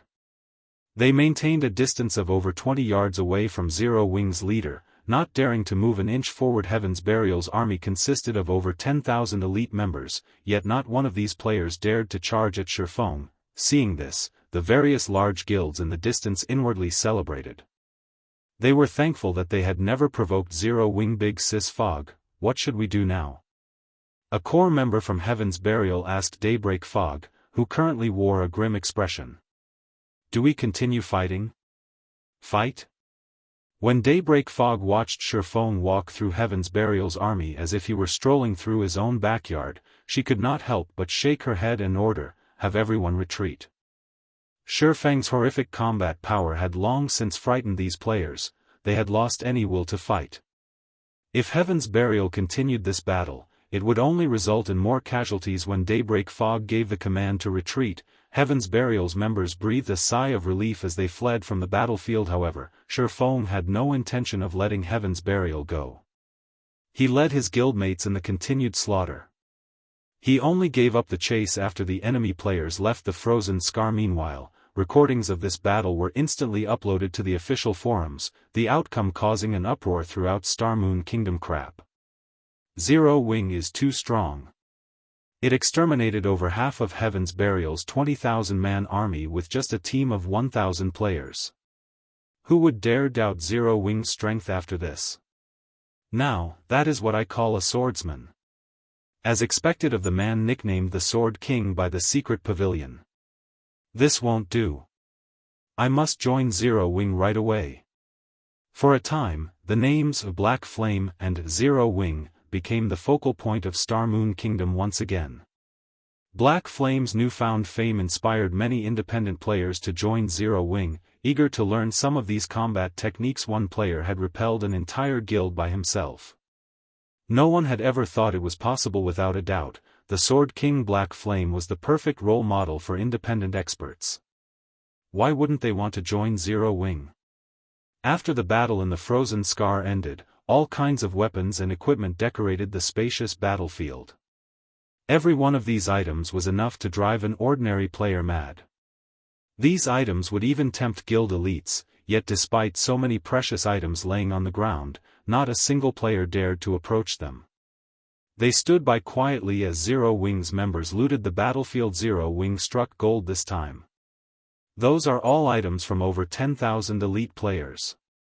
Purple. I watched Zero Wing's members jealously as they collected the weapons and equipment. Weapons and equipment were vital to a large guild's development. Due to the lack of available weapons and equipment in a large guild, ordinary members were sometimes forced to stay that way despite having combat standards of an elite member. Now that Zero Wing had received so many weapons and equipment from Heaven's Burial, it could nurture another large batch of elites, growing even stronger as a guild. Heaven's Burial's members sure are wealthy. Feng couldn't help his astonishment as he read the item list his subordinates had compiled. Chapter 1396, Frost King. Chapter 1396, Frost King. Guild Leader, we've struck gold. Why are Heaven's Burial's weapons and equipment such high quality? The several core members tasked with compiling the list of the harvested weapons and equipment could not help but gasp when they saw the final numbers, excitement flashing in their eyes. In this battle, Heaven's Burial had suffered over 10,000 casualties, and Zero Wing had lost over 300 experts. Fortunately, they had won the battle, so they could retrieve the majority of the weapons and equipment their companions had dropped. The lost levels were the only real loss.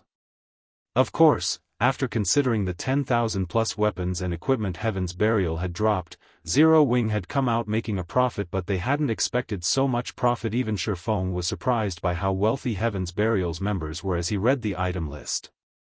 Overall, the quality of Heaven's Burial's equipment nearly rivaled Zero Wing's. Some of Heaven's Burial's core experts had even better equipment than Zero Wing's main force members. The 4 epic weapons and equipment pieces Heaven's Burial's experts had dropped was the proof of this. They had also dropped over 400 level 40 dark gold weapons and equipment.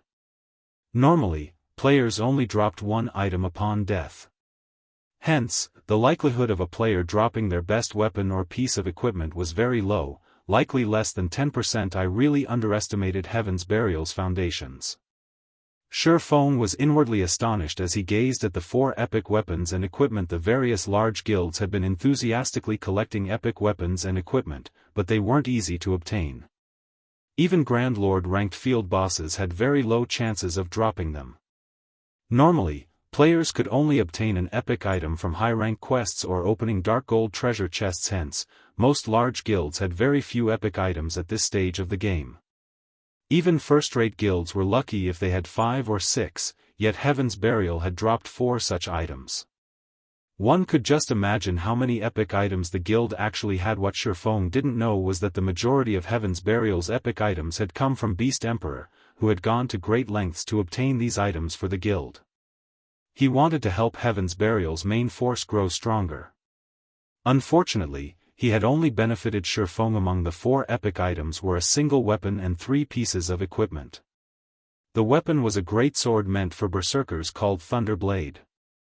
The greatsword's attributes were superior to Fire Dance's epic ranked Petrified Thorn. The other epic items included 2 cloth armor pieces and a piece of plate armor. One of the cloth pieces was a headpiece called the Eye of Arnos, while the other was a set of robes named the Fluctuation Robe. Both pieces of equipment focused on increasing the user's basic attributes. As for the plate piece, it was a breastplate for shield warriors and berserkers called the Indestructible Breastplate. With these 4 epic items, his top-tier experts would have an easier time with their Tier 2 promotion quests. Quick, look! The Frost King is coming! While Zero Wing had rested after the battle, a commotion shook the forest some distance away from the snowy plain.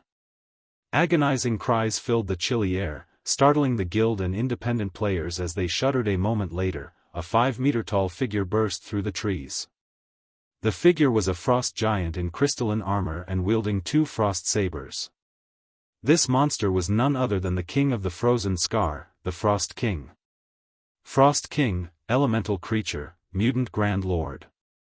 Level 54. HP 260,000,000/260,000,000. Everyone's eyes nearly fell from their sockets when they saw the Frost King's stats. How is this possible?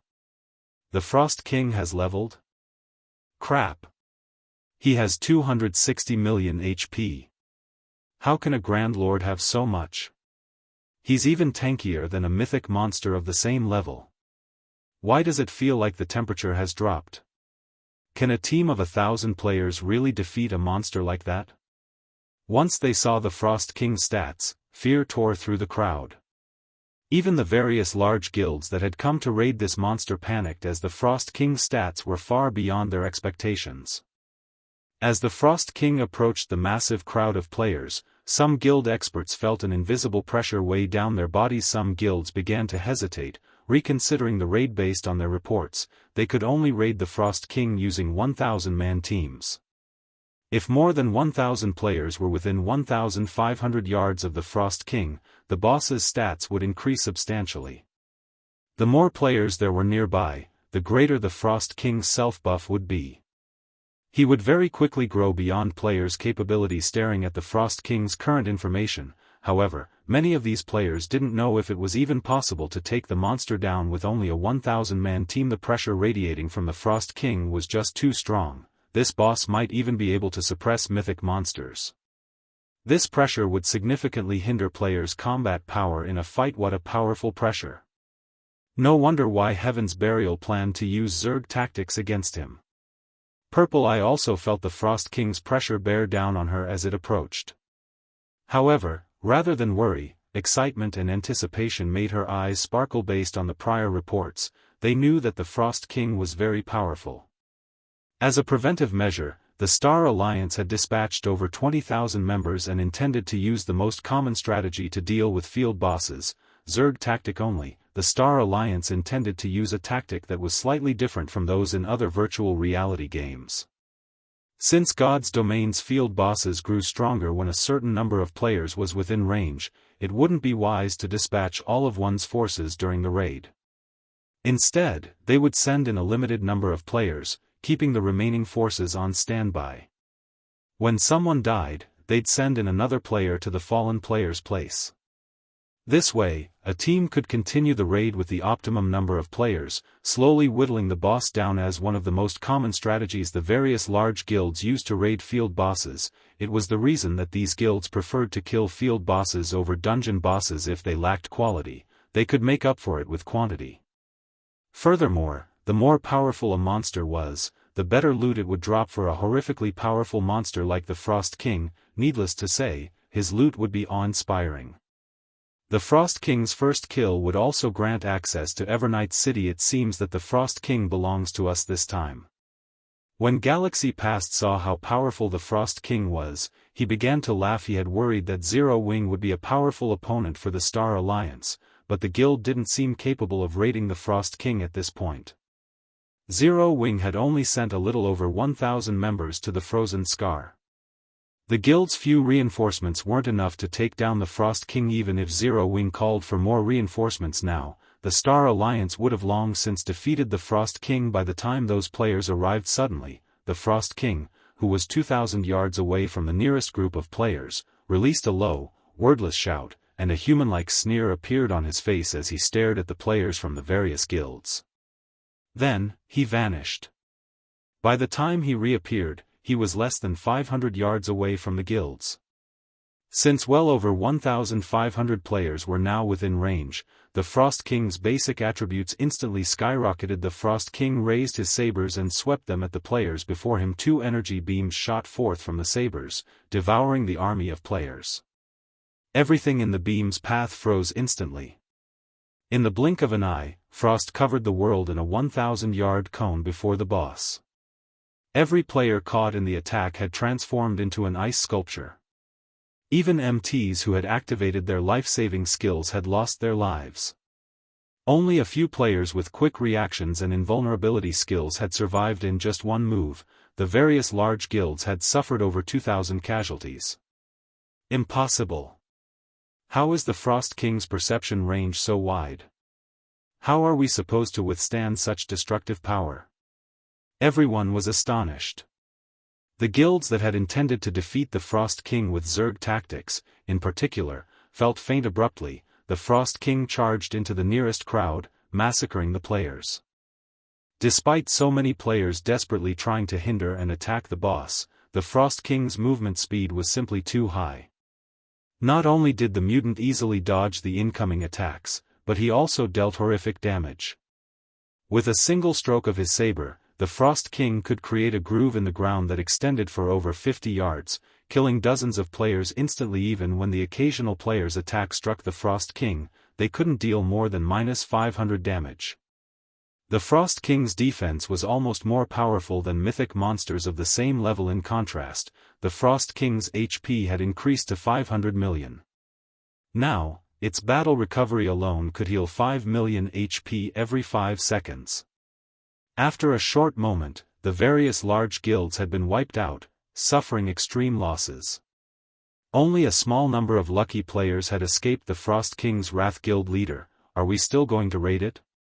Purple Eye asked, her expression darkening as she watched the various large guilds fall. Damn it. Why did things end up like this? Galaxy Past frowned as he watched the Frost King's unstoppable rampage. The boss had actually taken advantage of the guild's plans to use Zerg tactics to strengthen itself. That was simply unheard of. Retreat. Pull away from the boss.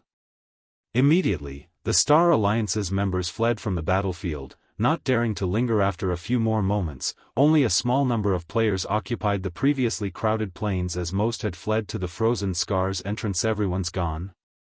Feng muttered as he glanced at the crowd by the dungeon's entrance. He then swept his glance towards the Frost King, who had calmed. Smiling, he then said in the team chat, "Alright, let's move out." He had guessed that this would happen. After all, even he had only dared to come this far after thorough preparation. It was only natural that the various large guilds, which had very little understanding of mutants, would end up like this. Hearing Feng's words, his guildmates' excitement grew. They followed after Feng and slowly approached the Frost King. The guilds and independent players at the entrance noticed the movement. What's Zero Wing trying to do? They're insane. They're going to fight that thing? Chapter 1397, Zero Wing takes action. Chapter 1397, Zero Wing takes action.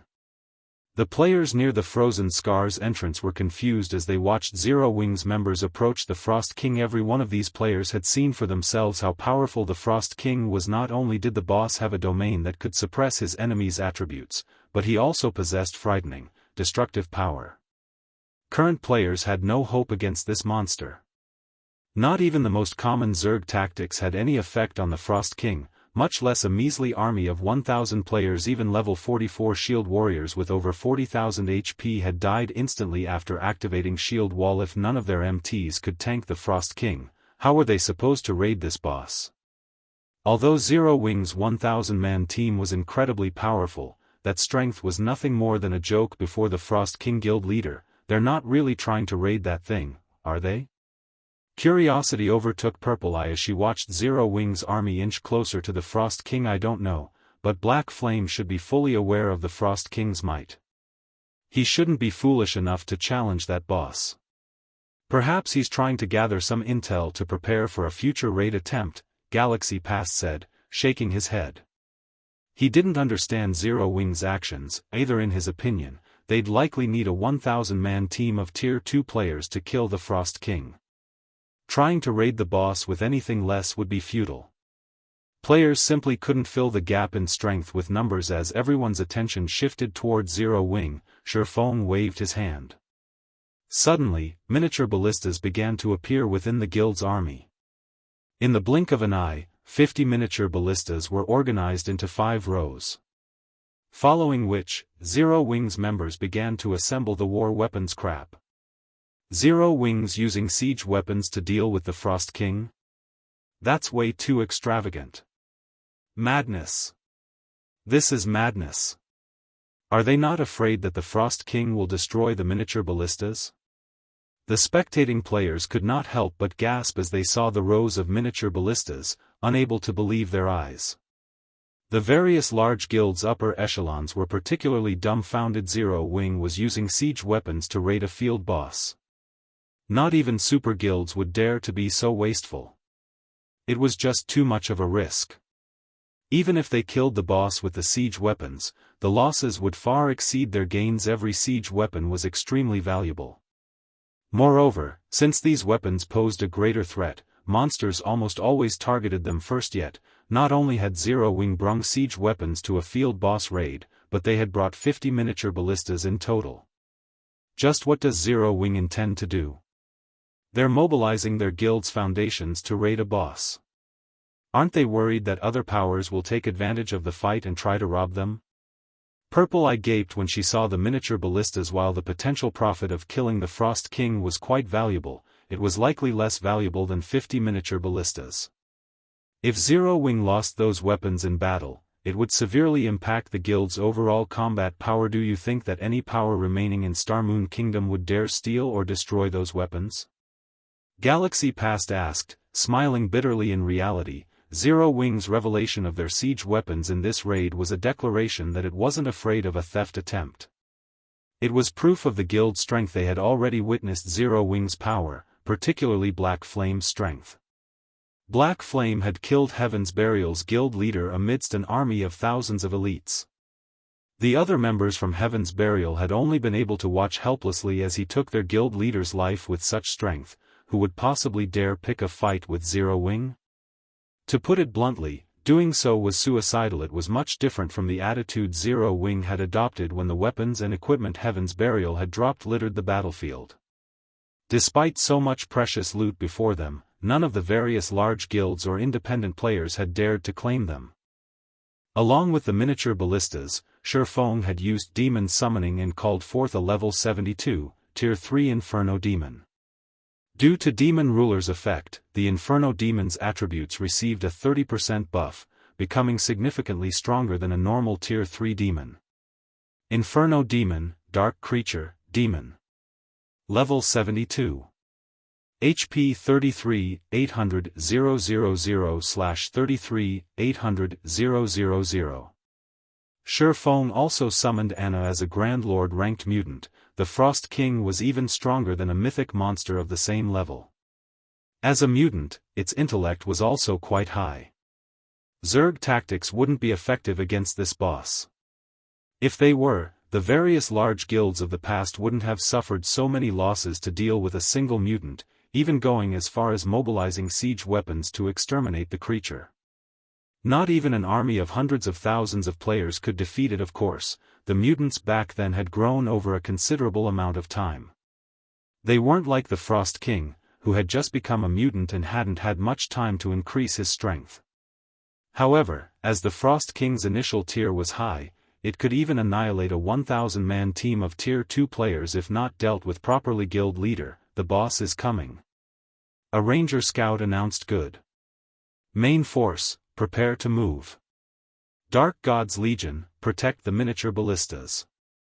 Exterminate anyone that dares to approach. Feng instructed guild leader, rest assured, if any guild or player tries to pull something, we'll wipe them off the map. The Dark God's Legion members guaranteed as they patted their chests saying so. The Dark God's Legion members spread out around the miniature ballistas. A few members took out magic array scrolls for the double protection barrier, constructing a magic barrier around the siege weapons. Meanwhile, the main force members spread out and charged towards the Frost King. Due to the Frost King's domain, the main force members' attributes fell significantly upon entering the boss's sphere of influence. Upon sensing the approaching players, the Frost King swung one of his sabers at the crowd. A streak of blue light swept toward Zero Wings MTS. Just before the blue light struck, a shadow descended from the sky and stood before the MTs, holding its flaming spear before it. The Inferno Demon blocked the streak of light. Boom.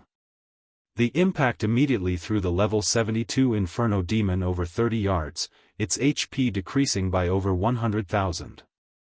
The distant spectators gasped when they saw the Frost King's display of strength. What strength! Feng was similarly astonished. Despite blocking the attack, the Inferno Demon had still received so much damage from one casual attack. If not for the Bible of Darkness's buff, it wouldn't have lasted long against the Frost King. Noticing the boss prepare to launch his second attack, Feng took out the ancient weather book and used weather control. Suddenly, the chilling atmosphere began to warm rapidly as a scorchingly hot sun dominated the sky. While the ancient weather book didn't seem to have any practical effect against monsters, the exact opposite was true in God's domain. Players weren't the only ones affected by their environment. The same was true for monsters. If a monster fought in an environment that ran counter to its nature, the monster's combat power at least would decrease by half. This was also why the various large guilds had searched for any skills or spells that could affect weather in the past. However, skills and spells of this type were even rarer than curses and taboo skills of the same tier. Generally, only superpowers could get their hands on one. Suddenly, the snowy plains transformed into a burning hellscape. Although players didn't prefer this fiery environment either, Zero Wings members had consumed the sea god's blessing. They could adapt to hot or cold adequately. In contrast, the Frost King, an ice elemental, was exceedingly uncomfortable. Disregarding Zero Wings members, the Frost King turned and attempted to flee the hellscape. Stop him. Don't let him get away. All ballistas, attack. Upon Feng's command, the assembled miniature ballistas launched exploding arrows simultaneously. Xiao. Xiao. Xiao. A rain of fire descended upon the Frost King, the scene far more spectacular than normal boss raids. Chapter 1398, Tier 4 Strength. Chapter 1398, Tier 4 Strength. The 50 exploding arrows rained down on the Frost King like meteors roar. Noticing the incoming attacks, the Frost King roared. It then brandished its twin sabers, cutting down the exploding arrows before they could land. The boss knocked the majority of the exploding arrows off course. As for the remaining arrows, the Frost King simply took a step forward and dodged most of them, while blocking a small portion with his sabers. In the end, only 3 exploding arrows had connected with their target, 32,964. Minus 33,157. Minus 32,849. Such high defense. Zero Wings members could not help their surprise on its own. An exploding arrow was as powerful as a Tier 2 spell, but with the miniature ballista's damage modifier, these arrows could compete with the strongest Tier 2 spells. Overall, a single exploding arrow could deal over minus 100,000 damage against a Great Lord of the same level, yet the few that had struck the Grand Lord ranked Frost King had only dealt a little over minus 30,000 damage. One could imagine how pitiful their damage would be if players relied on Tier 1 skills and spells to take down this boss. Everyone finally understood why Feng wanted to utilize the miniature ballistas. With the minute damage players' attacks would deal, even a 1,000-man team was unlikely to overcome the Frost King's battle recovery. If more than 1,000 players fought the Frost King at the same time, the boss would become even stronger, his strength and defense reaching new heights. The Grand Lord would be unstoppable as expected of a mutant. Despite such an uncomfortable environment, its reaction speed is still so fast, Feng commented, smiling slightly as he watched the Frost King, who still attempted to flee the hellscape. In truth, Feng hadn't expected 3 of the 50 arrows to hit the Frost King. After all, he was very familiar with how terrifying a mutant was. Tier 2 attacks would have a limited effect on this creature. Finally, Anna finished her incantation with a wave of her staff, a level 75, Tier 3 Golden Giant and 10 level 75, Tier 2 Rock Guardians appeared before her. The Rock Guardians immediately formed a magic barrier to trap the Frost King. However, the Frost King was simply too powerful. Despite the barrier, his basic attributes remained unaffected. Fortunately, the Rock Guardian's barrier created an opportunity for the 50 miniature ballistas to bombard the boss, following which, the miniature ballistas launched another volley at the Frost King. This time, due to the limited space the Frost King had to maneuver, he dodged and blocked significantly fewer arrows. In the end, over a dozen exploding arrows found their mark, damages over minus 30,000 appearing above the boss's head, one after another. Suddenly, the Inferno Demon descended from the sky and activated the Tier 3 skill. Macropyrice elementals like the Frost King feared fire-type attacks over all else. With a single attack, the Frost King lost over 1 million HP instantly. Upon receiving such a significant amount of damage, the Frost King retaliated, swinging one of his sabers at the Inferno Demon with lightning speed.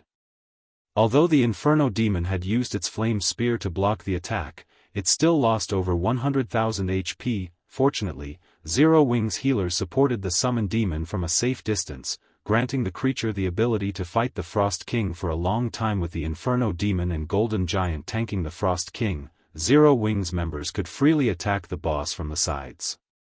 Although their damage was insignificant at best, they could, more or less, hinder the Frost King's movements by attacking his joints. For a time, the Frost King engaged in a fierce battle against the Inferno Demon and the Golden Giant, the sounds of weapons clashing echoing throughout the plains. At the same time, the miniature ballistas continued to fire one exploding arrow volley after another, whittling down the Frost King's HP. Meanwhile, Feng switched to the aura of fire and circled to the Frost King's back before activating Flame Burst. The Frost King released an agonizing cry as he received Feng's 15 consecutive strikes. 61,574. Minus 123,487. Minus 61,746. In total, Feng's 15 attacks dealt over minus 1 million damage. Is he a monster? The watching upper echelons from the various large guilds were stupefied. Even their guild's top-tier experts had only dealt several hundred damage to the Grand Lord with their skills, yet Feng's normal attacks dealt over minus 5,000 damage, while his skills dealt over -10,000. Aside from Feng's individual performance, these upper echelons winced as they watched Zero Wings members waste the precious exploding arrows. This situation showed them how truly powerful Zero Wing's foundations were throughout Star Moon Kingdom. Only Zero Wing would dare to raid a measly field boss with such an extravagant method, following which, the Frost King's HP rapidly decreased under Zero Wing's combined assault. 99%, 95%, 89%. As time passed, the originally peerless Frost King's maneuverability suffered as his HP decreased. When the Frost King had only 30% HP remaining, he finally seemed to realize that his life was in danger. Suddenly, the Frost King stomped his foot, causing the ground beneath him to sink slightly. Following which, pillars of ice rose from the dirt, surrounding the Grand Lord. The cage of ice rendered the miniature ballistas and players' attacks ineffective. After another 5 seconds, the Frost King split into 2 identical clones. However, both Frost Kings only had 15% of their total HPs. Is this a joke? The distant spectating players gaped when they saw 2 Frost Kings. One Frost King was frightening enough, yet now Zero Wing had to face 2 of them. Just how were players supposed to defeat such a boss?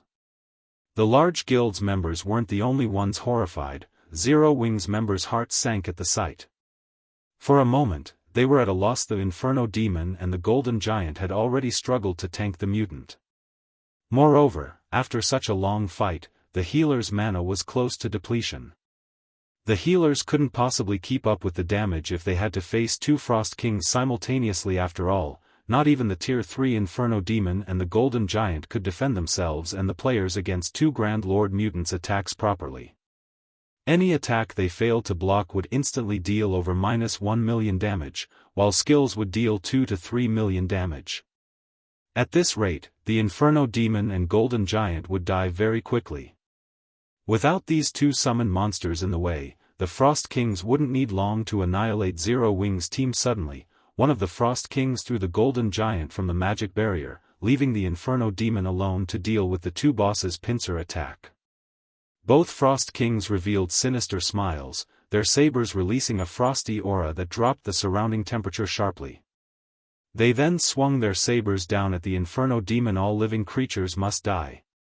The 2 Frost Kings bellowed as one as they sent 4 arcs of blue light at the Inferno Demon. When struck, the Inferno Demon's HP, which had been at 50%, plummeted to 0, its body transforming into particles of light and disappearing. How is that possible?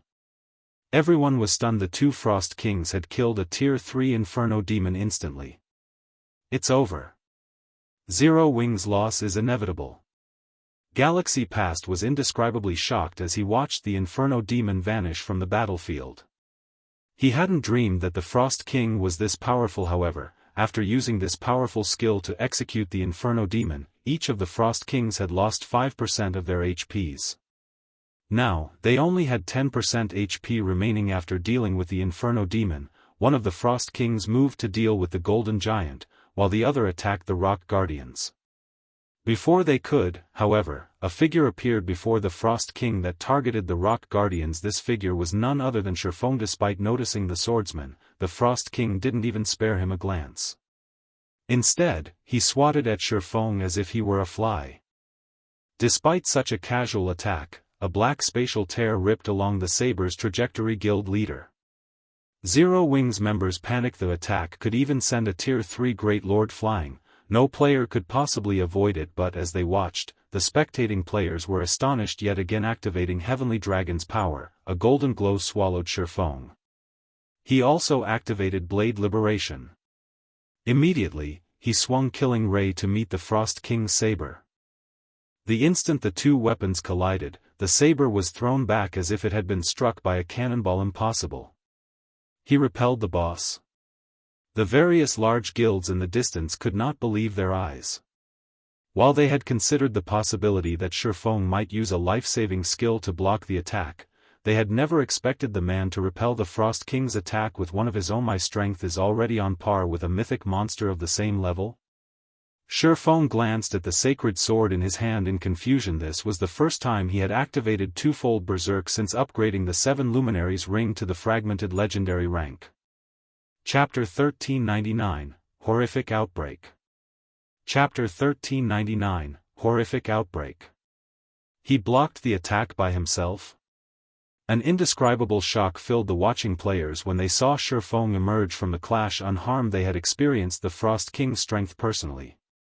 The Grand Lord had killed players with activated berserk skills as if they were a joke, yet Feng had repulsed the Frost King with a single blow. Although the Frost King had weakened slightly after finishing off the Inferno Demon with that powerful skill, players had no hope against its strength. I wonder what Heaven's Burial's reaction will be if Zero Wing takes down the Frost King? Purple Eye mused, smiling bitterly at the repulsed Frost King. She had hoped that the Star Alliance could use the Frost King to elevate its status in Star Moon Kingdom. Unfortunately, that plan was no longer feasible. However, the setbacks the Star Alliance suffered were nothing compared to those of Heaven's Burial. After overcoming so many challenges to gain an advantage over Zero Wing, not only had Heaven's Burial failed to hurt the guild, but it would also lose the advantage of its link between Red Iron Town and Evernight City. We can't underestimate Heaven's Burial. Although they've suffered a miserable defeat here, based on the Secret Pavilion's report, the guild has Beast Emperor's backing. That Beast Emperor fellow has already taken control of several large guilds, including the top first-rate guild Overlord Dynasty, and is the Purple Thorns Kingdom's undisputed ruler. It won't be so easy for Zero Wing to defeat Heaven's Burial, Galaxy Past said, shaking his head. Before the Secret Pavilion had secured ownership of the Star Alliance, his ambitions had been great. He had dreamed of becoming an overlord in God's domain one day. However, after joining the Secret Pavilion, he had come to understand one thing: God's domain was unlike any other virtual reality game that had ever existed. Without the foundations of a super first-rate guild or super guild, ruling over a kingdom was easier said than done. The opponents on the surface were far from the only ones vying for dominance. Many powers lurked in the darkness, developing in secret. If these powers decided to take action, even a first-rate guild might not withstand their might. However, the fact that Zero Wing managed to become the ostensible overlord of Star Moon Kingdom was already plenty amazing. The guild leader is so awesome. He even blocked that kind of attack. Feng's performance had rekindled hope in Zero Wing's guild members whose confidence had begun to waver. They immediately resumed their bombardment, using the miniature ballistas to attack the Frost Kings madly. Although the Golden Giant was having great difficulty in dealing with one of the two Frost Kings, now that the Frost Kings had weakened slightly, the level 75 Great Lord ranked Golden Giant would not fall that easily either. Not to mention, the Frost King Feng was dealing with had very little HP remaining. Zero Wing definitely had a chance to emerge victorious in this raid. We don't have much time left. Everyone, prioritize attacking my Frost King. Feng instructed hurriedly after repulsing the Frost King before him. While he indeed possessed the strength of a Tier 4 player right now, he could maintain twofold berserk for only 24 seconds. If they did not finish this battle within that time, annihilation would be inevitable. Feng dashed at his Frost King, who was forced to retreat 4 steps. Abyssal Bind. Phantom Kill. 9 Dragon Slash. At this moment, Feng no longer dared to hold anything back. Suddenly, 9 pitch-black chains emerged from the ground and bound the Frost King. Although Abyssal Bind had little effect on the Frost King, the skill had still managed to freeze the Frost King's movements momentarily, allowing Feng and his doppelganger to arrive before the Frost King in tandem flame burst. The swords carried by both Feng and his doppelganger transformed into dazzling, miniature suns that assailed the Frost King's body. Among the 30 consecutive strikes that landed on the Grand Lord, each one dealt over -300,000 damage, critical hits dealt over -600,000 damage. In addition to Feng and his doppelganger, the 12 Abyssal Blade Phantoms also danced around the Frost King's body, cutting at it. Not to forget, there were still the exploding arrows coming from a distance. Although the Frost King managed to block most of the attacks sent at him, the Grand Lord's HP still plunged to 8%. Feng's explosive power thoroughly stupefied everyone once more. Sure enough, a Grand Lord-ranked mutant really is tough to deal with. Feng's head ached when he looked at the Frost King maintaining its defense against the attack sent at him. The difference in physique was simply too massive. If Feng were up against an ordinary Grand Lord, he could easily overwhelm the monster's defenses with his combat techniques and strike directly at its body, dealing substantial amounts of damage to it. However, despite the highly disadvantageous environment, the Frost King's reaction speed and attack speed remained terrifying. It was just too difficult for Feng to land an actual blow on the Grand Lord. Even when Feng and his doppelganger struck simultaneously, the Frost King was still able to cope with both of their attacks. If this situation dragged on, even after twofold Berserk's duration ended, they still wouldn't be able to kill one Frost King, much less both of Thema feudal struggle. At this time, the Frost King suddenly changed the trajectory of one of his sabers, switching from defense to offense and striking at Feng from an angle. Dang. Fortunately, Feng managed to protect his side abdomen in the nick of time, using Killing Ray. In return, however, he had to take 2 side steps before he could stabilize his body. Starting to recover his strength already?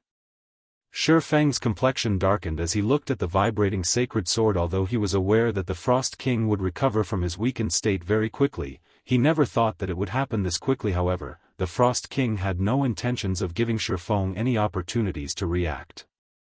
The boss promptly brandished his sabers and forced Feng into a defensive state. Now, even Feng's doppelganger had difficulty finding an opportunity to land and attack. This situation panicked Zero Wing's members. They were all aware that Feng was currently using twofold Berserk, and that the combination Berserk skill only had a short duration. However, the exploding arrow's power was simply too mediocre. Each arrow dealt only a little over -30,000 damage. Even if they landed 20 arrows per volley, they would deal just over -600,000 damage to the Frost King. With that kind of damage, it was simply impossible to defeat the Grand Lord within a short period. As Feng was starting to get pushed back, he abruptly stabbed Killing Ray into the ground. Suddenly, a blue pulse of energy spread out into his surroundings, chilling field. In the next moment, 9 frost spears appeared around Feng and stabbed madly at the Frost King. Although each frost spear carried only 90% of the skill user's strength, Feng was able to superimpose the strength of 3 spears, the current limit of his capabilities. His technique might not be as refined as Sirius's, but by combining 3 spears into one, he could still roughly double the strength of each attack. Meanwhile, 180% of his current strength was more than enough to suppress the Frost King, following which, each time the Frost Spears clashed with the Frost King's sabers, the resulting impact would create an opening for Feng's doppelganger to land a few attacks. This situation chopped chunk after chunk from the Frost King's HP. When the Frost King only had 3% of his HP remaining, he became thoroughly enraged. Suddenly, his snowy white body turned pitch black, and the aura he gave off was replete with an indescribable sense of evil, despicable living beings. You all have truly angered me now. The enraged Frost King's HP abruptly fell by a sizable portion.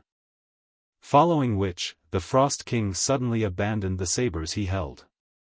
He then raised one hand into the air and began chanting an incantation that was absolutely foreign to the players on the battlefield. A moment later, a massive, threefold magic array covering a 500-yard radius appeared in the sky. This is Heaven Splitter? Feng's complexion darkened as he looked at the dense and violent mana gathering overhead. From time to time, he could also see blue arcs of lightning flashing across. Heaven Splitter was a Tier 4 super large-scale destruction spell.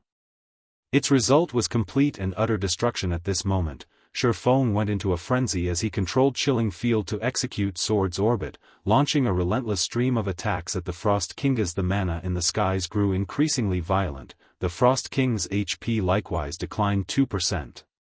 1%. Die. Feng bellowed as he activated Divine Providence and Dragon Breath. Immediately, a white beam of light devoured the Frost King, reaping the final strand of his HP. Chapter 1400, King's Loot. Chapter 1400, King's Loot. When the HP of one of the Frost Kings reached 0, both Frost Kings suddenly turned into ice and shattered. At the same time, the heavy pressure on Zero Wing's members lifted, and they collapsed wearily to sit down on the ground that was so close. Everyone from Zero Wing breathed out a sigh of relief when they noticed the magic array in the sky disappearing gradually. Had the magic array been allowed to gather mana for even a moment longer, this battle would definitely have ended in their annihilation. After the Frost King's death, everyone received a generous amount of EXP.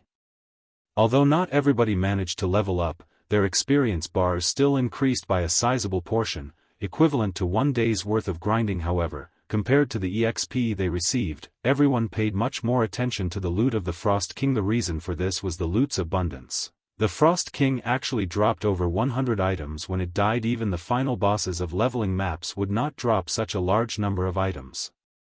Usually, one would be fortunate to get 1 or 2 dozen items. Yet, now, there were actually over 100 items dropped. Just looking at the loot made everyone's heart race. What? So many items actually dropped? Envy suddenly filled the eyes of the distant spectating large guilds and independent players, many of them wishing they could charge forward and steal some of the items for themselves right now. However, the onlookers simply left their fantasies as fantasy, setting aside how much time they would need to cross the long distance separating themselves and the loot. Just getting through Zero Wings experts to reach the loot would already be a near impossible feat. Crap. I bet there are going to be plenty of dark gold weapons and equipment among the loot. Dark gold rank? Aren't you underestimating the mutated Frost King a little too much? I recall that the last mutant that appeared in White River City had dropped epic items after it died. Since the Frost King was much more powerful than that previous mutant, most likely, there are going to be many epic items among the loot. Even until now, our guild has only managed to obtain 1 epic item. Moreover, it was even taken by the guild leader. If I could have one as well, I'd definitely be willing to leave my guild and join Zero Wing. Everyone speculated on the Frost King's loot. What frightening loot! With merely a glance at the items dropped, Feng already spotted more than 10 weapons and equipment. Meanwhile, the majority of the loot consisted of various attribute gemstones and magic crystal treasure chests. Attribute gemstones were one of the hard currencies in God's domain. No matter what level players reached, attribute gemstones would not become obsolete. Meanwhile, the magic crystal treasure chest was something only Grand Lord ranked bosses and above had a chance of dropping, starting from level 50. Depending on the magic crystal treasure chest's quality, the number of magic crystals it rewarded would also vary.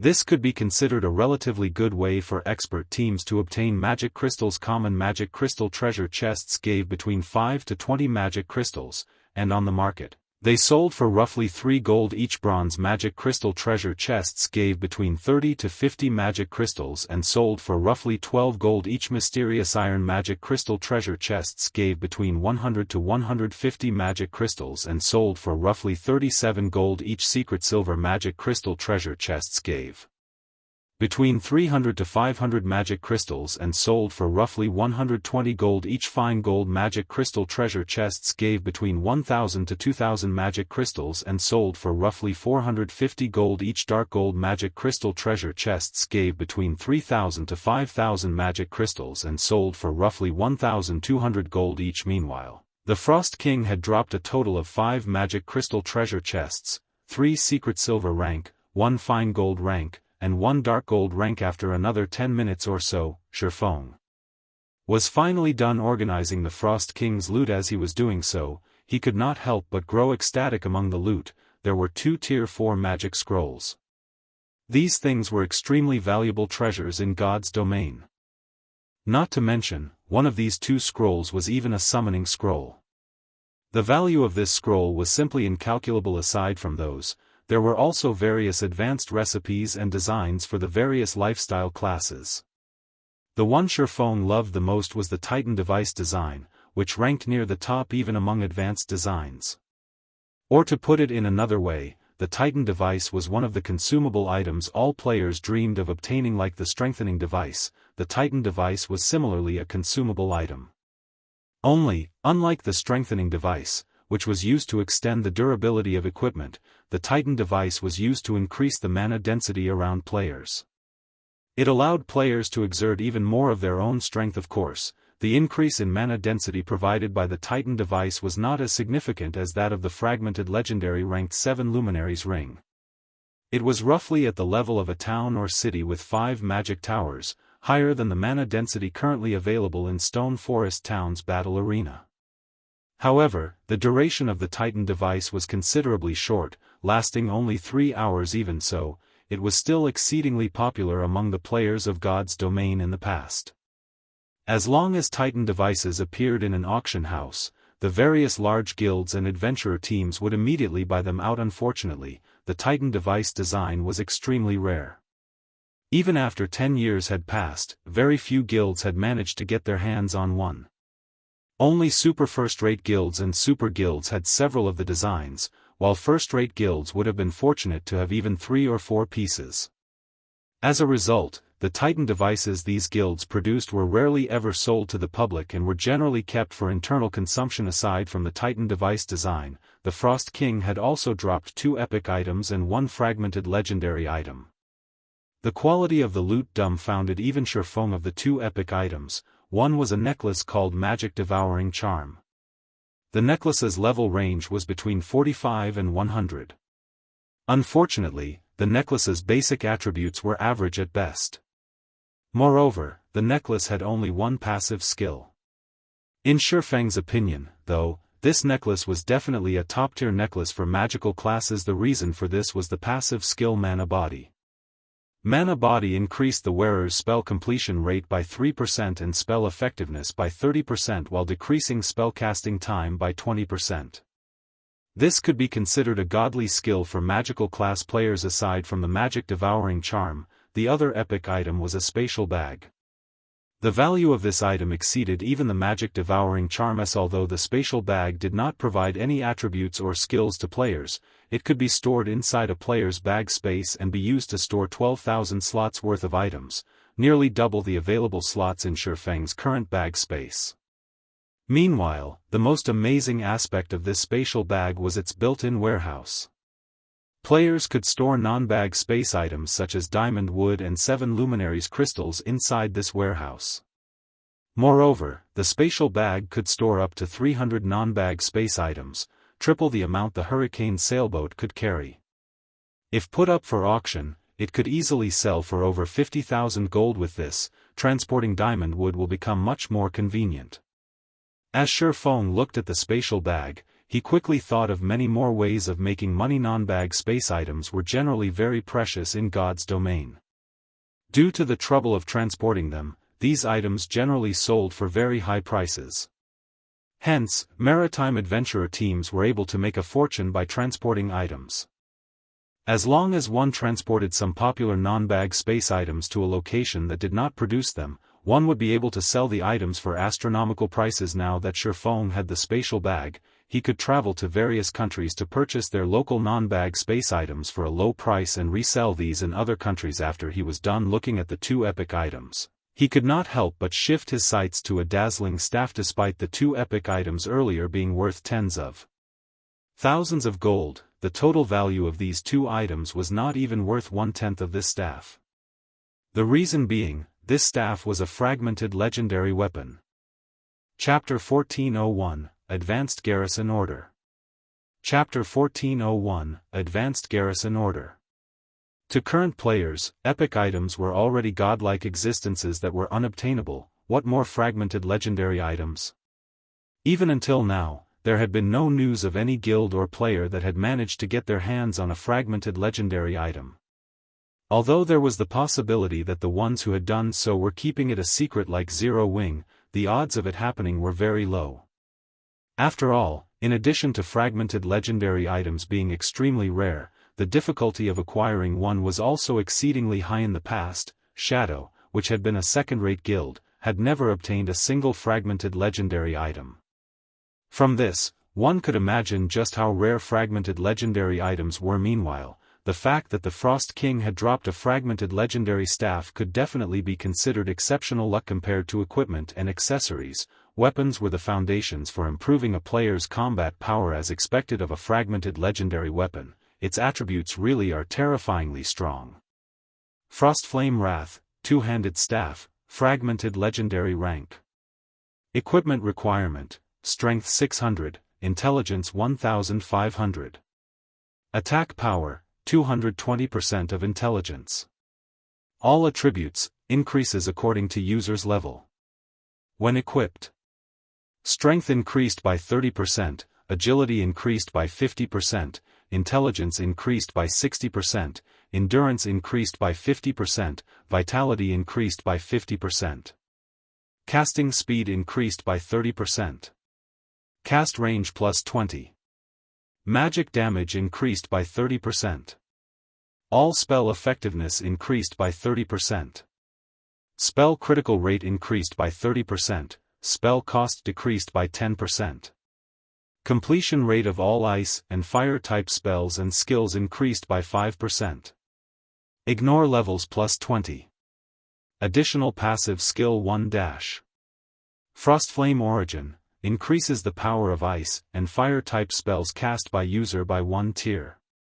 Can be increased up to tier 5. Additional passive skill 2 dash. Elemental Shield, reduces all magic damage received by 50% and physical damage by 30%. Additional active skill 1 dash. Frostflame Hell, deals ice and fire type damage to all enemies within a 50-yard radius for 10 seconds. Spell effectiveness will be 1 tier higher than user's current tier. Can be increased up to tier 5. Cooldown, 10 minutes. Additional active skill 2 dash. Frostflame Space, with the user as the center, decreases the attributes of all enemies within a 100-yard radius by 30%. Increases user's attributes by 80% and physique by 50%. Also creates an Ice-type doppelganger and a Fire-type doppelganger. Doppelgangers will have 100% of users' basic attributes but can use only their corresponding type of spells. While inside Frostflame Space, as long as either user or one doppelganger survives, user will not die. When Frostflame Space's duration ends, user will recover back to peak condition duration, 1 minute. Cooldown, 3 hours. Additional active skill 3 dash. Summon Mount, summons a Frostflame cheetah that has 300% movement speed and is 1 tier higher than user. Mount's tier cannot exceed tier 5. Duration, 3 hours. Cooldown, 3 hours. This staff was once owned by Irene Jacques. However, the core runes have been damaged. The staff needs to absorb 10 God crystals to recover. Current number of absorbed God crystals, 0/10. To elementalists, the Frostflame Wrath was simply a divine weapon. Moreover, obtaining this staff was equivalent to obtaining a dark gold mount as well. The mount summoned could also serve as an MT, making up for the disadvantages of an elementalist. Only, the staff's equipment requirements were somewhat high normally. Magical class players rarely ever invested their free attribute points into strength. Moreover, magical class equipment rarely ever provided strength bonuses. A level 45 magical class player would be fortunate to have even 300 strength. The 1500 intelligence required was similarly a hard target to achieve for current players. At this stage of the game, magical class players that had 1000 intelligence could already rank near the top among their class. However, as long as he could arm one of the guild's elementalist experts with the Frostflame Wrath, they would immediately soar to become a peak expert, following which, Feng stored the Frostflame Wrath and began going through the other items dropped. This is. Very quickly, Feng discovered a crystal token inside his bag. Meanwhile, there was the word "City" carved on the token. His eyes immediately glowed at the sight. What? An advanced garrison order. The reason why the NPCs of Evernight City had mentioned that guilds could garrison Evernight City if they killed the Frost King was the garrison order. The Frost King would drop with the garrison order. A guild could garrison a city and enjoy various benefits. Every NPC city possessed different levels of authority. Meanwhile, an advanced garrison order allowed a guild to have advanced authority right off the bat. Could the basic garrison order have transformed into an advanced one due to the Frost King turning into a mutant? Based on Feng's memories, the guild that killed the Frost King in the past had obtained only a basic garrison order. Advanced garrison order.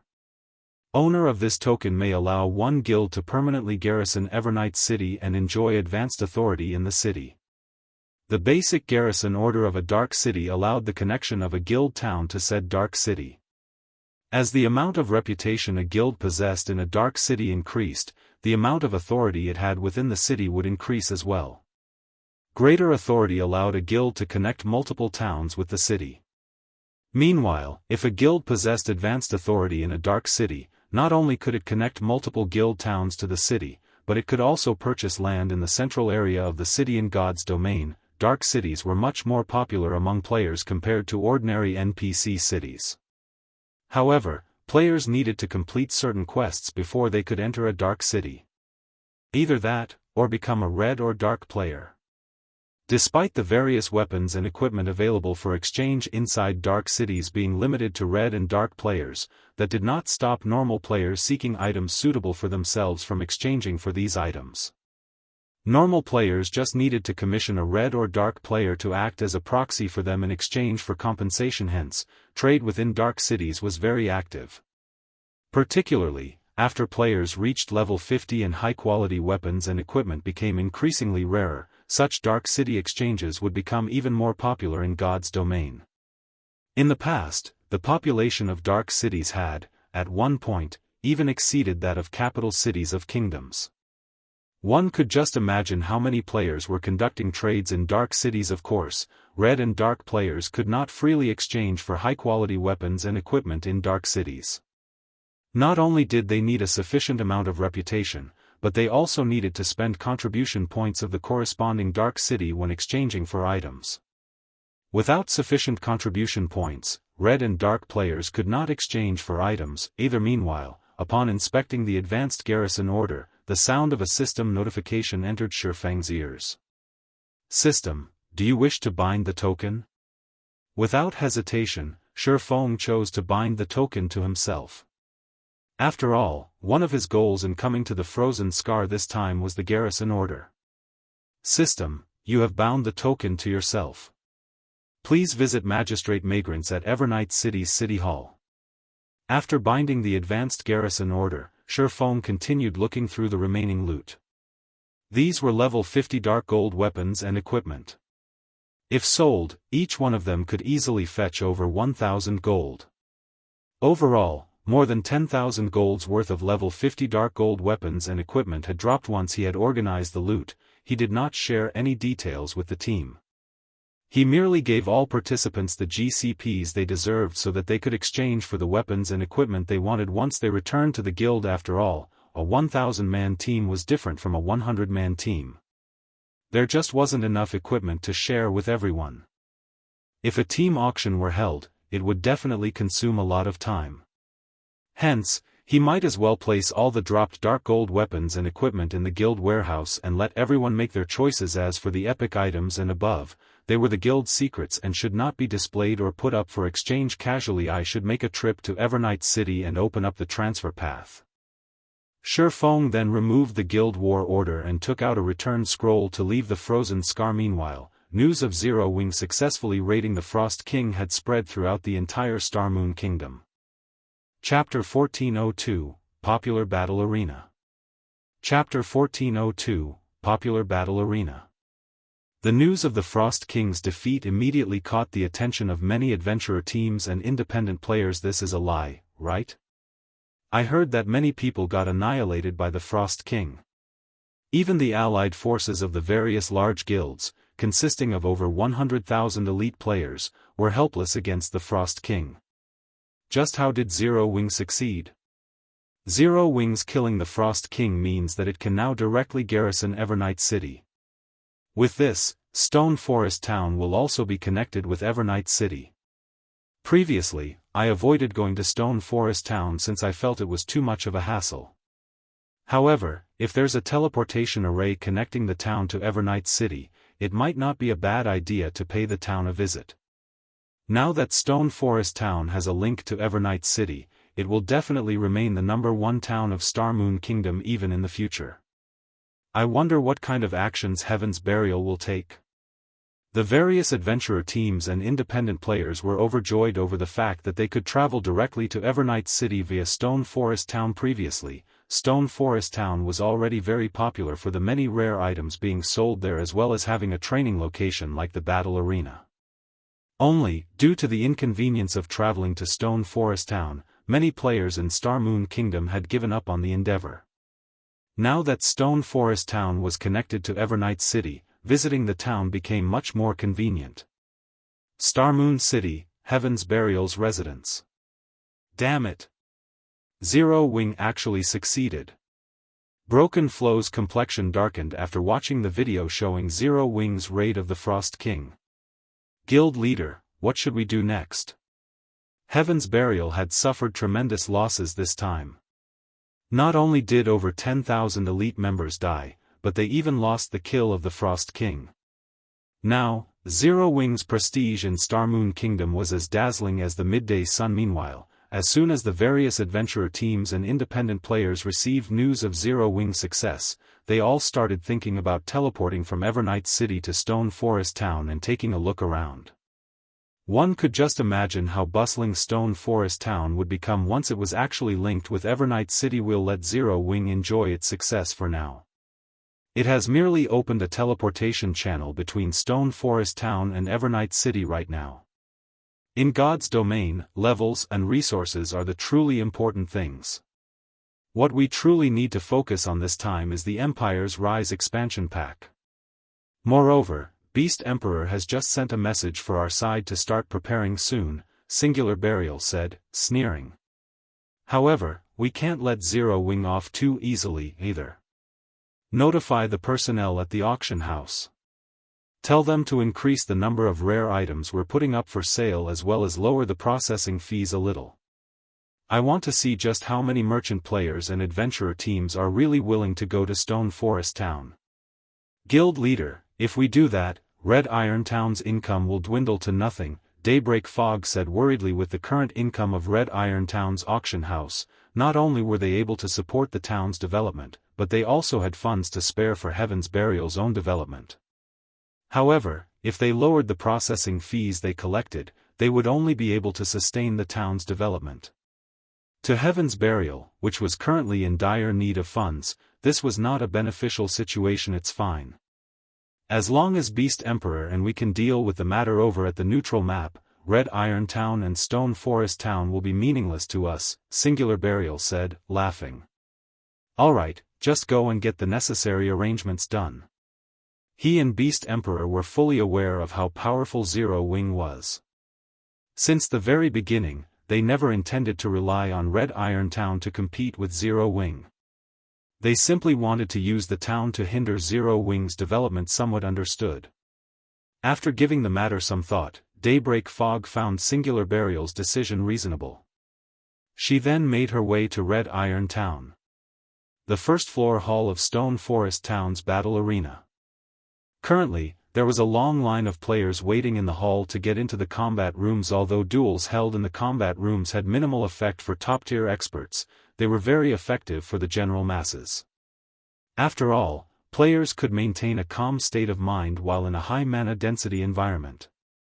For ordinary players, the effectiveness of fighting inside a combat room for 1 hour was equivalent to fighting PvP battles in the outside world for 10 hours or more. Huh?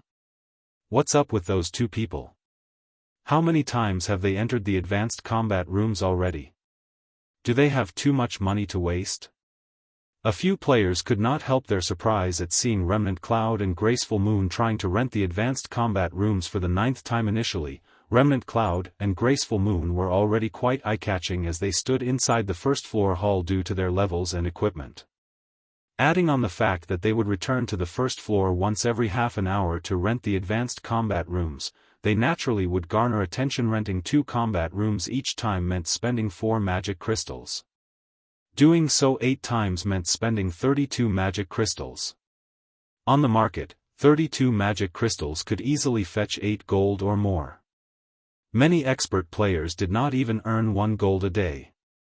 Although adventurer teams were generally wealthier than individual expert players, no matter how the waiting players looked at it, spending 8 gold in such a short time was simply extravagant. Yet, now, both Remnant Cloud and Graceful Moon were actually planning on renting the advanced combat rooms again. That was simply ludicrous, sir. I'm very sorry, but as per our battle arena's rules, non-members are allowed to rent the advanced combat rooms only 8 times per day. If you wish to increase your number of entries, you'll have to become a member of the battle arena. In that case, you get 16 entries per day. If you become an advanced member, you can rent the advanced combat rooms without limit, the female NPC receptionist said, smiling as she looked at Remnant Cloud. I get to use the advanced combat room 16 times a day if I become a member? Remnant Cloud fell into deep thought. That is correct. The female receptionist nodded. If you wish to become a member of our battle arena, you'll have to deposit 1,200 magic crystals into your individual account. Having just arrived at Stone Forest Town recently, the players lining up at the counter next to Remnant Clouds were startled when they heard the prices quoted by the NPC receptionist. Has Zero Wing gone mad? There's someone willing to rent the expensive advanced combat rooms, yet Zero Wing has actually gone and limited the number of entries? Do they hate getting magic crystals that much? That's right. Only adventurer teams on Firecloud Fox's level would be willing to pay such a high price. If it were me, I would rather spend my magic crystals at the Trial Tower. Just as everyone was ridiculing the battle arena's regulations, Remnant Cloud suddenly opened his mouth and asked, "What are the conditions to become an advanced member here?" He dumbfounded everyone. What's going on? Is Firecloud Fox that wealthy? Everyone could not help but be shocked by Remnant Cloud's question. Although this was their first time hearing about the advanced membership, needless to say, the advanced membership fee would definitely be much higher than the basic membership fee. If you wish to become an advanced member directly, you have to deposit 3,000 magic crystals into your personal account. If you become an advanced member, not only will you be able to rent the advanced combat room without limit, but you'll also receive a 20% discount when using the normal combat rooms, the NPC receptionist explained. How fraudulent. If I had that many magic crystals, would rather stay cooped up inside the Trial Tower than come here. Zero Wing is insane. Is there really someone who would be so foolish? A commotion broke out when the onlookers heard the NPC receptionist's explanation. Previously, the price of the battle arena's basic membership was already pretty fraudulent. However, the price of the advanced membership appeared utterly ridiculous. 3,000 crystals? A tight frown formed on Remnant Cloud's face. After a moment of deliberation, he said, "I just need to have a total of 3,000 magic crystals stored inside my personal account, right?" "That's right." The receptionist nodded. "If that's the case, carry out the basic membership procedures for the two of us for now," Remnant Cloud said, gritting his teeth as he paid 2,400 magic crystals to the NPC receptionist. This amount was already close to 1/3 of Firecloud Fox's stockpile of magic crystals. Of course, if it was possible, Remnant Cloud very much preferred to become an advanced member, instead. That way, he could keep improving himself inside the advanced combat room. However, he had brought less than 3,000 magic crystals this time.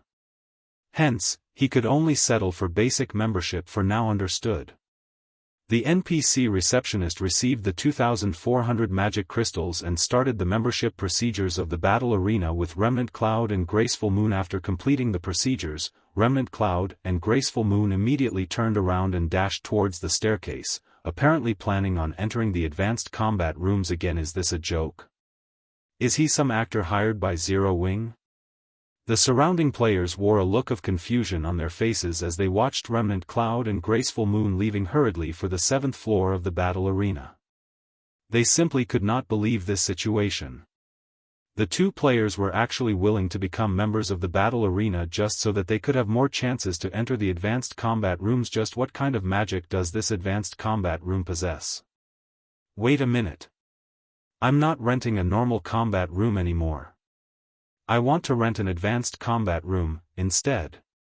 Quite a few expert players that were about to pay their rental fees suddenly changed their minds. They were intensely curious about what was so special about the advanced combat room that it could mesmerize experts like Remnant Cloud and Graceful Moon to such a degree. Chapter 1403, Sacred Training Ground. Chapter 1403, Sacred Training Ground. Due to Remnant Cloud and Graceful Moon's actions, many expert players inside the first-floor hall of the battle arena grew interested in the advanced combat rooms. They immediately began applying to rent a room for themselves one after another, curious to find out just what was so special about the advanced combat rooms. I want to rent an advanced combat room. Here are 2 magic crystals. Just what is so special about the advanced combat room? I want to give it a try. Just a short moment after Remnant Cloud and Graceful Moon left, over a dozen players expressed their intentions to try the advanced combat rooms. However, as there were only 9 advanced combat rooms available, the others had no choice but to wait for their turn. The expert players that got to use the advanced combat rooms entered their respective rooms while filled with skepticism. However, as soon as they entered their rooms, they immediately received a surprise as an illusory creature that looked like their doppelganger appeared before them. Upon fighting with these illusory creatures, the players found out that not only were the illusory creatures capable of using the exact same skills they themselves did, but the illusory creatures even executed the skills perfectly, like second nature. There was no sense of awkwardness in their movements whatsoever. Moreover, the might of the skills the illusory creatures executed were much more powerful than the players' own. After just a short clash, the players found themselves completely suppressed by the illusory creatures. Their defeat took less than 30 seconds. If not for the weapons and equipment they wore possessing powerful skills, they might not even have lasted 10 seconds. So strong. Is this for real? Can I really exhibit that kind of combat power? Why is there such a huge gap between the skill he used and the skill I used? Upon reviving, the players looked at their respective illusory creatures in shock. Originally, they could already exhibit greater combat power in the battle arena due to the high mana density here. However, they never imagined that they had the potential to elevate their combat power to such a degree. The illusory creatures' grasp on timing and skill completion rates, in particular, captivated them completely. Before they knew it, their respective illusory creatures had already killed them, following which, the expert players inside the advanced combat rooms fully indulged in the wonders of the room. Even after 30 minutes had passed and they were ejected from their respective rooms, they still wore a dazed look on their faces. What? Didn't I just enter recently? It's over already? Why do I feel like only a few minutes passed? The expert players looked at the advanced combat rooms they were just kicked out from with great reluctance. However, as their time limit was up, they could only accept their fate and dash downstairs to get in line and rent the advanced combat room once more. What's going on with these people? The next batch of players queued up to use the advanced combat rooms stared in confusion at the last batch of players coming out from the rooms.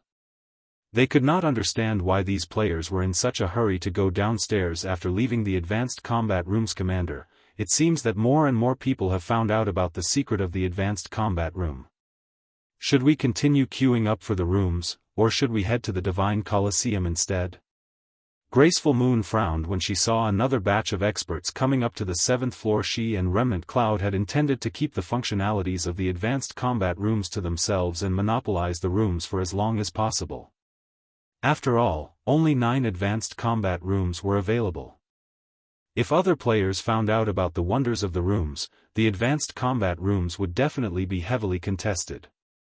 The spars held inside the advanced combat rooms had inspired her greatly, so much so that it was much more effective to train inside the advanced combat rooms than spar against an opponent of equal or superior standards. After just 9 training sessions, she had already managed to improve the completion rate of one of her Tier 1 skills by 3%.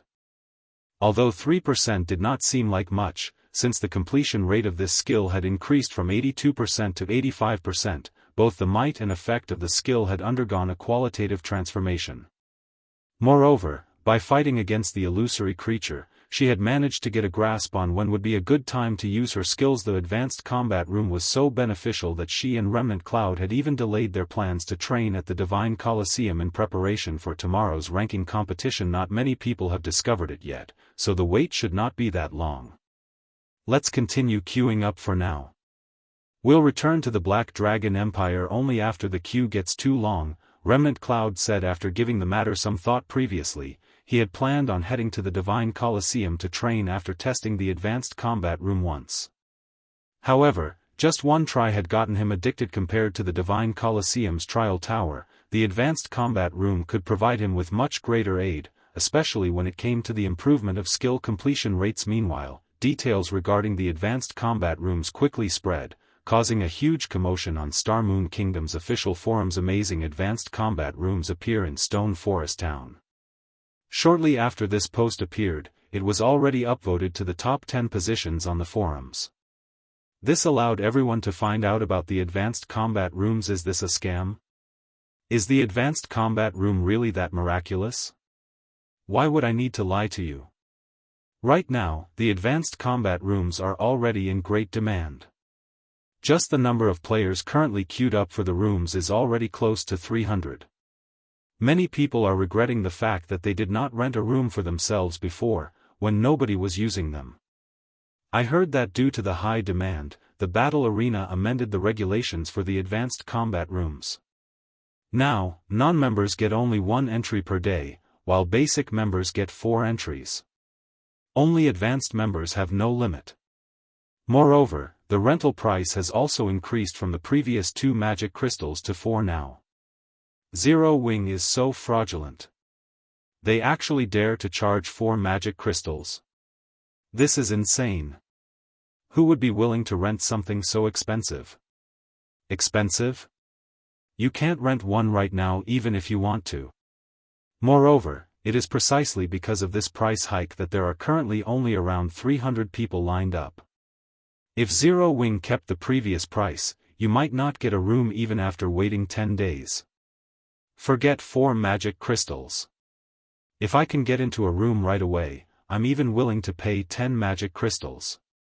For a time, everyone was filled with anticipation towards the advanced combat rooms of Stone Forest Town. This was especially true for expert players. Previously, the only attraction for them in the battle arena was the monthly tournament held there. At most, they would use the normal combat rooms to spar with friends. They had no particular need for the battle arena. However, with the appearance of the advanced combat rooms, these experts became entranced with the battle arena. Meanwhile, inside Evernight City, Feng had arrived before the city hall. The city hall of a dark city was much stricter than White River City's city hall. Moreover, just standing before the building itself, Feng could already feel a dense power of darkness coming from it. He could even see the power of darkness in the form of dark fog encircling the building. Even dark players would feel uncomfortable when subjected to such a dense power of darkness. However, to Feng, who wielded the Bible of Darkness, this power of darkness was practically non-existent. As a result, he arrived inside the courtyard of the city hall with relative ease. However, the farther he got into the city hall, the denser the power of darkness present in the atmosphere. The pressure he felt grew increasingly heavier as well. This is a restricted area of the city. Non-related personnel are forbidden entry. As soon as Feng arrived before the city hall's main entrance, for level 200, Tier 3 Dark Knights blocked his path, exuding a threatening aura. If Feng made any sudden movements, they would promptly take action. They were much crueler when compared to the guards in ordinary NPC cities. I have come to meet with Lord Magrants, Feng said as he revealed the Advanced Garrison Order. An Advanced Garrison Order? The 4 Dark Knights were momentarily stunned when they looked at the crystal token in Feng's hand. Their attitude instantly became much more respectful as one of them said, "Please wait here for a moment. I'll notify the Lord Magistrate immediately." The Advanced Garrison Order was like the proof of one's status. Wielders of this token were equivalent to the major nobles of Evernight City. Let alone guards like themselves, even the magistrate of Evernight City had to treat the owners of Advanced Garrison Orders with respect very quickly. The Dark Knight that went to report Feng's arrival returned. The NPC then stopped before Feng and said respectfully, "The Lord Magistrate has already been notified of your presence. Please follow me." After saying so, the Dark Knight led Feng into the city hall. Crap. Who's that? He's actually able to enter the city hall. That's not possible, right? I heard that one needs to reach at least Baron rank in order to enter the city hall. How can someone have reached that rank already? Could that person be Zero Wing's guild leader, Black Flame? I heard that Zero Wing has killed the Frost King and can directly garrison Evernight City. Black Flame? The rumor is actually true? If it's true, we're in luck this time. If we want to go to Stone Forest Town in the future, we can simply teleport there. Several players got goosebumps when they saw Feng entering the city hall. Meanwhile, news of this situation also spread rapidly throughout Evernight City. Chapter 1404, Advanced Auction House appears. Chapter 1404, Advanced Auction House appears. After entering the city hall, the Dark Knight led Feng to an office on the 5th floor. Even before Feng entered the office, though, he could already feel an aura of death leaking out of the room and shuddered involuntarily at the aura's intensity as the doors to the office opened, an aura several times stronger than even that of a Tier 4 mythic monster washed over him. For a moment, it felt as if the space around him froze. Come in. A deep and chilling voice came from within the room. Upon entering the room, Feng was immediately greeted by the sight of the deep voice's owner sitting behind an office table. The owner of the voice was a hunched middle-aged man with skin as pale as snow. The man wore a set of dark robes and held a stack of parchment in his hands. If not for the faint tinge of life in the aura the man exuded, one would even think that they had come across the god of death. Meanwhile, this man was none other than Manstrous, Evernight City's magistrate. Manstrous was the overlord of Evernight City. At the same time, he was also a Tier 5 Dark Magus, an existence that even Starmoon Kingdom feared. Manstrous was the reason why the kingdom's army did not dare take action against Evernight City. Facing an NPC of such caliber, Feng did not dare waste time playing around with words. He immediately took out the advanced garrison order and placed it on the table. Lord Magistrate, I wish to have my guild garrison this city. I hope that you can permit it, Feng said respectfully. This is indeed my city's advanced garrison order. Alright, I permit your guild to garrison Evernight City. Manstrous nodded after glancing at the crystal token on the table. He then took out a piece of parchment and a map of Evernight City and said, write down your guild's name on this parchment. You may then pick one of the empty spots on the map to cite your guild's residence. After receiving the parchment and map, Feng wrote the words, Zero Wing, on the parchment without hesitation. He then started browsing through the available locations for a guild residence. Is this the privilege of having an advanced garrison order? Feng grew ecstatic when he saw the available locations on the map. Evernight City was different from ordinary NPC cities. There was a huge difference between its normal, inner, and central areas. The privileges that a guild got to enjoy within the city was dependent on the location of its garrison. The members of a guild garrisoned in Evernight City's normal area were allowed entry into Evernight City even without doing the city's entry quest. Those of guilds that garrisoned the city's inner area were also qualified to take part in the Dark Auction, which was held once a week at the city's auction house. Usually, players would need to have a certain amount of local reputation and complete a series of quests in order to participate in the weekly dark auctions. Lastly, the central area was where all guilds within Starmoon Kingdom wished to garrison. As long as a guild managed to set up a residence in the central area, its guild members could exchange for weapons and equipment in Evernight City without having to become a red or dark player. The quality of the weapons and equipment its members could exchange for would depend on the guild's reputation within the city. The only downside to this was that, unlike the items exchanged by dark players, the items exchanged by guild members who were not red or dark players were bound to themselves. However, the number of spots available in the central area of Evernight City was extremely limited. In addition, as there was no fee for garrisoning Evernight City, the 10 available spots would be distributed via an elimination system. Guilds would be ranked according to the number of city contribution points they accumulated each month, and those qualified to garrison the central area could compete for the 10 spots each month. With the advanced garrison order, Zero Wing could directly garrison the central area. On the other hand, Heaven's Burial only managed to garrison the inner area. Lord Magistrate, I have already made my decision. After Feng made his selection, he returned the parchment and map to Manstrous. Excellent. From now on, Zero Wing will be one of the guilds garrisoned in Evernight City. You may go and take a look at your guild residence now, Manstrous said, nodding after he took a look at the contents of the parchment. He then waved his hand, signaling permission for Feng to leave. At the same time, the sound of a system notification entered Feng's ears. Evernight City Region System Announcement. congratulations to Zero Wing for becoming the first guild to garrison Evernight City's central area. Rewarding 1,000 Evernight City Guild reputation and 3,000 Evernight City Guild popularity.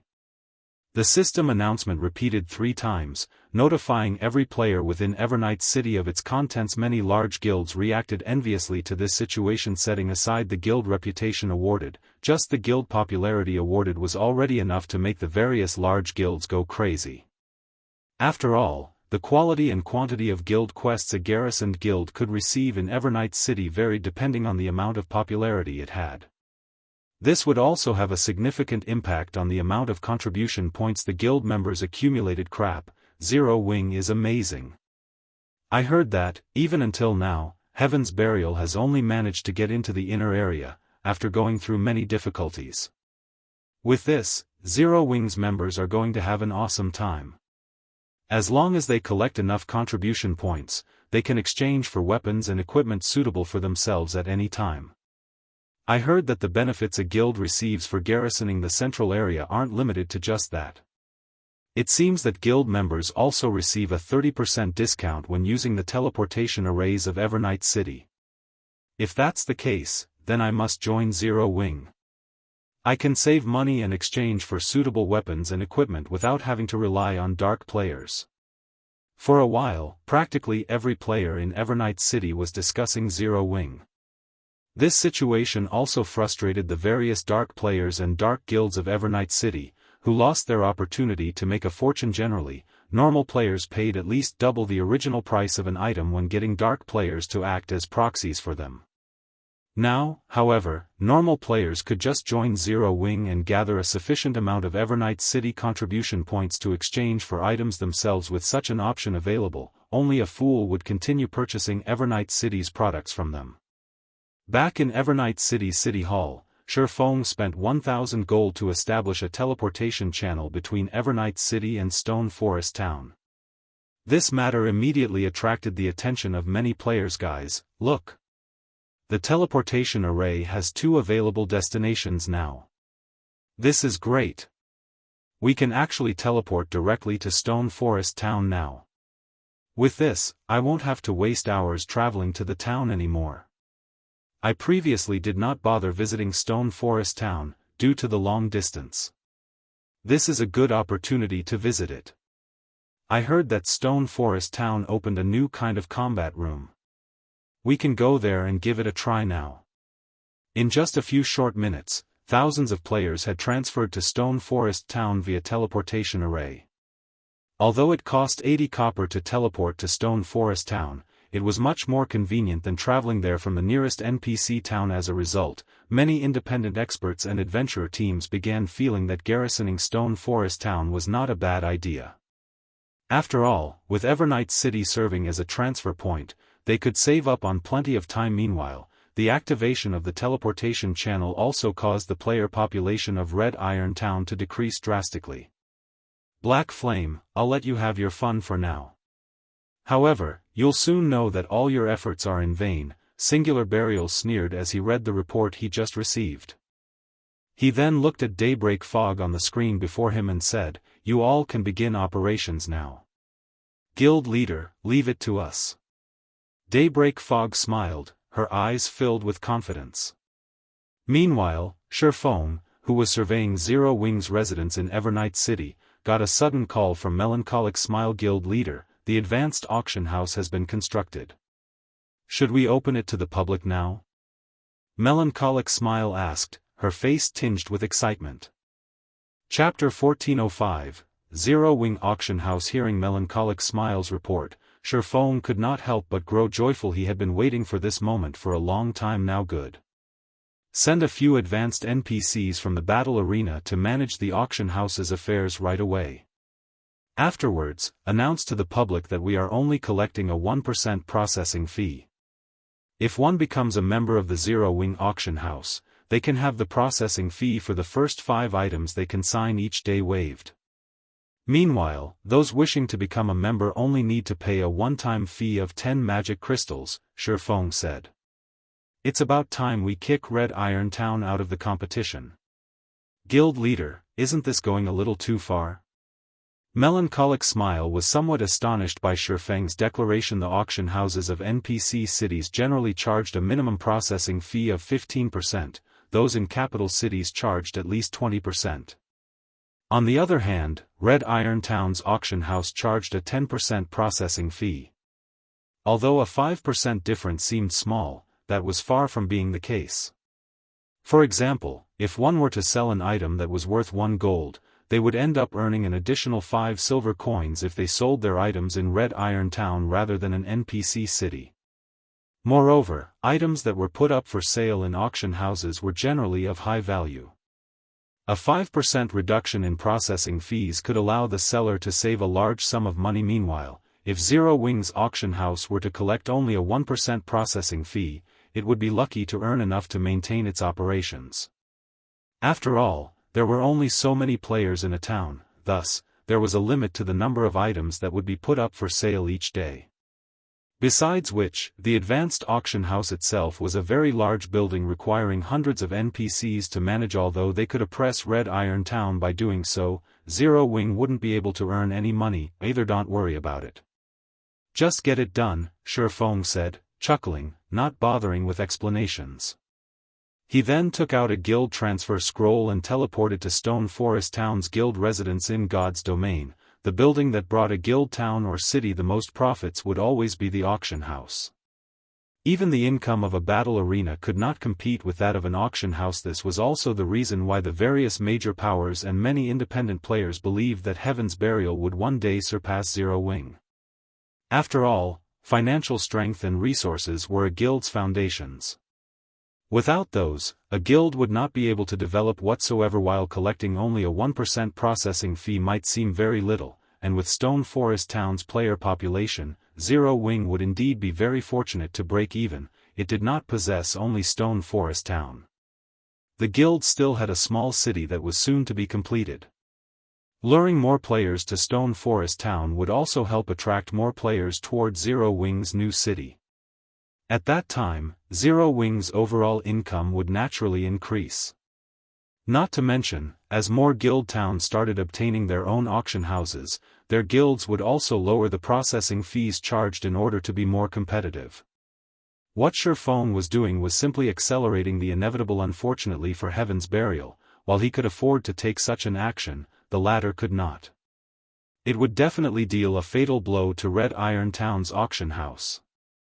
Hence, making this move was equivalent to killing 2 birds with 1 stone. Understood. Melancholic Smile could only reveal a bitter smile as she disconnected the call. If Heaven's Burial were to find out about this, the upper echelon of the guild would most likely faint from anger. Meanwhile, inside Red Iron Town's auction house, Daybreak Fog announced the new regulation of the Heaven's Burial auction house. The original 10% processing fee was lowered to just 5% now. This change immediately caused a commotion among the players inside the auction house. Heaven's Burial is so generous. They actually have the processing fee they're charging. It seems Heaven's Burial is trying to put pressure on Zero Wing. Ha ha ha. My timing is simply impeccable. With this, I get to save a few more silver coins. Isn't this processing fee a little too cheap? Even if I import items from cities other than Starmoon City, as long as I sell them at a sufficiently high price, I can still make quite a profit. Red Iron Town's rise is definitely unstoppable now. Many players inside the Heaven's Burial auction house were surprised at Heaven's Burial's crazy move. Meanwhile, news of the change also quickly entered the ears of the various powers of Starmoon Kingdom. Have the higher-ups of Heaven's Burial lost their minds? Are they not afraid of not making money by pulling such a stunt? It seems Zero Wing has truly angered Heaven's Burial this time. Although Heaven's Burial will lower their profits by doing so, the number of players visiting Red Iron Town will definitely reach scary heights in the future. The town's player population might even exceed Stone Forest Town's. With this, Stone Forest Town's position as the number 1 town will no doubt get stolen very quickly. Ha ha ha. This will most likely put Zero Wing in a predicament. Heaven's Burial has actually played such a move right before the start of the candlelight auction. The number of players willing to purchase Stone Forest Town's private houses and shops will surely decrease significantly. Zero Wing must be fuming right about now. The various major powers within Star Moon Kingdom were greatly shocked by Heaven's Burial's crazy actions. However, they also felt joyous about this development. Currently, the players selling items at Red Iron Town mainly consisted of Star Moon City residents. Very few players from other NPC cities were willing to visit Red Iron Town just to utilize its auction house. The main reason for this situation was the expensive teleportation fees. With the processing fees charged by the Heaven's Burial auction house halved, the money saved could be used to cover the teleportation fees. This change would definitely attract large groups of players from other NPC cities. Hence, it was only a matter of time before Red Iron Town surpassed Stone Forest Town. Once the independent players and adventurer teams based in the various NPC cities of Star Moon Kingdom received this information, they started organizing their items, prepared to make a trip to Star Moon City. In less than half an hour since the announcement was made, Red Iron Town's player population increased by over 50,000. Now, the town's total population was only a little over 100,000 away from catching up with Stone Forest Town's. Big Sis Fog, the rare items the guild leader had us send over have arrived. Moreover, based on the reports we've received, many merchant players in Stone Forest Town have already begun leaving the town. By the looks of it, they are planning on going to Red Iron Town. A level 30+ female assassin reported. Good. Put the items up for sale in batches. After this, I want to see if there are still people willing to purchase the private houses and shops of Stone Forest Town, Daybreak Fog said, nodding. Although Heaven's Burial would not earn much by lowering the processing fees to such a level, being able to lure away the merchant players of Stone Forest Town was already more than enough, as doing so would decrease Stone Forest Town's popularity in turn. Meanwhile, in front of Stone Forest Town's advanced auction house, the massive size of the building had attracted the attention of many players. What a huge building! It's practically as large as the battle arena. Could Zero Wing be planning on setting up another battle arena? That shouldn't be the case. Towns and cities are limited to only one battle arena each. Quick, look! The magic barrier hiding the building is starting to disappear. Just as the passers-by were discussing the newly constructed building in Stone Forest Town, the gigantic barrier shrouding the entire advanced auction house began shattering. A moment later, a building that could rival Stone Forest Town's battle arena in grandeur appeared before everyone's eyes. Meanwhile, at the entrance of this majestic building, the words, Zero Wing Auction House, were carved in large letters. Chapter 1406, Dominating Star Moon Kingdom. Chapter 1406, Dominating Star Moon Kingdom. An auction house? What? Zero Wing built an auction house as well? Isn't the design for it supposedly very rare? What a big auction house. I recall that the Heaven's Burial auction house only has 3 floors. This one should have at least 5. Come on. Let's go in and take a look. Nice timing. I was originally planning on a trip to Red Iron Town to sell my items. Now, I can save myself the effort. The passers-by were momentarily stupefied by the appearance of the advanced auction house. For a time, they all thought that their eyes were playing tricks on themas for the guild spies stationed in Stone Forest Town. They were utterly dumbfounded when they saw the Zero Wing auction house. Ever since Heaven's Burial constructed an auction house, the various large guilds and superpowers had gone nuts searching for an auction house design of their own. Unfortunately, the design was simply too rare. Even now, there was no news of any super guild, or any guild for that matter, successfully constructing another auction house. Shortly after the appearance of the Zero Wing auction house, the nearby players rushed into the building. As soon as everyone entered the auction house, they were stupefied. The reason for their reaction was the space inside the building being much larger than what they had seen from the outside. The size of the first-floor hall alone could already rival that of a sports arena. The various decorations adorning the hall also made them feel like they had just entered a palace. The Zero Wing auction house was much more luxurious than even the auction houses in most NPC cities and was only slightly inferior when compared to the auction house in Star Moon City. Moreover, the Zero Wing auction house had a total of 7 floors. The first floor was meant for consigning items, the second floor for purchasing items, the third floor for bartering, the fourth floor for NPC basic auctions, the fifth floor for NPC intermediate auctions, the sixth floor for NPC advanced auctions, and the seventh floor for large-scale private auctions. I sent the Zero Wing auction house a little too amazing? There's actually a bartering function available as well. That's nothing.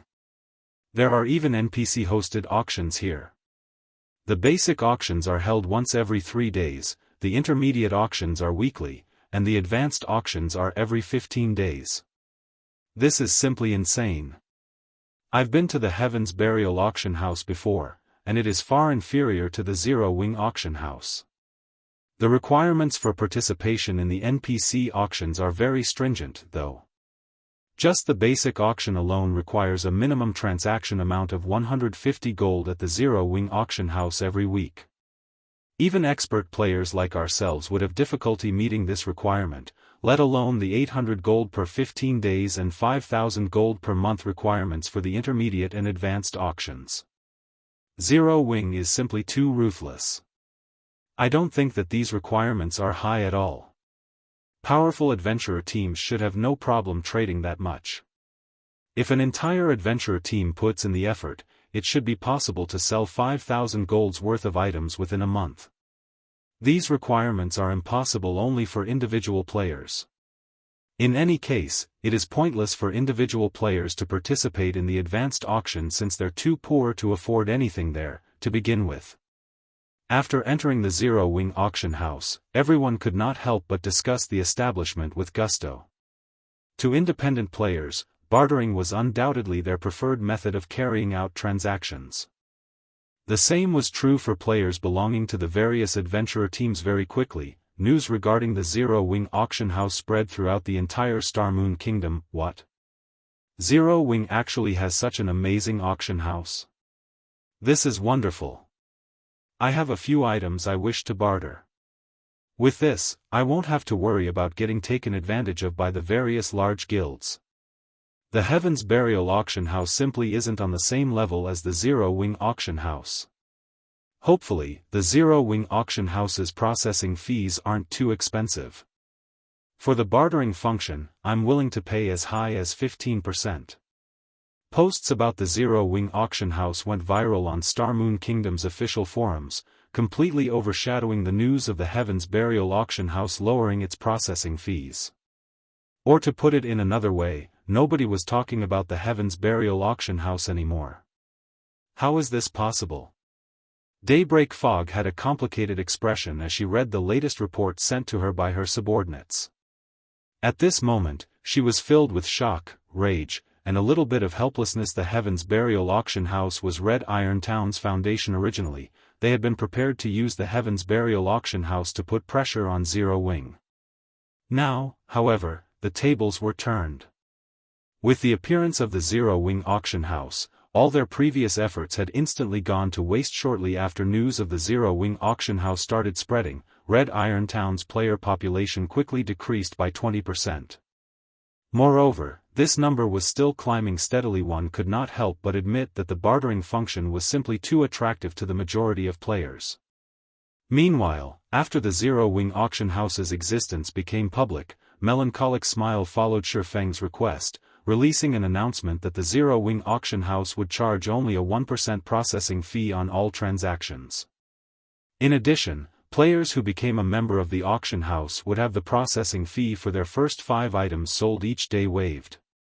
Soon after, this announcement triggered another uproar on the official forums. Has Zero Wing lost its mind? It's only charging such a small processing fee despite having such a great auction house. Is Zero Wing not afraid of making a loss? Such ruthlessness. Originally, I thought that Heaven's Burial was already plenty ruthless. Turns out, Zero Wing is even more ruthless. With this, the Heaven's Burial auction house is definitely a goner. Is Zero Wing planning on dominating Star Moon Kingdom's auction houses? At this moment, whether it was the independent players, adventurer teams, or large guilds, they all could not help but gasp when they saw Zero Wing's announcement. Now not only did Stone Forest Town have a teleport channel with Evernight City, but it also boasted an auction house with a built-in bartering function. Moreover, the auction house was charging only a 1% processing fee on all transactions. To players who frequently sold their items at auction houses, the Zero Wing auction house was practically heaven. With such benefits available, players from the various NPC cities of Star Moon Kingdom would definitely surge to Stone Forest Town. At this rate, Zero Wing would truly dominate Star Moon Kingdom. Big Sis Fog, what should we do now? One of the players managing the Heaven's Burial auction house could not help but ask as she looked at Daybreak Fog. Shortly after Zero Wing's announcement, the number of players visiting the Heaven's Burial auction house had more than halved. At this rate, it was only a matter of time before the establishment lost all its customers. Zero Wing. Daybreak Fog practically shouted every syllable at the top of her lungs when she saw Zero Wing's announcement. With this, not to mention relying on the Heaven's Burial auction house to sustain Red Iron Town's development, they would already be fortunate to get back their investment in the auction house. Aside from Heaven's Burial's upper echelon, the adventurer teams garrisoned in Red Iron Town were also filled with regret when they heard about the Zero Wing auction house. So long as they remained garrisoned in Red Iron Town, they would not be able to set foot into Stone Forest Town. Like many other adventurer teams, they possessed plenty of rare items. Meanwhile, it would be a colossal waste to simply convert these rare items into coins. However, they also did not normally have an opportunity to barter for other items, unless they were prepared to get taken advantage of. Yet, now, despite such a good opportunity having presented itself to them, they had crushed it with their own two hands. Meanwhile, due to the appearance of the Zero Wing auction house, Stone Forest Town's player population had suddenly increased by over 50%. Currently, the streets were packed with players. Among them, the visiting merchant players inundated Melancholic Smile with offers stating their willingness to sign all sorts of unbalanced agreements. Right now, she was already having trouble keeping up with the incoming calls and messages, much less do anything else. Guild leader, I've just received the latest statistics. Currently, over 3,000 players have become a member of the Zero Wing auction house. Moreover, this number is still rising rapidly. The transactions made at the auction house have also far exceeded our initial expectations. Just the processing fees we've collected thus far have already exceeded 200 gold. A big smile appeared on Melancholic Smile's face as she read through the report. Despite the Zero Wing auction house opening for business just recently, the results were already so overwhelming. At this point, it was already safe to say that the Zero Wing auction house would definitely surpass the Candlelight Trading Firm and Battle Arena in future income generation. Guild leader, it's about time. Can we hold the auction now? Chapter 1407, Manatite Mine. Chapter 1407, Manatite Mine. Upon hearing Melancholic Smile's reminder, Feng nodded in agreement. He, too, felt that now was a good time to hold the auction for Stone Forest Town's private houses and shops. Although the Zero Wing auction house was currently raking in money at a frightening pace, it would not be enough money to cover the various maintenance and construction costs of Zero Wing's future city. Moreover, Zero Wing's guild branch over at the Black Dragon Empire and Immortal Light over at the Apocalypse Empire both required considerable funds. As the era of mounts had already arrived, they needed to equip guild members with mounts as soon as possible to improve their leveling speeds. Fortunately, Zero Wing had a stable, allowing it to save plenty of money on mounts. Only, with Zero Wing's current funds, the number of mounts it could afford was like a drop in the ocean when compared to the number of members in the guild. Following which, Feng left the matter regarding the auction to Melancholic Smile to manage, while he returned to White River City to make preparations for claiming the Manatite mine in the Sea of Death. Currently, although Zero Wing was capable of earning a lot of coins, its supply of magic crystals was grossly inadequate. Now, Feng also needed to supply magic crystals to the Ring of Gospel, in addition to the 3 magic towers in Stone Forest Town.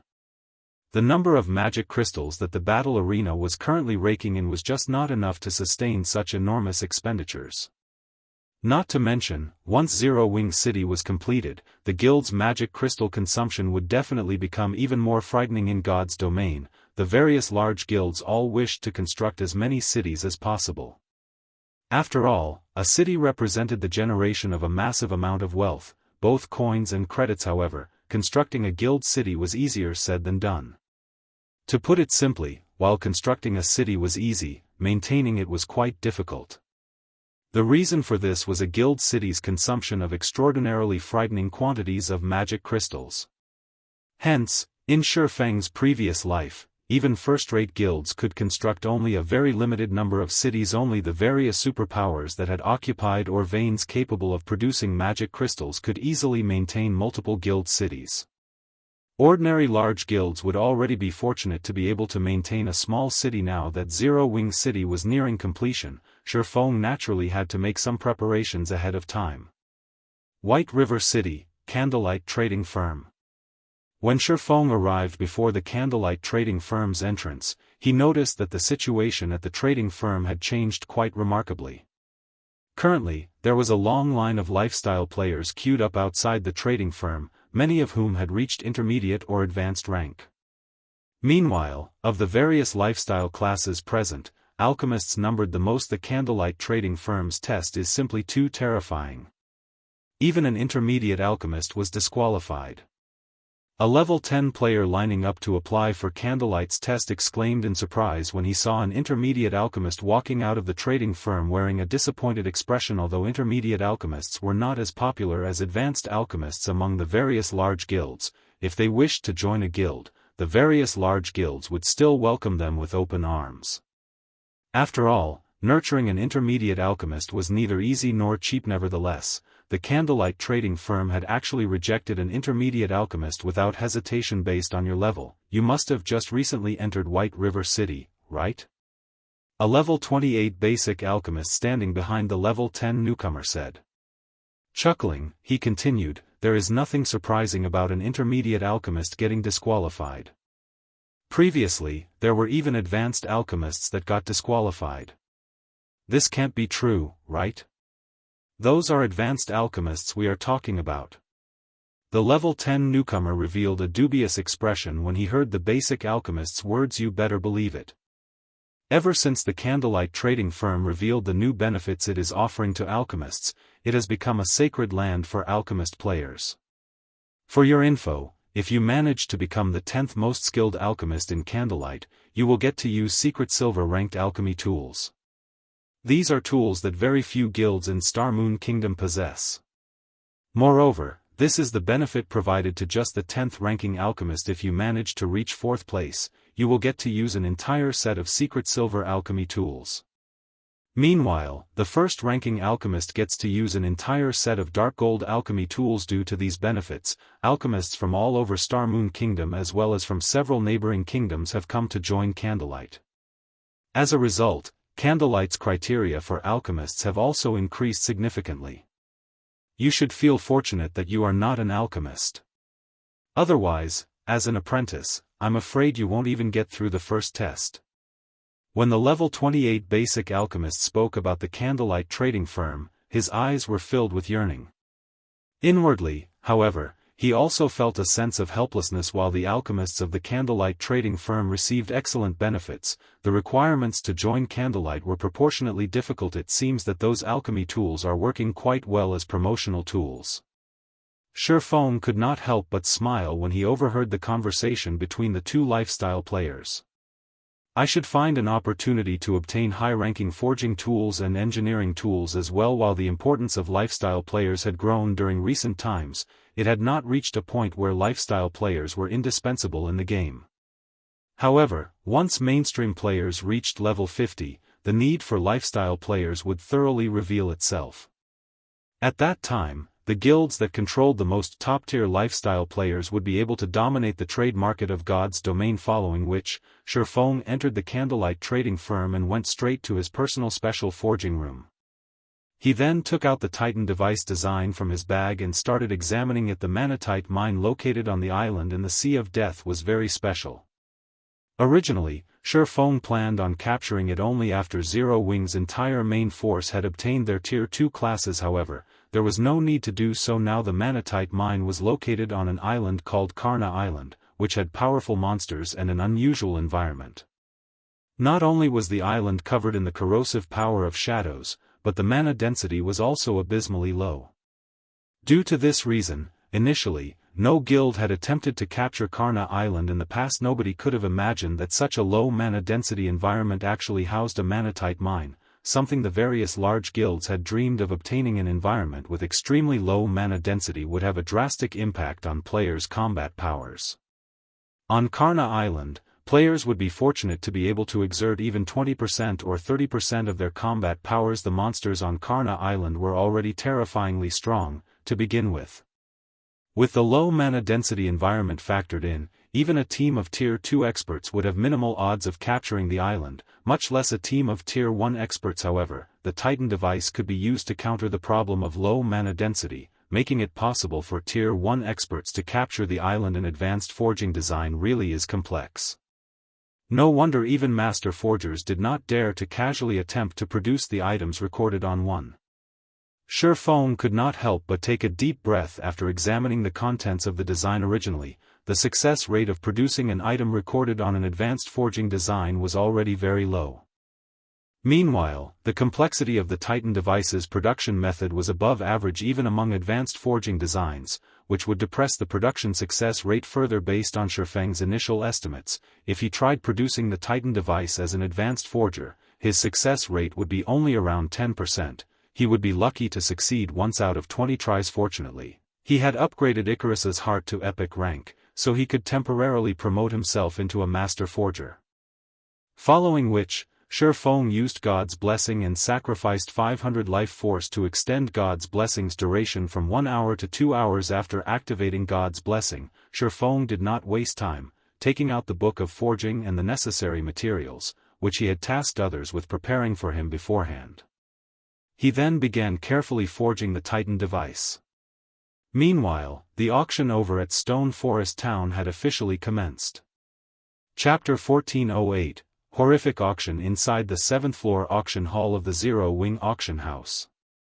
Previously, everyone had thought that very few people would attend the auction this time, since only Stone Forest Town's private houses and shops were up for sale. Yet, now, the hall, which could accommodate up to 30,000 people, was actually at capacity. Moreover, this was despite Zero Wing having limited entry into the auction to only members of the Zero Wing auction house and those that carried more than 2 gold on their persons. Usually, only expert players would have such a large sum in their pockets. Commander, look! There are so many adventurer teams participating in the auction this time, not only from the Black Dragon Empire but also from other kingdoms.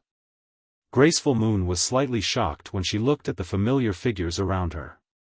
She had never thought that the Zero Wing auction would hold such a huge influence. However, after further consideration, she found it reasonable. After all, the current Stone Forest Town was simply too excellent. The town had a battle arena with advanced combat rooms, which allowed experts of her caliber to improve rapidly, as well as a high-class auction house, which had a system-operated bartering function. After finding out about these facilities, adventurer teams would be crazy not to want to develop here. Let them be. I've already had Flying Fox prepare quite a lot of funds. We don't need to fear being outbid by them, Remnant Cloud said, chuckling as he glanced at several well-known adventurer teams he was familiar with. These adventurer teams all ranked within the top 50 in the Black Dragon Empire. His original plan was to compete for the adventurer houses that were going up for auction at the Candlelight Trading Firm in a few days' time. However, after taking into account the current state of Stone Forest Town, he concluded that Firecloud Fox's financial strength was no match for that of top adventurer teams. Not to mention, Zero Wing was planning to sell only 5 adventurer houses. Hence, he had decided to settle for buying 2 or 3 private houses in Stone Forest Town instead, enough to accommodate their adventurer team's main forces. Meanwhile, in order to surely obtain those private houses, he had mobilized the entirety of Firecloud Fox's forces and raised a total of 5,000 gold. With that kind of money, he could already purchase a relatively large private house in the Black Dragon Empire's capital. Just as everyone in the auction hall was discussing the Zero Wing auction, melancholic smile came out from behind the main stage and announced the start of the auction. Since only the private houses and shops of Stone Forest Town were being sold this time, Melancholic Smile did not bother with providing much of an introduction. Instead, she directly displayed the locations of the private houses and stated that the minimum price was 800 gold. She then allowed everyone to start bidding 850 gold. 900 gold. 1000 gold. In the blink of an eye, the price of the first private house shot up to 1200 gold, stupefying the various independent players present. Meanwhile, the adventurer teams that had only several dozen members fell into despair. At this price, one could already purchase a relatively good private house in an ordinary NPC city, yet this amount of money still wasn't enough for a private house in a player town. 1600 gold. Remnant Cloud shouted, gritting his teeth. However, as soon as Remnant Cloud made his bid, a level 45 female elementalist clad in aquamarine mage robes, who sat a short distance away from him, shouted, 2400 gold. The FFF adventurer team will be taking this house. The female elementalist's bid immediately attracted everyone's attention, the people inside the hall turning to look at her one after another. What? Even a top adventurer team from the Black Dragon Empire has come to join the competition? Isn't she Luofei, FFF's vice commander? The female elementalist's declaration immediately dispelled many adventurer teams' notions of competing against her, an adventurer team capable of rising to the status of a top adventurer team in the Black Dragon Empire naturally possessed extraordinary strength and wealth. Most likely, even third-rate guilds were no rival for the Empire's top adventurer teams. In terms of financial strength, a top adventurer team of the Empire could even compete with an ordinary second-rate guild. Not to mention, FFF was one of the Black Dragon Empire's top 5 adventurer teams. It was simply impossible for ordinary guilds and well-known adventurer teams to vie with an existence like that. 2600 gold. At this time, a handsome man wearing silver armor raised the price once more. This first house belongs to the Lonely Drinkers adventurer team. When everyone heard the adventurer team mentioned by this man, they received another shock. Lonely Drinkers was a top adventurer team in the Dark Knight Empire. Although its influence was not comparable to the FFF adventurer teams, in terms of strength, it was not far from rivaling FFF. 3000 gold. Luofei frowned as she placed a higher bid, 3200 gold. The handsome man did not give up either. For a time, the auction became a competition between these two top adventurer teams, leaving no room for the other adventurer teams present to intervene. In the end, the first private house went to Luofei for 4500 gold. Among the private houses on sale this time, it was the closest to both the Zero Wing Auction House and the Adventurers Association. However, this outcome still made the players present gasp involuntarily. Nobody had thought that two top adventurer teams from two different empires would actually come to contest for Stone Forest Town's private houses. If they were to relate this incident to others, most likely nobody would believe them. Now that even the top adventurer teams of empires are coming to compete for Stone Forest Town's private houses, the adventurer teams that previously garrisoned Red Iron Town are most likely dying with regret right now. These top adventurer teams are simply too rich. If I had that kind of money, I would definitely use it to purchase a shop in a major NPC city, instead. What do you know? In the future, Stone Forest Town will become even more amazing than major NPC cities. There is no loss in buying the town's private houses now. In the future, the houses will most likely go for even higher prices. No one had ever thought that the private houses of Stone Forest Town would be so popular. The guild members of the various large guilds present were stupefied by this scene. In such a way, a total of 20 private houses were sold in the Zero Wing auction, with the most expensive for 4500 gold and the cheapest for 1500 gold. Throughout the auction, many more top adventurer teams and well-known adventurer teams had revealed themselves, driving home to everyone present just how frightening Stone Forest Town actually was. Meanwhile, the shops were even more hotly contested. Of the 10 shops sold, even the cheapest one had gone for 3500 gold, while the most expensive one, which was located between the Zero Wing auction house and the battle arena, had gone for 9000 gold. Meanwhile, the majority of the merchant players competing for these shops possessed either the support of a large guild or a top adventurer team. Ordinary merchant players had no chance of getting a shop for themselves at all when the auction concluded. Zero Wing had earned a total of 113,000 gold now. Zero Wing possessed enough funds to cover not only the follow-up construction costs of its city but also the establishment of a guild town by Zero Wing's branch guild over at the Black Dragon Empire after the auction ended. Word about what happened during the auction also spread like wildfire.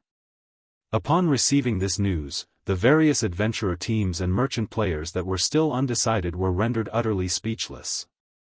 They also regretted the fact that they did not try to compete for the private houses and shops. Meanwhile, throughout all this, Feng had been fully focused on forging the Titan device in White River City's candlelight trading firm. After actually attempting to make the Titan device, he had to admit that the difficulty of doing so was exceedingly high. Despite him having been promoted to a master forger, his success rate was only around 25%, though he was fortunate to succeed 2 out of 10 tries during the actual production. Meanwhile, the cost of each attempt was roughly 2 gold. Overall, each Titan device cost 12 gold to produce. Without sufficient funds, even a large guild would not dare to spend so much. After all, the Titan device simply improved the combat state of a player. It did nothing for a player's basic attributes. While Feng was forging a Titan device, the system notified him of an incoming call. When he turned his head to glance at the caller ID, he could not help but be stunned to discover that the person calling him was actually the vice commander of the Midnight Tea Party, Endless Scars. Chapter 1409, Promotion to Master. Chapter 1409, Promotion to Master. Why is she calling me all of a sudden? Feng was somewhat confused as he looked at Endless Scars' ID. Endless Scars had been a legendary existence in the past. In addition, Midnight Tea Party, the adventurer team she was currently in, had been an existence that even super guilds feared. However, neither Endless Scars nor the Midnight Tea Party had shown any interest in guilds. Hence, Feng didn't bother keeping in touch with Endless Scars and the Midnight Tea Party. He never imagined that Endless Scars would take the initiative to contact him now. However, Feng did not put too much thought into the matter. He immediately put down his work and accepted the call. Guild leader Black Flame, congratulations. I heard that even the various superpowers are feeling envious over the current Stone Forest town, Endless Scars said sincerely, a faint smile on her face. That's nothing to brag about. Vice Commander Endless is the one who's amazing. You've managed to obtain such a powerful weapon and equipment since I last saw you, Feng said as he looked at the dark purple mage robes Endless Scars was wearing in the screen. Currently, although Feng could not see Endless Scars' level, the mana surrounding her was actually visible to the naked eye, flickering in and out of existence, which was definitely not an effect that ordinary epic items could create. One could just imagine how powerful the weapon and equipment Endless Scars carried on her body were. To what do I owe this sudden call? It's nothing important, really. I just wish to invite guild leader Black Flame to join me on a quest, Endless Scars said, giggling. As long as you help me complete this quest, I am willing to compensate you with a secret technique tablet. Even if we fail to complete the quest, I'll still compensate you with 5,000 magic crystals. A secret technique tablet? Feng was shocked. Secret technique tablets were extremely rare items that the various superpowers in God's domain desperately competed for, as these allowed players to grasp all sorts of powerful combat techniques. Under normal circumstances, nobody would trade away their secret technique tablet. Feng found it very hard to imagine that Endless Scars would be willing to use such a rare item as remuneration. Even a bronze secret technique tablet was still quite shocking. If she used it to employ the help of a super guild's peak experts, said super guild would no doubt agree to the request without hesitation. That's right. However, unless you agree to help me, I cannot tell you the exact information of the secret technique tablet. Smiling, Endless Scars prompted, how about it? Are you willing to help me with this small problem, guild leader Black Flame? After giving the matter some thought, Feng asked, right now? No. When Feng did not agree to her offer right away, Endless Scars could not help but grow confused. Most likely, even super guilds would immediately agree to her request if they were offered a secret technique tablet, yet he was actually hesitating. A lot more preparations need to be done before we embark on the quest. It won't be possible to do so within a short period of time. Alright, then. Feng currently had many tasks he still needed to deal with. In addition, there was the ranking competition tomorrow over at the Black Dragon Empire. Gentle Snow had already requested his presence at the event. If he went to help out with Endless Scars' quest now, he was almost guaranteed not to make it back in time for the competition. After all, a quest that forced someone like Endless Scars to ask for help, in addition to using a secret technique tablet as payment, would surely not be a simple one. It would no doubt be impossible to complete quickly. Good. We have an agreement, then. I'll contact you once my side is ready. At Feng's reply, a hint of joy appeared in Endless Scars' eyes, her lips curling up slightly. Oh, right, as a bonus, I'll let you in on something. The ranking competition being held in the Black Dragon Empire this time is slightly different. I've heard that the top 3 guilds will receive an invitation to the Secret Pavilion's main headquarters to take part in the Secret Pavilion's internal auction. The Secret Pavilion's internal auction? Feng could not help but grow a little excited upon hearing a transcendental existence in the virtual gaming world. The Secret Pavilion possessed countless rare in-game items. However, this was still only the tip of the iceberg. What was truly amazing about the Secret Pavilion was its ability to procure items in the real world that were of great help to a guild's development, such as training slots, data of expert players that could be used in a simulation system, S-rank nutrient fluids, harmony tea, virtual gaming cabins, and other products. Even first-rate guilds would have a very difficult time procuring these things in large quantities. What more other large guilds? However, the Secret Pavilion only sold these items in its internal auction. Moreover, the auction was not held in the virtual world of God's domain, but in the Secret Pavilion's main headquarters in the real world. In the past, those qualified to participate in the Secret Pavilion's internal auction were first-rate guilds at the very minimum. Guilds of lower status had had no chance of participating in the event whatsoever. Of course, in order to obtain these items, the various large guilds would also have to pay a significant price. The currency used during these internal auctions was not credits but top-tier weapons and equipment, as well as precious in-game items that were generally not sold to the public, either that or magic crystals at the bare minimum. Even coins were not accepted. The internal auction was equivalent to using real-world resources to exchange for resources in God's domain to Zero Wing. This was indeed an excellent opportunity. S-rank nutrient fluids and virtual gaming cabins were generally not things that could be purchased even if one had the money to do so. Yet, these items were paramount to a guild's development. Even if one was reluctant to part with their resources in God's domain, they would still be willing to part with a considerable portion if it meant obtaining these items to Feng. However, this was wonderful news. Currently, he had plenty of resources in God's domain, such as the advanced mana armor kits, magic devices, and various exotic potions, and now the Titan devices. He also possessed advanced speedboats, which were important to the various superpowers at this stage of the game. If push came to shove, he could even use the miniature ballistas, soul water, and soul crystals, items that a superpower like the Secret Pavilion would definitely want, to trade. Not to mention, he could also produce all of these items without limit so long as he had the materials. He was more than willing to convert these items into real-world resources. I heard that the Secret Pavilion has put in quite a lot of effort into its internal auction this time. Participation in it offers plenty of benefits for an up-and-coming guild like Zero Wing.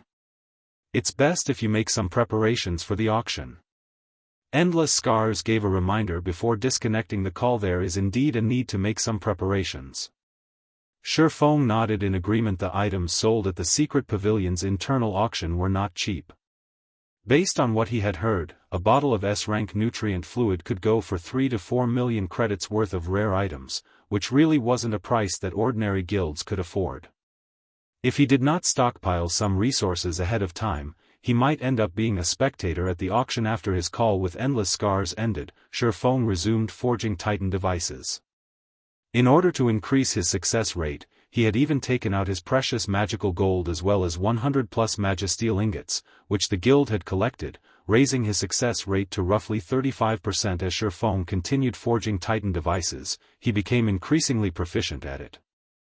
Moreover, when he recalled the scene where Celiora remolded and repaired thousand transformations, particularly how she utilized magic arrays to condense materials together, he could not help trying to condense materials using magic arrays himself, especially since he had the 7 Luminaries ring to increase the ambient mana density. After all, as long as he learned to condense materials using magic arrays, not only would his production speed increase, but his success rate would also increase.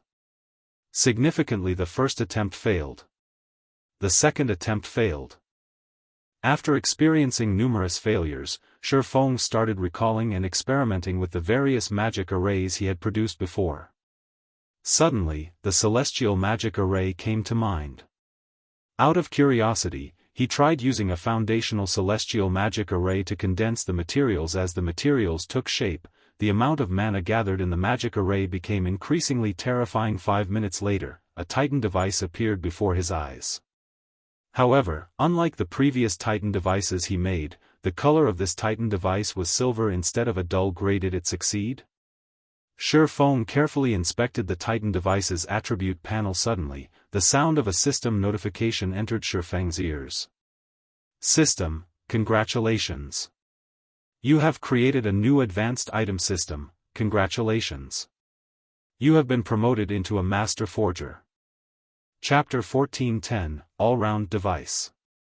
Chapter 1410, All-Round Device. I got promoted into a Master? Feng could not help his confusion as he looked at the system notification. He had long since maxed out his forging proficiency. However, he had not created any new items since becoming an advanced forger, so he had remained stuck at the rank all this time. It never occurred to him that creating a new advanced item would directly promote him into a Master Forger. With this, he would save a lot of time. Now that Feng had truly been promoted into a Master Forger, he could retrieve the Master Forger's insignia and further improve his production success rate.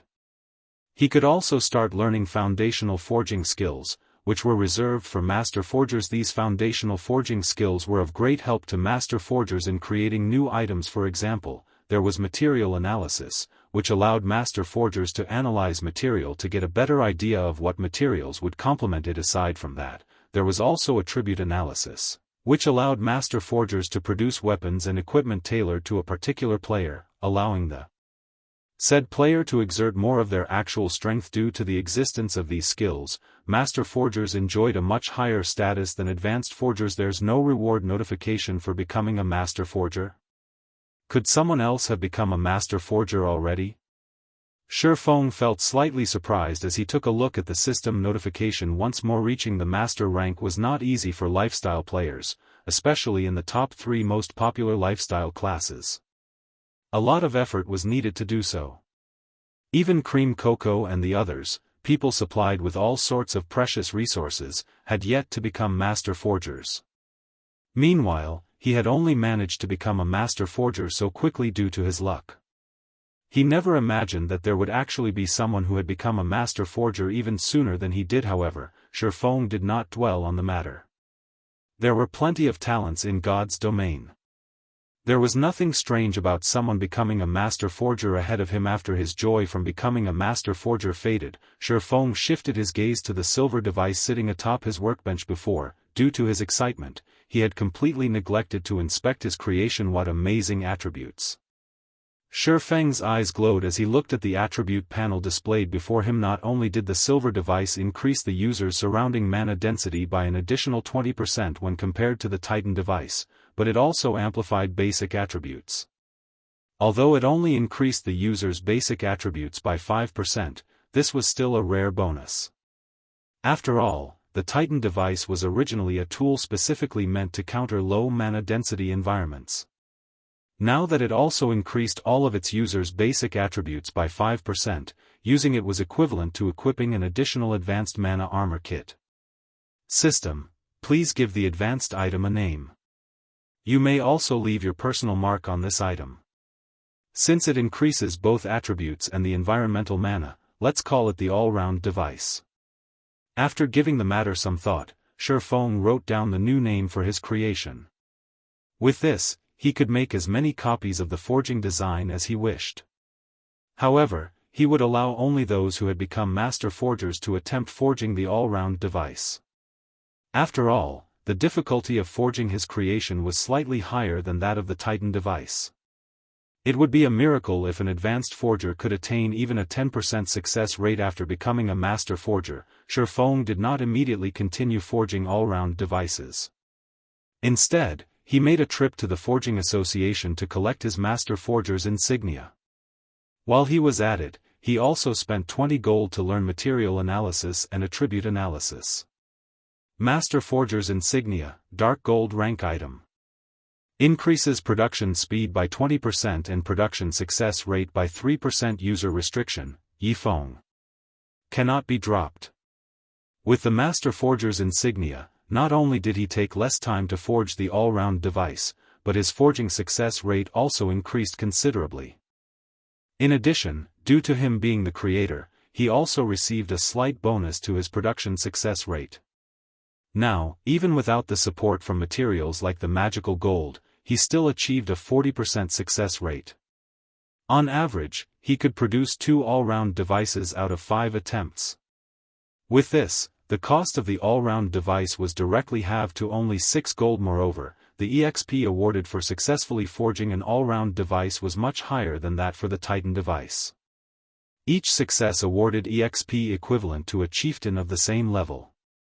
Meanwhile, Feng took roughly 15 minutes to successfully produce one all-round device, essentially spending 15 minutes to kill a chieftain of the same level. Although the efficiency was slightly poor, he could keep producing the all-round device as long as he had sufficient materials. This would be equivalent to him continuously killing chieftains of the same level, something rarely possible out in the fields overall. Feng's experience bar skyrocketed, following which, Feng forged one all-round device after another, passing more than half a day unawares. Meanwhile, he also reached 76% of level 57. As long as he continued forging the all-round device for another day, he would reach level 58.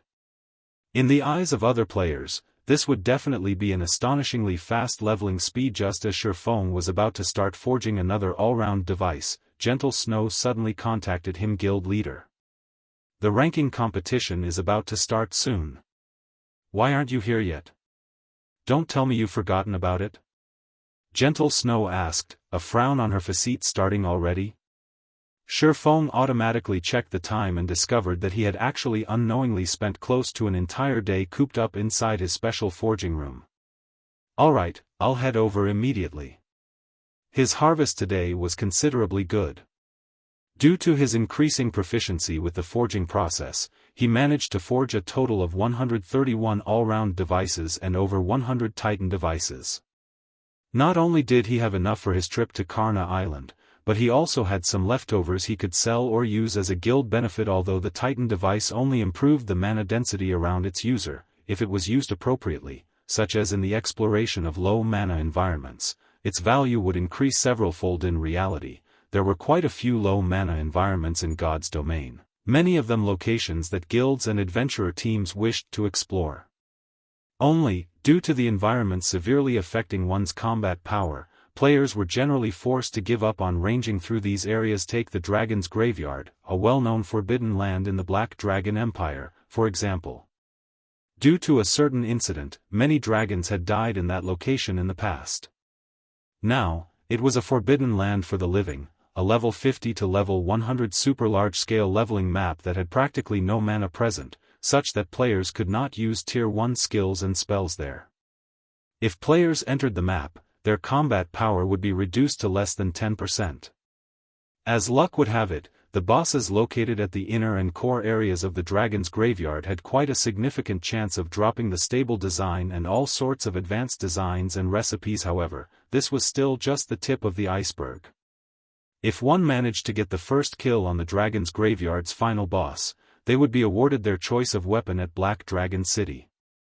Moreover, this weapon would be a fragmented legendary weapon. Hence, in the past, the various large guilds in the Black Dragon Empire had put in a lot of effort into searching for tools that could help raise one's ambient mana density. Only after gathering sufficient tools did they succeed in raiding the dragon's graveyard. Meanwhile, back then, the Titan device had been one of the best tools available for the purpose in the past. A single Titan device had easily sold for 50 gold. One could just imagine how desperate the various large guilds were back then. Of course, compared to the value of a fragmented legendary weapon, this price was not worth mentioning whatsoever. Black Dragon Empire, Black Dragon City. As soon as Feng appeared inside Black Dragon City's teleportation hall, he was greeted by the sight of a massive crowd of players. After he exited the teleportation hall, the players were still packed like sardines. Normally, one could see such a street scene only in small but popular places like Stone Forest Town. Even the imperial capitals of the four great empires were far from comparable to Black Dragon City. Right now the streets teemed with not only level 40+ players but even the rarely seen expert players. Players riding mounts were also a dime a dozen at the moment. It was as if every expert player in the Black Dragon Empire had gathered at Black Dragon City. One could just imagine how lively the ranking competition this time was going to be, following which, Feng summoned the evolved demonic flame tiger and made his way towards Black Dragon City's underground arena. Chapter 1411, Initial Appearance in Empire. Chapter 1411, Initial Appearance in Empire. Black Dragon City, Underground Arena. Currently, the street outside the arena was crowded with players. However, the players that could actually enter the facility numbered extremely few. Players who wished to enter the underground arena needed an invitation from the secret pavilion or to have passed the qualifiers for the official competition. Everyone else could only stand outside the arena. Of course, catering to the general public's interest, the secret pavilion would also live-stream the competition on the large screens outside the underground arena, allowing people on the streets to watch the matches. This was a privilege available only to players that had rented the entire underground arena. However, it cost around 15,000 gold to rent the underground arena of an imperial capital for an entire day. Most likely, only the secret pavilion was capable of carrying out such a feat. Other superpowers would balk at spending so much money just to host a competition. Aside from playing on the screens outside the underground arena, the live stream of the competition would also be uploaded to the official forums, allowing all players in the Black Dragon Empire to watch it as well. Hence, a player who achieved a good battle record in the competition could definitely become famous throughout the empire. Meanwhile, the members of guilds that received an invitation from the secret pavilion were currently entering the underground arena one after another. Quick look. Those players in that group seem to be from the first-rate guild Undefeated Dynasty. Their levels are so high. They're all actually above level 45. Look. Those people seem to be Fantasy Shrines members. The equipment they're using is so good. Every one of them is actually geared with 1 or 2 pieces of epic equipment. The bystanders were stunned by the 5 first-rate guilds that were entering the underground arena. The weapons and equipment worn by the expert players they normally saw were already plenty amazing. However, now they were looking at the representatives of the 5 first-rate guilds whose levels and items surpassed those of expert players by leaps and bounds. Meanwhile, each of the 5 first-rate guilds attending the competition this time had sent between 8 and 12 representatives. Even the most inferior piece of equipment these representatives wore was level 40 dark gold equipment. As for epic weapons and equipment, although not everybody was equipped with one, each first-rate guild boasted at least 7 or 8. Let alone the ordinary players on the street, even the second-rate guilds attending the competition were shocked at the robust foundations these first-rate guilds displayed. Snow, is the guild leader not here yet? Zhao Yueru asked as she walked out of the underground arena. Currently, she was dressed in a set of dazzling crimson robes and held a blue crystal staff in her hand. Meanwhile, the instant Zhao Yueru appeared, she immediately attracted the attention of many players on the street. However, while part of the reason why so many players had their attention stolen by her was the contrast between her devilish body and angelic countenance, the greater reason was her personal fame. Just recently, Zhao Yueru had annihilated the expert team of Corpse Soul all by herself. Meanwhile, Corpse Soul was an infamous dark guild in the Black Dragon Empire. The top-tier experts of the Dark Guild were existences that gave the various large guilds headaches. Many second-rate guilds, and even first-rate guilds, had to treat the Dark Guild cautiously yet, due to one of Corpse Soul's experts provoking Zhao Yueru. The latter had annihilated the entire 20-man team said expert belonged to. Enraged by this situation, Corpse Soul had dispatched several of its top-tier experts to assassinate Zhao Yueru. However, not only did those top-tier experts fail to accomplish their mission, but a few of them had even fallen at her hands after news of this matter spread. Zhao Yueru's nickname of Flame, which became famous across the entire Black Dragon Empire. He should be here soon, Gentle Snow said as she looked at the time. Grinning, she said, "Why are you in such a hurry? Could it be that you can't wait to show Yi Feng the results of your latest training?" The guild's core upper echelon knew that Yi Feng and Black Flame were the same person. Back when Gentle Snow found out, she had been stunned. She had never imagined that Yi Feng could create such a powerful guild, one capable of rivaling even veteran first-rate guilds, all by himself. He. Of course. I want to see what kind of reaction he'll make when he finds out that I've already reached the refinement realm. Zhao Yueru giggled. Ever since joining Zero Wing, she realized that there would always be someone better than herself. Previously, she had been one of Ouroboros's top-ranking top-tier experts. Yet, after entering Zero Wing, she had failed to rank even within the top 10 of the guild. However, now that she had become a refinement realm expert, she was confident of entering the top 10 of Zero Wing and instantly reaching the level of peak experts like Fire Dance, Violet Cloud, and Aqua Rose. While Gentle Snow and Zhao Yueru were chatting, another team of players walked out of the entrance of the underground arena. These players all sported a crimson flame emblem, the symbol of the Crimson Castle Guild, one of the guilds that frequently clashed with Zero Wing's branch guild, which Gentle Snow managed. Although Crimson Castle was only a second-rate guild, Nine Dragons Emperor secretly supported it. Crimson Castle had also allied with a few other second-rate guilds, hence, the guild's strength was not one bit inferior to that of first-rate guilds. Guild leader Snow, long time no see. I never thought that you would be interested in the ranking competition as well. It seems the competition this time is going to be interesting, Crimson Fox, the guild leader of Crimson Castle, said, smiling as he walked up to Gentle Snow. Aren't you here as well, guild leader Crimson? Gentle Snow said. She could not help but feel a little surprised as she looked at Crimson Fox and his entourage. Currently, Crimson Fox had already reached level 45, and the majority of his equipment were dark gold rank. As for the weapon he carried and the top he wore, Gentle Snow could not determine their quality due to their glow effects having been hidden. However, she could tell that they were either epic rank or epic growth type weapons and equipment. Meanwhile, similar to Crimson Fox, the other members of Crimson Castle were all level 45. The weapons and equipment they possessed nearly rivaled Crimson Fox's. Aside from these players, Gentle Snow had also spotted two cloaked players among Crimson Castle's team. Although she could not see the levels and equipment of these players, the pressure she picked up from them was much greater than even the pressure Crimson Fox exuded. Guild leader Snow, neither of our guilds were able to achieve a clear victory in our previous war with each other. Are you interested in settling our dispute through the ranking competition this time? Crimson Fox said, a sly smile on his face. How do you want to compete? Gentle Snow asked. We'll compete using our guild rankings in the competition this time.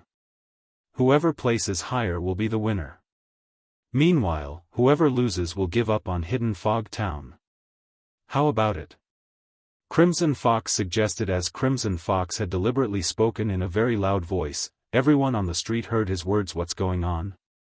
Is Crimson Castle planning on competing with Zero Wing? As expected of large guilds, they're actually using a town as a wager. I wonder if Zero Wing will dare to accept the challenge. If Zero Wing is afraid of accepting even such a small challenge, what qualifications does it have to participate in the ranking competition? At this moment, everyone could not help but turn to look at Gentle Snow and Crimson Fox in regard to this situation. Gentle Snow also hesitated to decide. Hidden Fog Town, a dark town located in the vicinity of Lake Heart City, had a mithril vein. Conquering Hidden Fog Town was equivalent to obtaining the mithril vein, which would greatly help in a guild's production of weapons and equipment.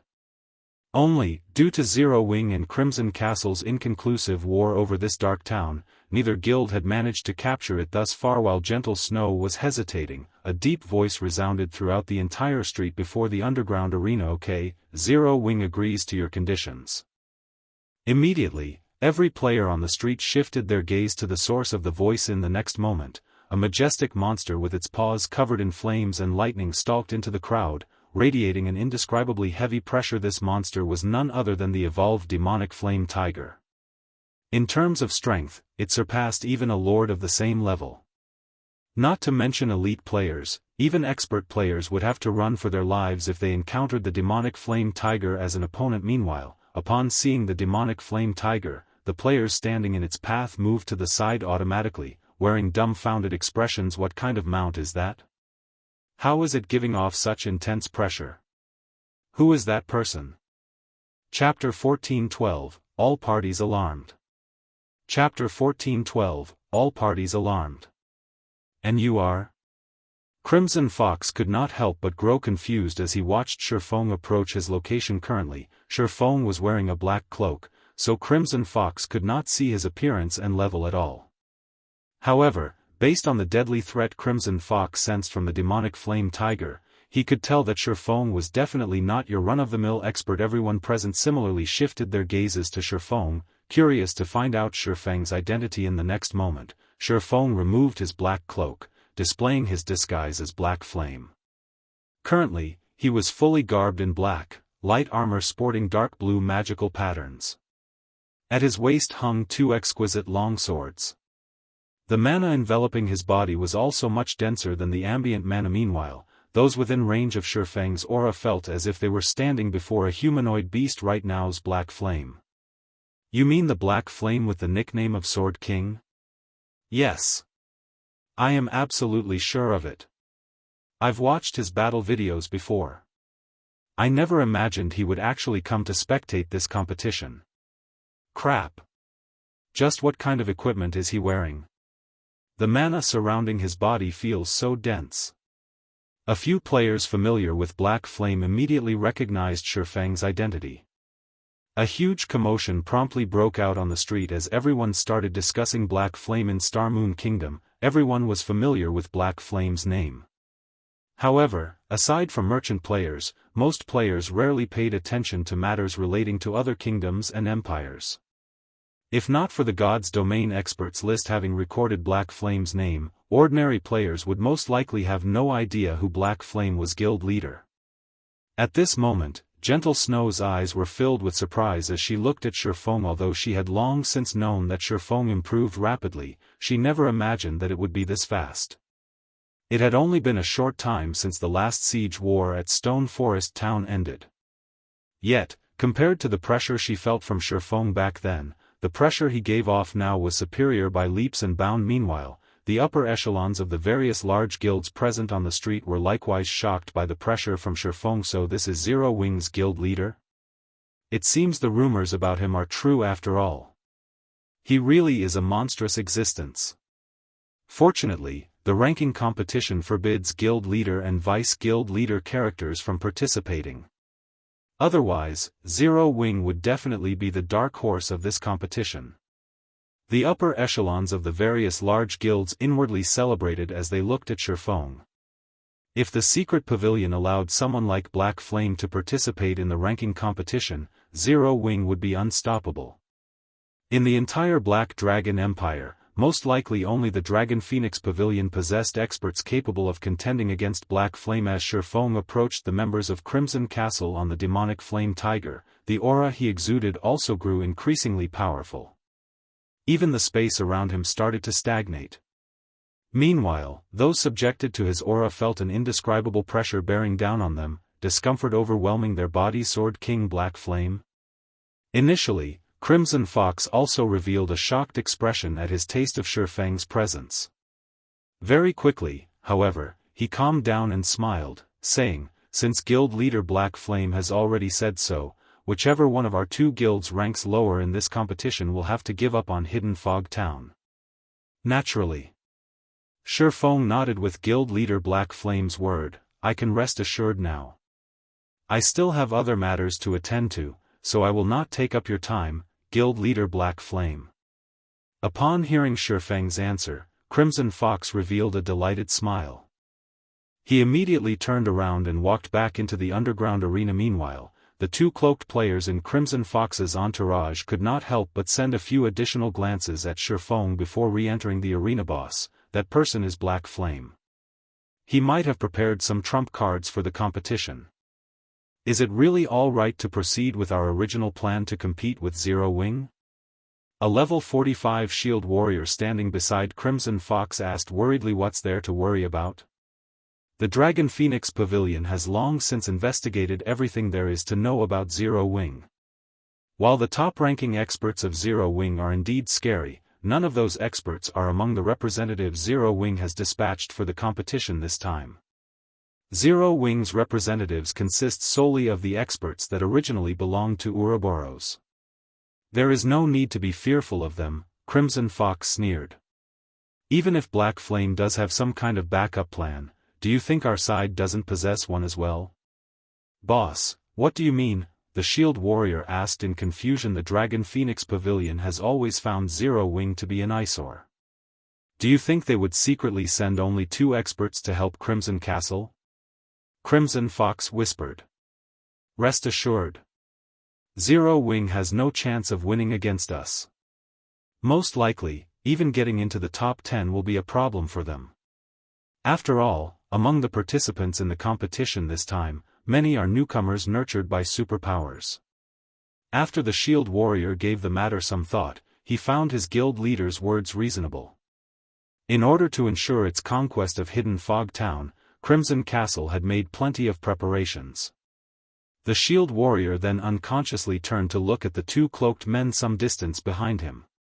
His body shuddered involuntarily when he felt the killing intent the two were radiating. He had personally witnessed the strength of these 2 players before. Even when these 2 players went up against 5 of Crimson Castle's top 10 experts all by themselves, they had easily emerged victorious, not even losing 1/10 of their HPs. Moreover, this was while the 2 players were keeping many of their trump cards hidden. If those 2 players went all out, they could trounce all 10 of Crimson Castle's strongest experts, even if the latter teamed up. Guild leader, you shouldn't have agreed to their bet so hastily, Gentle Snow said helplessly as she looked at Feng. It is obvious that Crimson Castle has come prepared this time.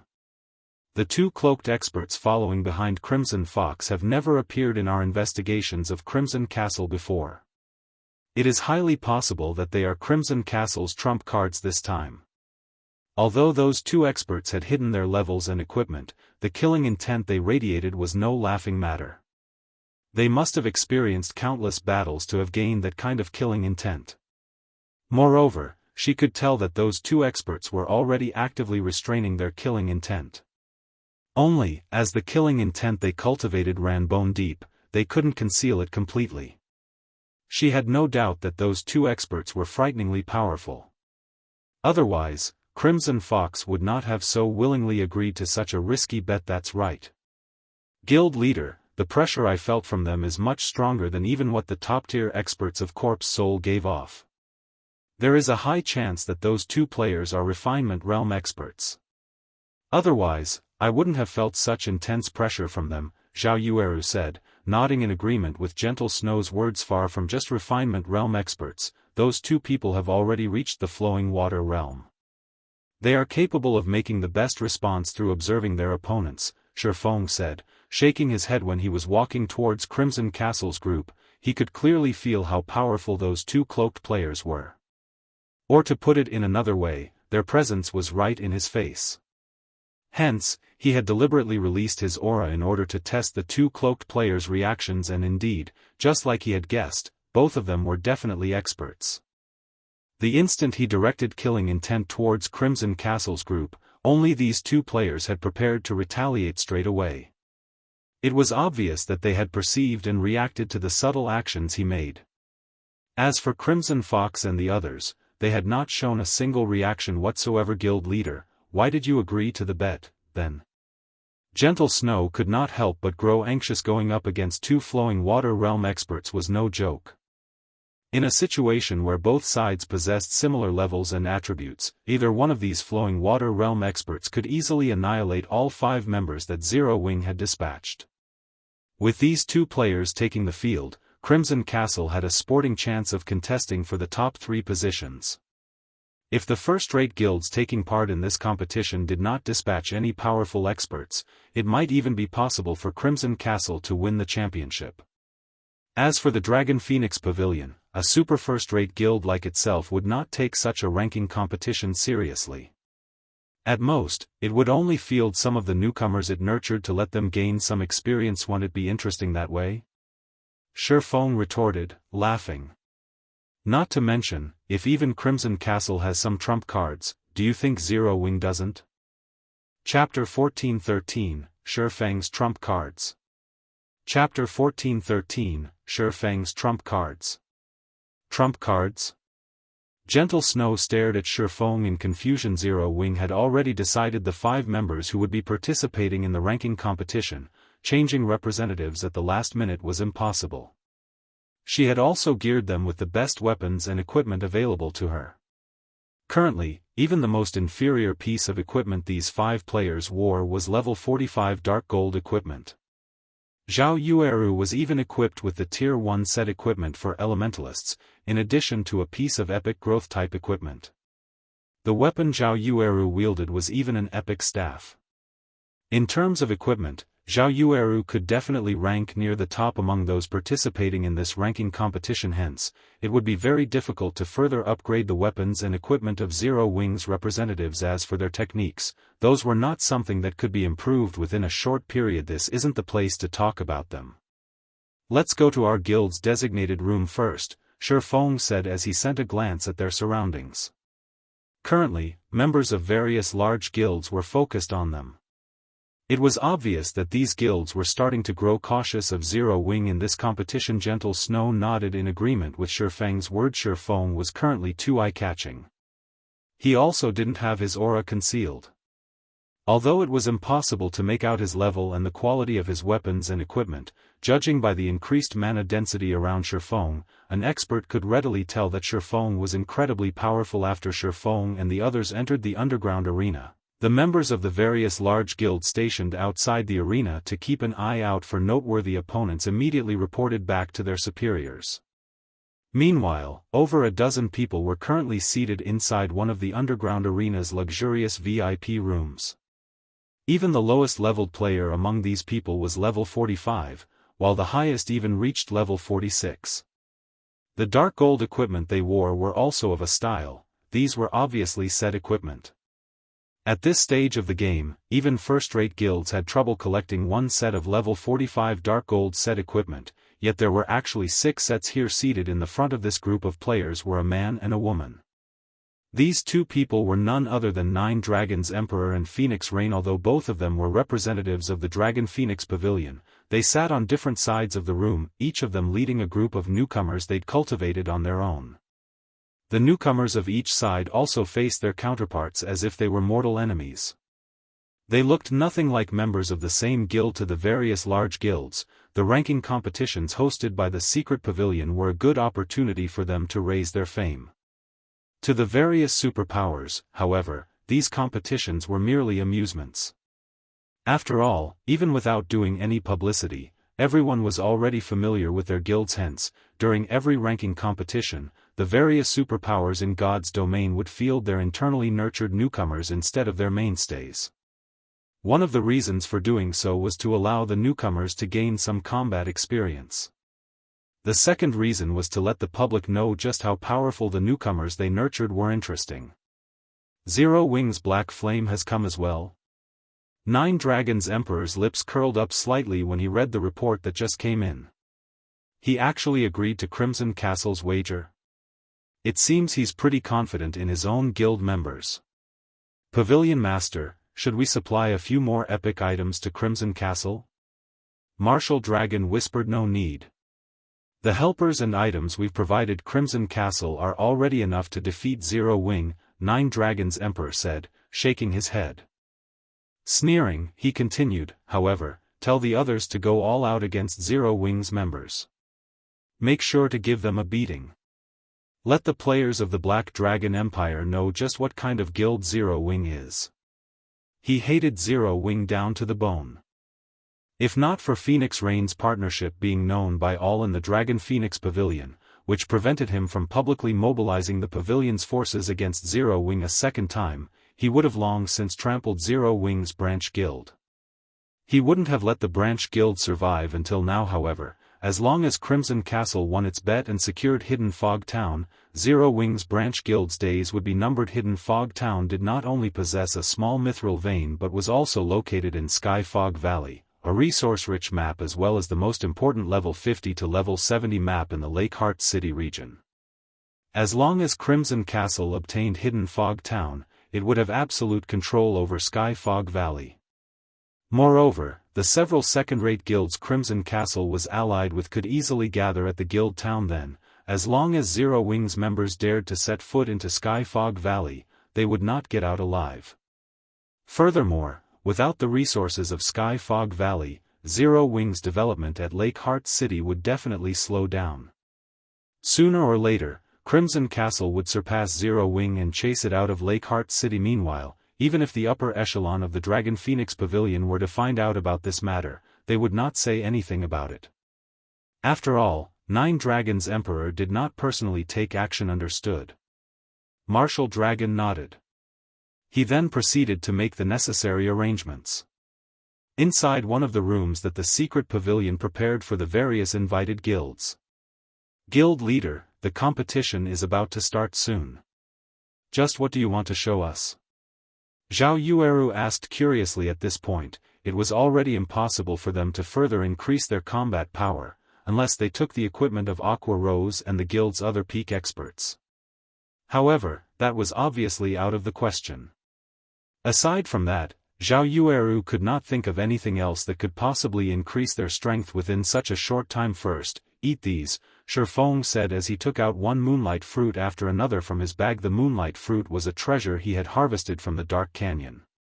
When consumed, it would permanently improve the user's physique by 2%. A player could consume a maximum of 5 moonlight fruits, permanently improving their physique by 10%. He had only obtained a little over 100 moonlight fruits from the Dark Canyon. After distributing some to Aqua Rose and the others who had reached level 50, he had only 83 left. Guild leader. How did you manage to get your hands on these things? Shock filled Gentle Snow's eyes when she read the moonlight fruit's introductory text. She had never even heard about a fruit capable of permanently increasing a player's physique, much less seen one. Such a fruit could easily sell for thousands of gold. Nevertheless, Feng took out 30 moonlight fruits, including a portion for her. I got them from the secret land my promotion quest transported me to. Make sure not to tell anyone about them. Feng did not hide the origin of the moonlight fruit, as everyone present was a trusted aide of Gentle Snow. Moreover, he was also familiar with their personalities in the past. These top-tier experts of Ouroboros were all very famous in Star Moon Kingdom. Besides Zhao Yueru, the others participating in the ranking competition this time were Fierce Snake, Windmill, Wild Bone, and Negative Life. Fierce Snake was a level 45 Berserker while Windmill was a level 45 Summoner, both of them former members of Ouroboros' 12 Apostles. As for Wild Bone, he was a level 45 Shield Warrior and was previously Ouroboros' third-ranking Shield Warrior. Lastly, Negative Life was a level 46 Ranger. In terms of talent, he was inferior only to Soaring Snake, the leader of the 12 Apostles. Only, as he had entered the virtual gaming world a lot later than Soaring Snake, his combat standards had been inferior to Soaring Snake's. However, after receiving various resources from Zero Wing, his combat standards had improved rapidly. Right now, he was already close to rivaling Minor Wind in terms of combat standards. These people had stayed by Gentle Snow's side all this time, so Feng was not afraid word of the moonlight fruit would leak out. These moonlight fruits are amazing. I can already feel my combat power increasing by at least 10%, Zhao Yueru exclaimed in surprise after consuming 5 moonlight fruits and carefully sensing the changes to her body. As for everyone else, due to their deficient standards, their combat power had only increased by 5% or so. Alright, don't get too excited yet. Just a 10% increase to your physique won't be enough to make up for the gap in techniques. Next up, wear these, Feng said as he began taking out epic items from his bag one after another, placing a total of 6 on the table. A portion of these epic items was loot from Heaven's Burial, while the rest came from boss drops and quests. Guild leader, did you rob a kingdom's treasury? Zhao Yueru's eyes widened when she saw the epic items on the table. The others were likewise stupefied by this scene. While they all knew that Zero Wings foundations were extraordinary, they had never thought that the guild could still bring out so many epic items for them to use. Right, Yueru, how much intelligence and strength do you currently have? Feng asked. My intelligence is at 1,370. As for my strength, it's at 400, Zhao Yueru stated proudly. These attributes were considerably high for an elementalist of her level. That should be barely enough, Feng muttered after some mental calculations. He then started taking out attribute gemstones and a skill book for a tier 1 passive skill that increased the user's strength attribute. First, equip these tier 3 gemstones. After you're done, wear the magic devouring charm and Eye of Arnos. Zhao Yueru was rendered speechless when she heard Feng's comment that her attributes were barely enough. However, she still obediently equipped the attribute gemstones and the 2 pieces of epic equipment and learned the tier 1 skill. How are your intelligence and strength now? Feng asked. My intelligence is at 1,590, and my strength is at 614, Zhao Yueru replied, feeling greatly elated. Good. Then temporarily set aside that staff of yours and use this one for the competition, Feng said as he handed Frostflame's Wrath to Zhao Yueru. Chapter 14:14, Competition starts. Chapter 14:14, Competition starts. This is. As Zhao Yueru gazed at the staff with a red and white glow, its beauty captivated Eros. A fragmented legendary weapon, Frostflame's Wrath radiated an intense powerful the moment it appeared, making ordinary players feel quite uncomfortable. The surrounding mana inadvertently flowed towards Frostflame's Wrath, and it instantly became the focal point of the room. At this moment, Zhao Yueru wasn't the only one to notice how unique Frostflame's Wrath was. Even Gentle Snow and the others had noticed the weapon's extraordinary features. Could that be? Gentle Snow had déjà vu when she saw Frostflame's Wrath. A possibility surfaced in her mind, but she quickly shook the thought away, refusing to believe it was feasible. When Zhao Yueru accepted Frostflame's Wrath and checked its attribute panel, she was stunned. How is this possible?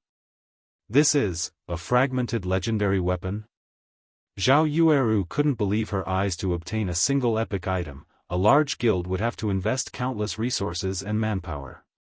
At this stage of the game, a first-rate guild would be fortunate to have 7 or 8 epic items.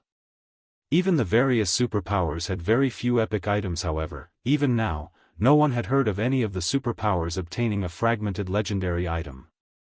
First-rate guilds and below could only fantasize of wielding such items. Yet, Feng had just handed her a fragmented legendary staff. She even began to wonder if Feng had a few hidden backers. You need to keep this staff a secret. You should be aware of the consequences should others discover this matter, Feng whispered a warning. Although he had revealed Frostflame's Wrath, not just any player could inspect it. Only the wielder could check its attribute panel. Hence, aside from Zhao Yueru and himself, nobody knew that Frostflame's Wrath was a fragmented legendary weapon. However, since Gentle Snow had her own fragmented legendary item, could likely guess the staff's identity. Other players would, at most, assume it was a top-tier epic weapon. After all, fragmented legendary items were truly too rare. Even after 10 years in God's domain, Shadow had never obtained a single fragmented legendary item. Zhao Yueru nodded seriously. She had never expected Feng to let her use such a precious weapon. She wouldn't expose the guild's secrets. Alright, before you enter the competition field, use these all-round devices. How far you go in the competition will depend on you. Feng then took out 10 all-round devices and handed them to Zero Wing's 5 representatives. Each all-round device lasted 4 hours, 1 hour more than the Titan device's duration. 2 all-round devices should be more than enough to last until the end of the ranking competition. Although players weren't allowed to use magic scrolls and items such as berserk potions and frost grenades in the secret pavilion's ranking competitions, they could use anything else. The underground arena's large-scale arena in the Black Dragon Empire could accommodate 100,000 people. Currently, players filled the space. The venue was even livelier than the competitions in the Dark Arena due to the ranking competition's lower restrictions. This time, the secret pavilion had invited all of the local second-rate guilds and above. The local well-known players and adventurer teams had received an invite as well. It wasn't hard to fill the underground arena's largest venue, so many players are participating in the competition this time. I know, right? The last one only included the players from the Black Dragon Empire, but I've heard that quite a few superpowers have sent their newcomers to gain some experience in this competition. In addition, famous experts from the neighboring kingdoms have come to join the fun. The secret pavilion has doubled the number of official slots in the competition. Now, a total of 6,400 people can take part. Many of the top 100 players from the previous competition will likely lose their spots. Ha ha ha. Our 100 Beast Adventurer team's commander and vice commander will definitely rank among the top 200. We'll be able to rank among the top 30 adventurer teams in the Black Dragon Empire. Top 200? Your commander only ranked 40th during the last competition. He'll be lucky to make it into the top 500 this time. I heard that even the FFF adventurer team is only aiming to get 2 people into the top 100. After all, the newcomers from the various superpowers are terrifying. Furthermore, several hundred top and well-known adventurer teams from the neighboring kingdoms have also sent participants. That's right. Don't forget, this competition isn't just a contest between adventurer teams. The Black Dragon Empire's various large guilds are also participating. Those guilds' foundations are far more powerful than adventurer teams. One top-tier expert from a second-rate guild could easily trample an expert from a well-known adventurer team. Only representatives from top adventurer teams have a chance of securing a top position in this competition. The crowd and the spectators stands engaged in heated discussions regarding the competition generally. They only got to watch such a large-scale competition once a month. It was the highest standard competition ordinary players had access to. Most ordinary players envied those who got to watch the competition in person. However, these players were even more jealous of the players in the 30 VIP rooms. From these rooms, players could see the 10 stages as if they stood next to them. The difference between the experience of sitting in a VIP room versus sitting in the spectator stands was like the difference between heaven and earth. Unfortunately, there was a limited number of VIP rooms available. After prioritizing the superpowers, the secret pavilion handed these rooms to the first and second-rate guilds before dividing the rest among the top 5 adventurer teams in the Black Dragon Empire. Everyone else could only look upon these rooms in envy while players chatted. Xianxia, the host of this ranking competition, appeared on the main stage. Immediately, cheers erupted throughout the venue. Ladies and gentlemen, I welcome you to watch the Black Dragon Empire's monthly ranking competition. As there are a lot more participants this time, we've modified the competition slots and rules slightly. First, there are 6,400 official participants this month. These participants will be categorized into 10 stages. Each participant will fight in 30 matches. The system will randomly determine these matches' competitors. Each victory will grant 1 point. In the end, the top 100 participants of each stage will move on to the competition's main phase. During the main phase, guilds and adventurer teams that rank within the top 3 of their respective categories in terms of average strength will receive an invitation to the secret pavilion's internal auction. I won't continue to waste everyone's time, so let the competition begin. The moment Xianxia announced the start of the competition, the audience cheered once more. At the same time, the various participants felt a heavy pressure weigh them down. They hadn't realized that the first phase alone would eliminate 5,400 players. Every one of the 6,400 participants was an expert, yet so many people would be eliminated so quickly. This competition would be far crueler than the previous events, which had only included 3,200 players. After Yuan Tiexin finished speaking, the system began to distribute the 6,400 participants randomly into 10 groups. Each group had 640 participants. However, only 100 players would proceed to the final phase. The various guilds and adventurer teams' ranks would be determined based on their average results during this final phase. Zero Wing is pretty lucky. All 5 of its representatives have been selected for the competition's 2 death groups. Ranking among the top 50 won't be a problem, not to mention ranking among the top 10 guilds in the Black Dragon Empire. Crimson Fox could not help but laugh when he saw the system-generated lists, sneering as he glanced at the VIP rooms above him. Chapter 14:15, Who Has Bad Luck? Chapter 14:15, Who Has Bad Luck? The screens above the 10 stages displayed the participants' numbers in each group. Of course, the various major powers had already investigated the noteworthy participants. The moment the system finished forming each group, they located the noteworthy participant stages. The participants for the 3rd and 5th group are amazing. Isn't number 29 Falling Flowers, the 10th ranked swordsman in the Purple Thorns Empire? Crap. Thorny Language, one of the experts that ranked within the top 100 in the previous competition, is number 1514. The spectators talked among themselves when they saw the name lists on the screens. Group 3 and 5 received the most attention. These 2 groups contained 1/3 of the players who had been predicted to rank among the top 100 this time. The battles in these 2 groups would be very intense. When Gentle Snow saw the lists from her VIP room, her expression darkened. Among Zero Wing's 5 representatives, 2 had been assigned to Group 3, and 3 were in Group 5. It wouldn't have been a problem if these groups had slightly more experts than the others, but that clearly wasn't the case.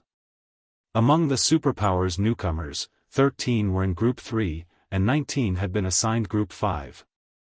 These 2 groups alone included more than half of the newbies from the various superpowers. In addition, each of these 2 groups had over a dozen representatives from first-rate guilds. They also consisted of many players from the various top adventurer teams.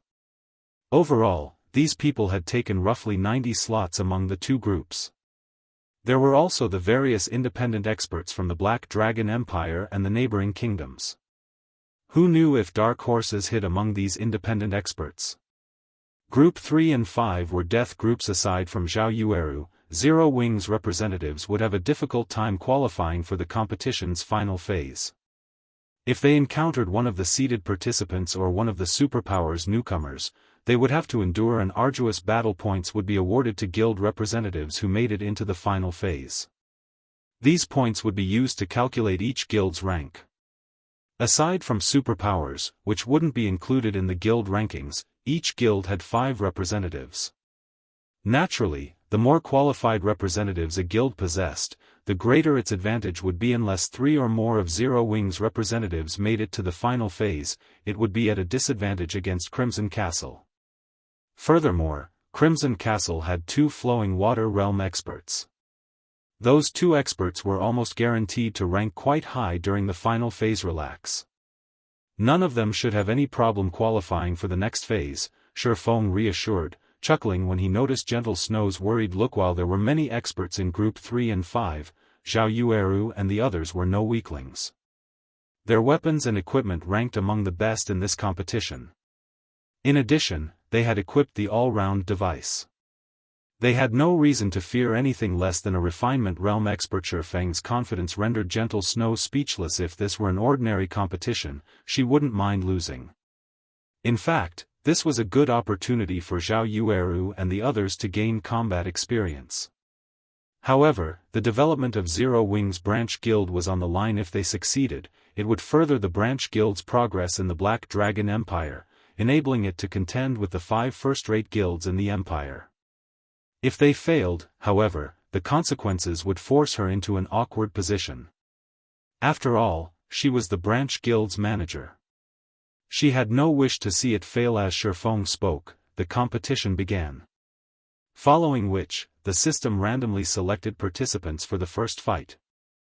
In the blink of an eye, the list of matchups appeared on the screen above their respective stages. These participants simply needed to enter their respective stages to begin the match. Group 1, number 4187 vs number 712. Group 2, number 1714 vs number 6024. Group 3, number 584 vs number 5513. Matches occurred simultaneously on the 10 stages. While the audience could watch all 10 stages at the same time, the large screens outside the underground arena would only stream the most noteworthy match. That shield warrior with the crimson shield is so amazing. He actually killed that level 43 berserker after losing less than 1/10 of his HP. He is pretty powerful. He either blocked or dodged every one of the berserker's attacks. The shield warrior's defense is impeccable. By my guess, he should rank among the top 100 shield warriors. The players crowding the open-air bars outside the underground arena heatedly discussed the players as they watched the live-streamed matches. Most of the matches ended quickly. Generally, each match lasted less than 1 minute. Even in a stalemate, the match would end after a certain amount of time, as this was the competition's initial phase. The victors of these matches would be determined by how much remaining HP each participant possessed. As one match after another came to an end, Fierce Snake, who was in Group 3, was called to the stage. His first opponent was a level 45 Guardian Knight. That berserker, Fierce Snake, really is unlucky.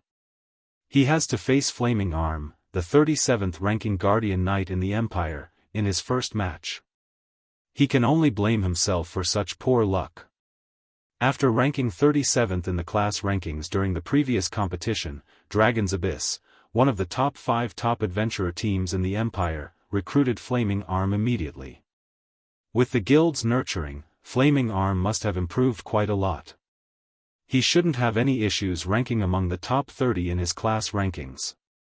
When Flaming Arm appeared on Group 3's stage, many among the audience shifted their attention to his stage.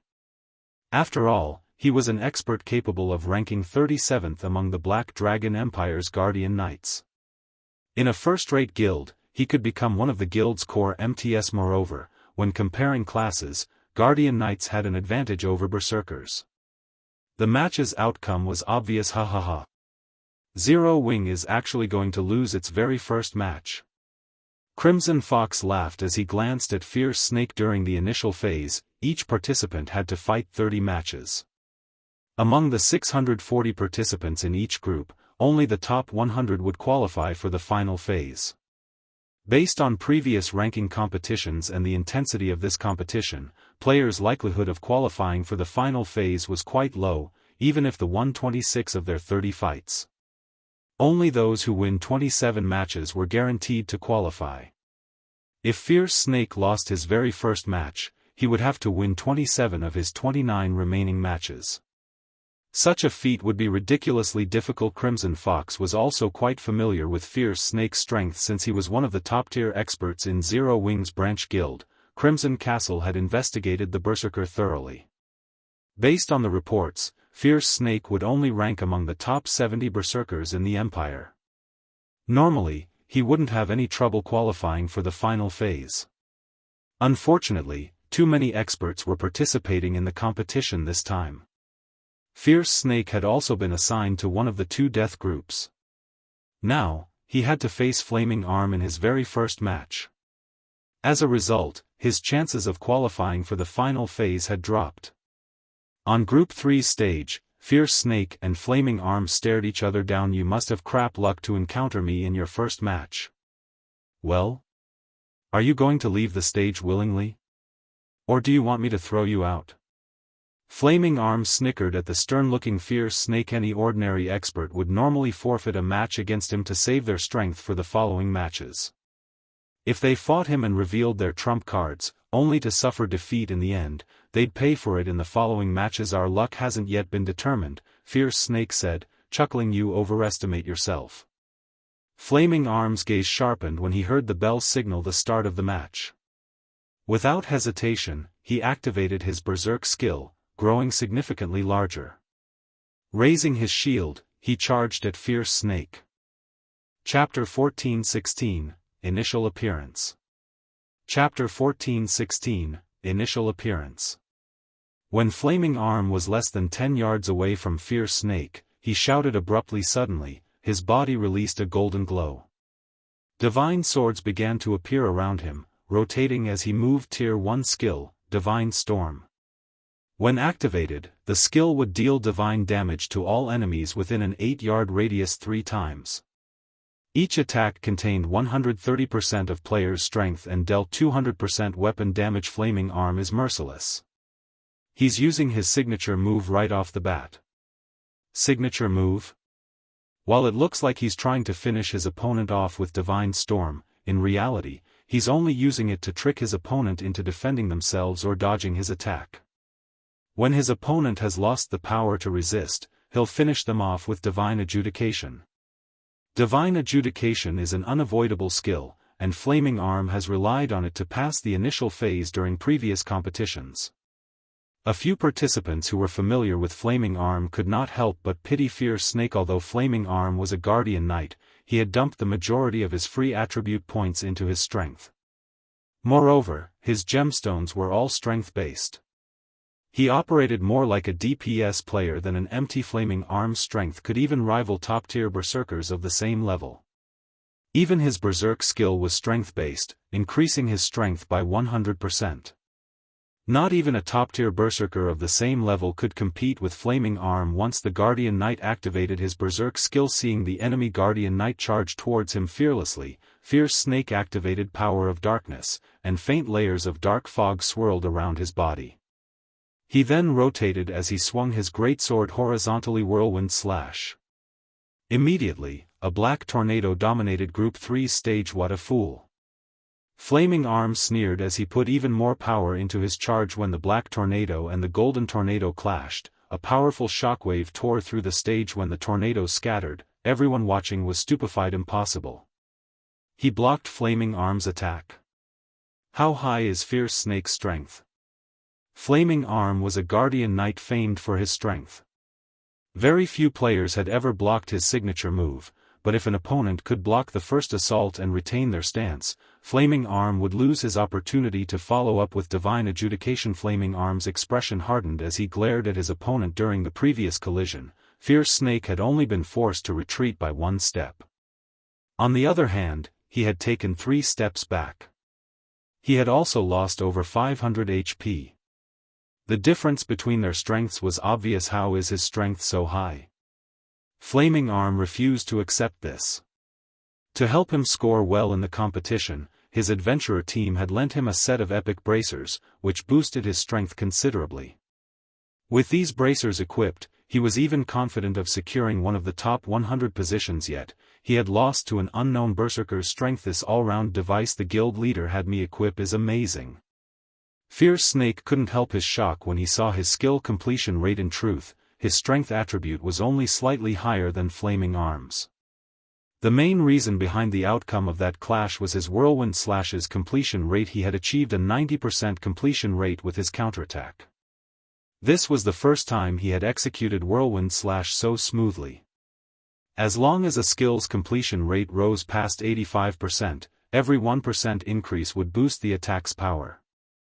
Upon reaching 90%, the skill would undergo a qualitative transformation. It was only natural that Flaming Arm had difficulty blocking his attack. Since I can't overcome his strength, let's see who lasts until the end.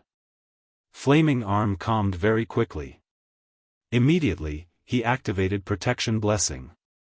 Then, while disregarding his defense, he attacked Fierce Snake ruthlessly, intent on exchanging blow for blow. Protection Blessing halved the damage he received. Even if there was a difference in strength, he had the advantage in an exchange of blows since berserkers didn't have any skills that reduced incoming damage. As everyone assumed that Fierce Snake would dodge Flaming Arm's attacks, the man rushed forward to meet the Guardian Knight in battle rather than retreating. Is his brain broken? He clearly has the advantage in this fight. He could easily win if he just waited out Flaming Arm's Protection Blessing, yet he's charging towards his death. Fierce Snake's behavior confused the spectators. Fierce Snake and Flaming Arm engaged in a vicious battle, attacking and defending.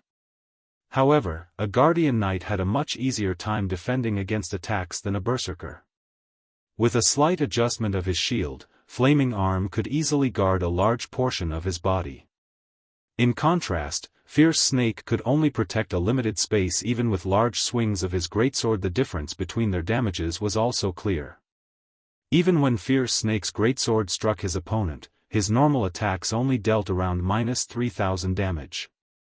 On the other hand, Flaming Arm's normal attacks dealt over -6,000 damage.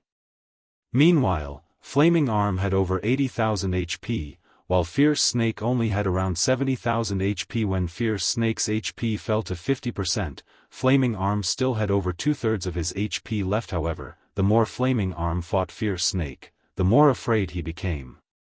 As the battle dragged on, he could sense his opponent's combat standards improving. Moreover, the more Fierce Snake fought, the more natural the Berserker's actions became. As a result, it became increasingly difficult to land an attack.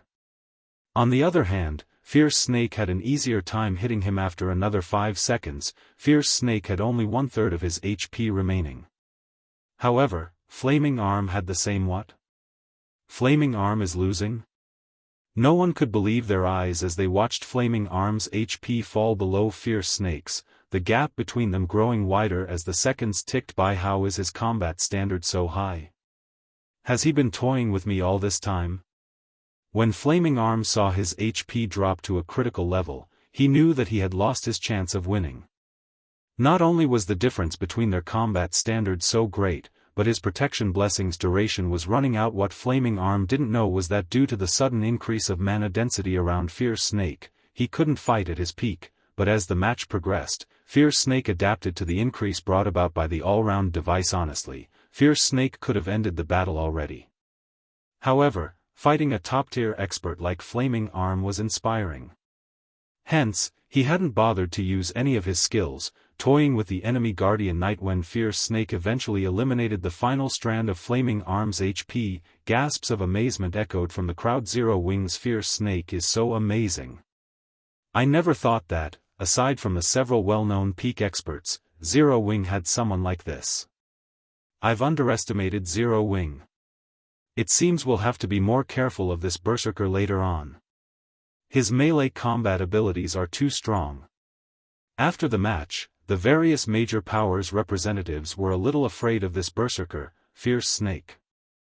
After all, Fierce Snake had relied on normal attacks to defeat the Black Dragon Empire's 37th ranking Guardian Knight. If he had used his skills, he would have wiped the floor with Flaming Arm. After Fierce Snake's match, Windmill, Wild Bone, and Negative Life completed their matches. Without suspense, they won their respective battles.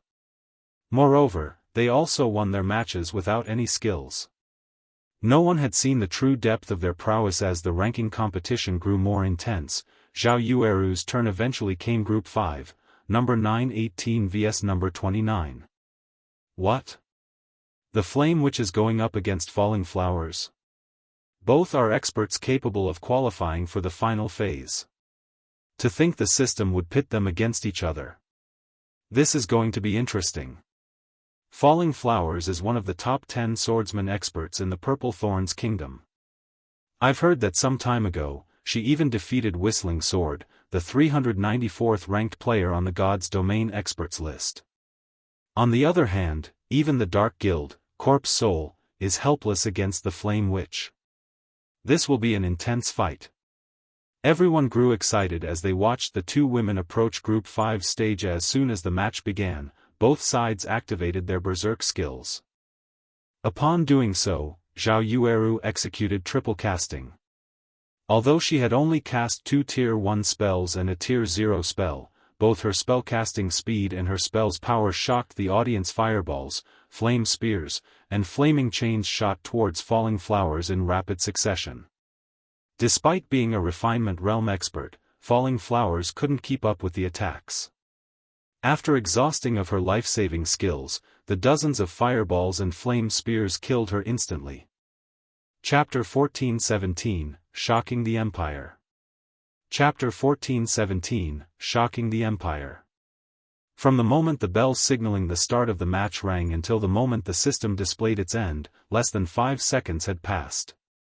The match was so overwhelmingly one-sided that Falling Flowers hadn't even had time to scream before she transformed into particles of light and disappeared from the stage. At this point, Group 5's stage had become a smoldering mess. Huh? Looking at the stage, Zhao Yueru was momentarily dazed. She struggled to believe that it had been her doing what just happened.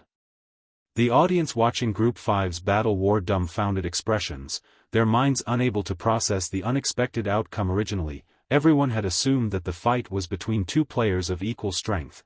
They had never expected this outcome. Triple casting. Just who is she? Blue Phoenix stared at Zhao Yueru in shock. Current peak magical class experts were just barely learning to triple cast, and Zhao Yueru could already triple speed cast. Even Blue Phoenix had yet to grasp that level of the technique.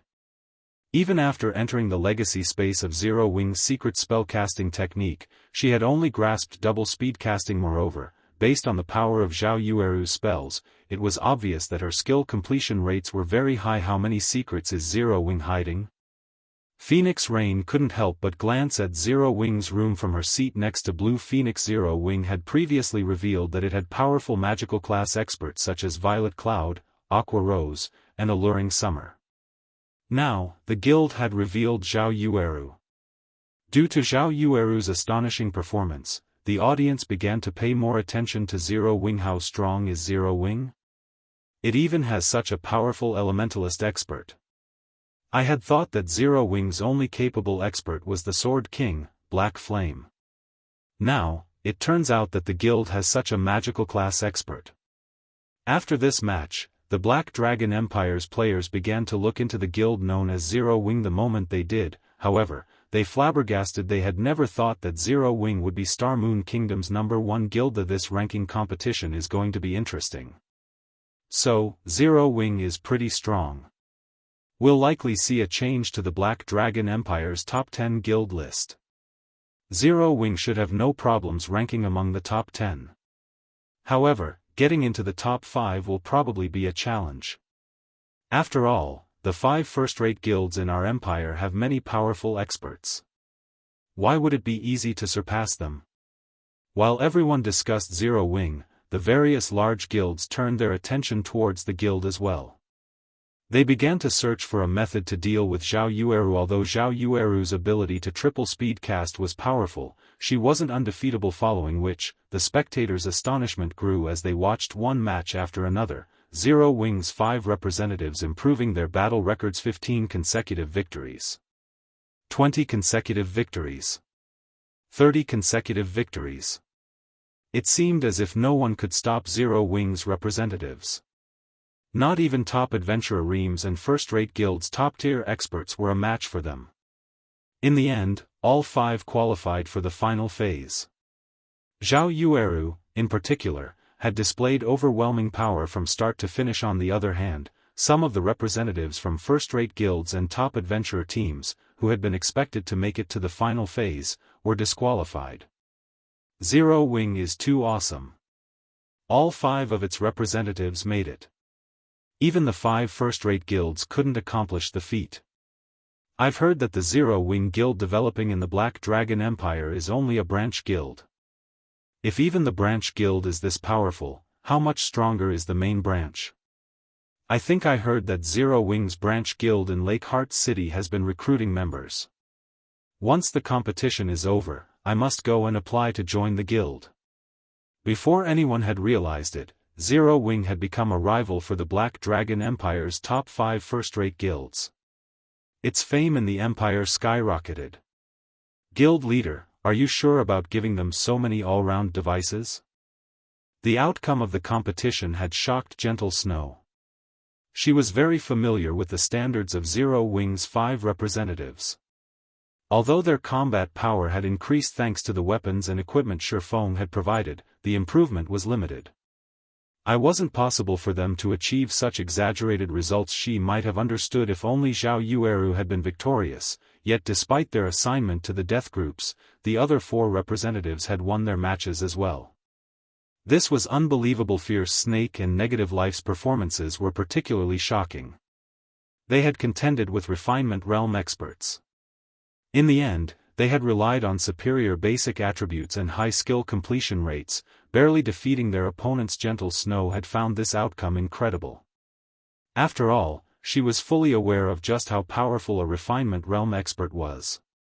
Such experts should have no issues defeating non-refinement realm experts, even with 30% higher basic attributes.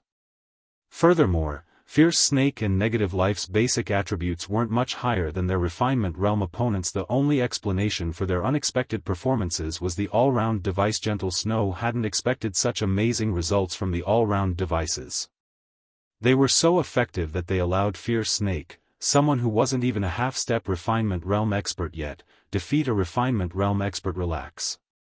While the all-round devices production is somewhat costly, we can make as many of it as we want. Sure, Feng hadn't expected the item to be so effective either. After fighting so many matches, Fierce Snake and the others had obviously improved. If they could continue fighting different refinement realm experts, it wouldn't be long before then entered the refinement realm as well, becoming cornerstones for Zero Wing. As many as we want? Gentle Snow was at a loss for words as she stared at Shi Feng's calm expression. She felt as if this was the first time she had met the man. If it were possible to mass-produce the all-round device, then with Zero Wing's current foundations, they could nurture a batch of refinement realm experts in a short time. She would never have dared to dream of such a thing in the past. After the competition's initial phase ended, the true ranking competition that everyone had looked forward to began. Unlike the initial qualifiers, participants that lost a match during the final phase would be eliminated, while those that won would proceed to the next round. Meanwhile, to prevent the various large guilds and adventurer teams' representatives face off against their own, the system would try to assign them to different matches as often as possible. This assured that the various large guilds and adventurer teams could collect the maximum number of points possible. Aside from Zhao Yueru, Fierce Snake and the others were strong enough to rival refinement realm experts. In the end, they easily passed the first 3 rounds and ranked among the top 150 in the competition. However, 3 had lost the 4th round due to refinement realm expert opponents with epic items. In the end, only Zhao Yueru and Negative Life had won their 4th matches in the final phase. During the 5th round, a refinement realm expert with more than 1 epic item had eliminated Negative Life. He had lost with little resistance. Guild leader, Zero Wing is far more powerful than we had expected. What should we do now? The shield warrior named Lonely Castle asked Crimson Fox worriedly in Crimson Castle's VIP room. Although the 2 experts 9 Dragons Emperor had sent had made it to the 5th round, the other 3 representatives had been eliminated in the 2nd match. What's there to worry about? Didn't you see Zhao Yueru's next opponent? Crimson Fox asked unhurriedly as he pointed to the virtual screen above the center stage. What? Lonely Castle was stupefied when he saw the names on the screen. He was instantly elated. Zhao Yueru's opponent for the 5th round was Yi Luofei, the FFF Adventurer Team's vice commander. She had the nickname Frost Empress and was one of the Black Dragon Empire's 4 great elementalists. The Dragon Phoenix Pavilion had even offered her the position of vice commander over its main force to recruit her. Chapter 14:18. You still aren't qualified. As the current match on the main stage was about to end, everyone shifted their gaze to the screen hovering above the stage, excitement and joy sparkling in their eyes. The next match is going to be awesome.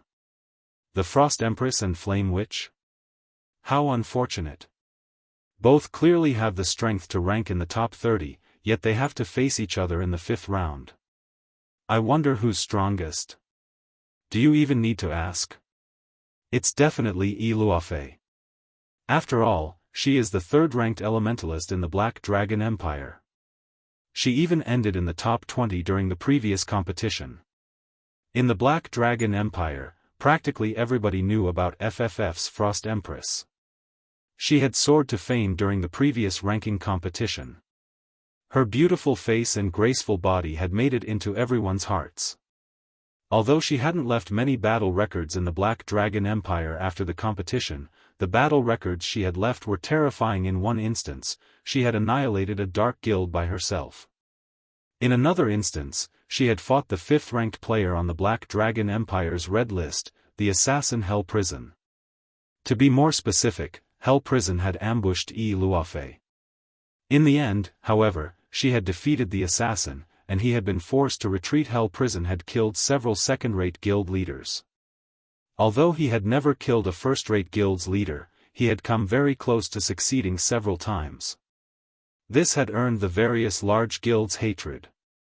However, they were powerless against the assassin expert, yet after a single failed attempt, Hell Prison had declared that he had given up targeting Yi Luofei. No one knew why he had done so, but the fact that Yi Luofei had forced an assassin like Hell Prison to give up showed how powerful she was. The assassination attempt had been a while ago. Yi Luofei had certainly grown stronger since then. Big Sis reign. It seems that Zero Wing may be in trouble. Yi Luofei is highly talented. The Secret Pavilion has even labeled her as a monster-level genius. Based on the information we currently have, she has grasped at least 2 combat techniques. Moreover, one of them is an advanced combat technique. The Secret Pavilion has tried to recruit her, but she rejected their offer. Based on our reports, it seems that the Flower of Seven Sins has contacted her as well, Blue Phoenix whispered when she saw the combatants for the next round.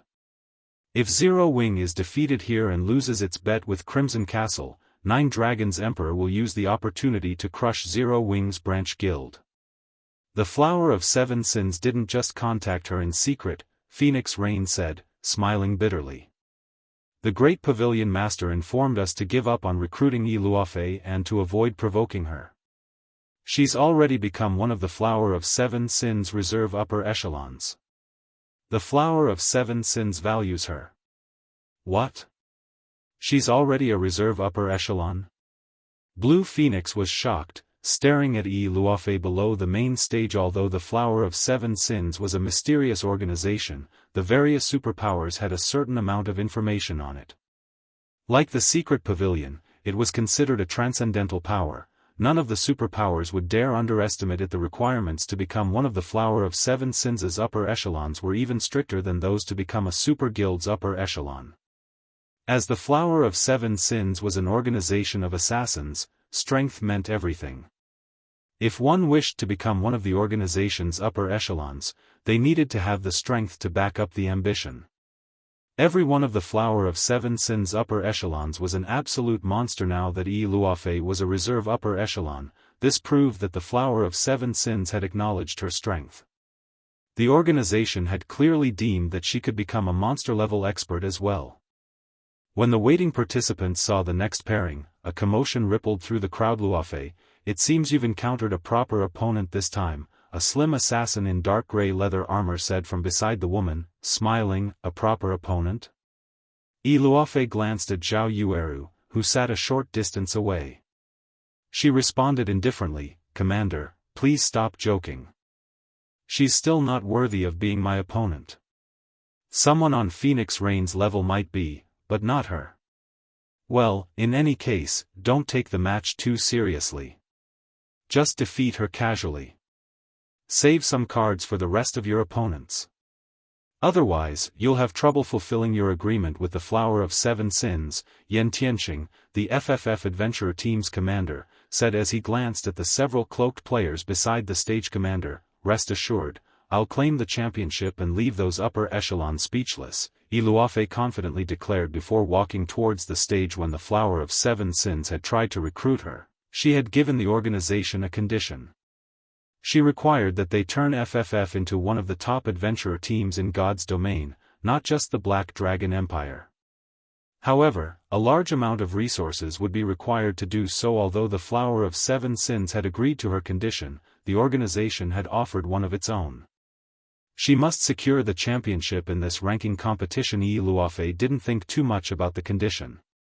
After all, not only had the Flower of Seven Sins given her a top-tier epic staff upon her joining, but it had also sent her into 2 legacy spaces, allowing her to improve tremendously. She had even broken through to the Void Realm, pushing her 5 senses to their very limits. When Yi Luofei and Zhao Yueru stepped onto the stage, cheers erupted throughout the venue. Not only were they gorgeous, but they were also highly venerated experts. I've always heard that Zero Wing is a one-man guild. I never thought that it would have an expert such as you. I had planned to challenge your guild leader during my previous trip to Stone Forest Town, but I never actually met him. After this match, please convey my request to guild leader Black Flame. Tell him that I'd like to challenge him. The time and location are up to him." Luofei spoke to Zhao Yueru softly. The Flower of Seven Sins had actually given her 2 conditions. If she completed one of them, the organization would agree to her condition, pushing FFF to the heights of God's domain. Obtaining the championship was the first condition. The second was to kill Zero Wings guild leader, Black Flame. Moreover, the second condition was available long-term. She had watched Black Flame's battle videos. While he was a monster, she was confident of defeating him. The moment Luofei finished speaking, an uproar shook the arena. What's this? Luofei just publicly challenged Zero Wings guild leader? This is interesting. I wonder if Black Flame will accept the challenge. If he does, I have to watch it. As expected of the Frost Empress. She dares to challenge the Sword King. Everyone here was quite familiar with the name Black Flame. After all, he ranked among the top 100 on the God's Domain experts list. The secret pavilion had even given him the nickname Sword King. When he had received it, it had caused quite a stir throughout God's Domain. However, while the crowd cheered over the matter, Zero Wings members wore ugly expressions. Fierce Snake and the others, who sat below the main stage, were furious. A measly vice commander of an adventurer team had dared to issue their guild leader a challenge. Zero Wing was Star Moon Kingdom's #1 guild. Luo Yifei's blatant challenge was no different than spitting on Zero Wing's reputation. She simply wasn't taking Zero Wing seriously in the least. Ha ha ha. Nicely done. As expected of someone the Flower of Seven Sins has acknowledged. Nine Dragons Emperor laughed in his VIP room. Black Flame really is famous everywhere, Phoenix Rain muttered, sighing as she looked at Zero Wing's room. Although she did not believe that Luofei could defeat Black Flame, this challenge humiliated Zero Wing, Star Moon Kingdom's overlord. If Luofei defeated Zhao Yueru, the challenge would deal an even greater blow to the guild's reputation. You wish to challenge our guild leader? Zhao Yueru's gaze chilled as she glared at Luofei. Unfortunately, you still aren't qualified.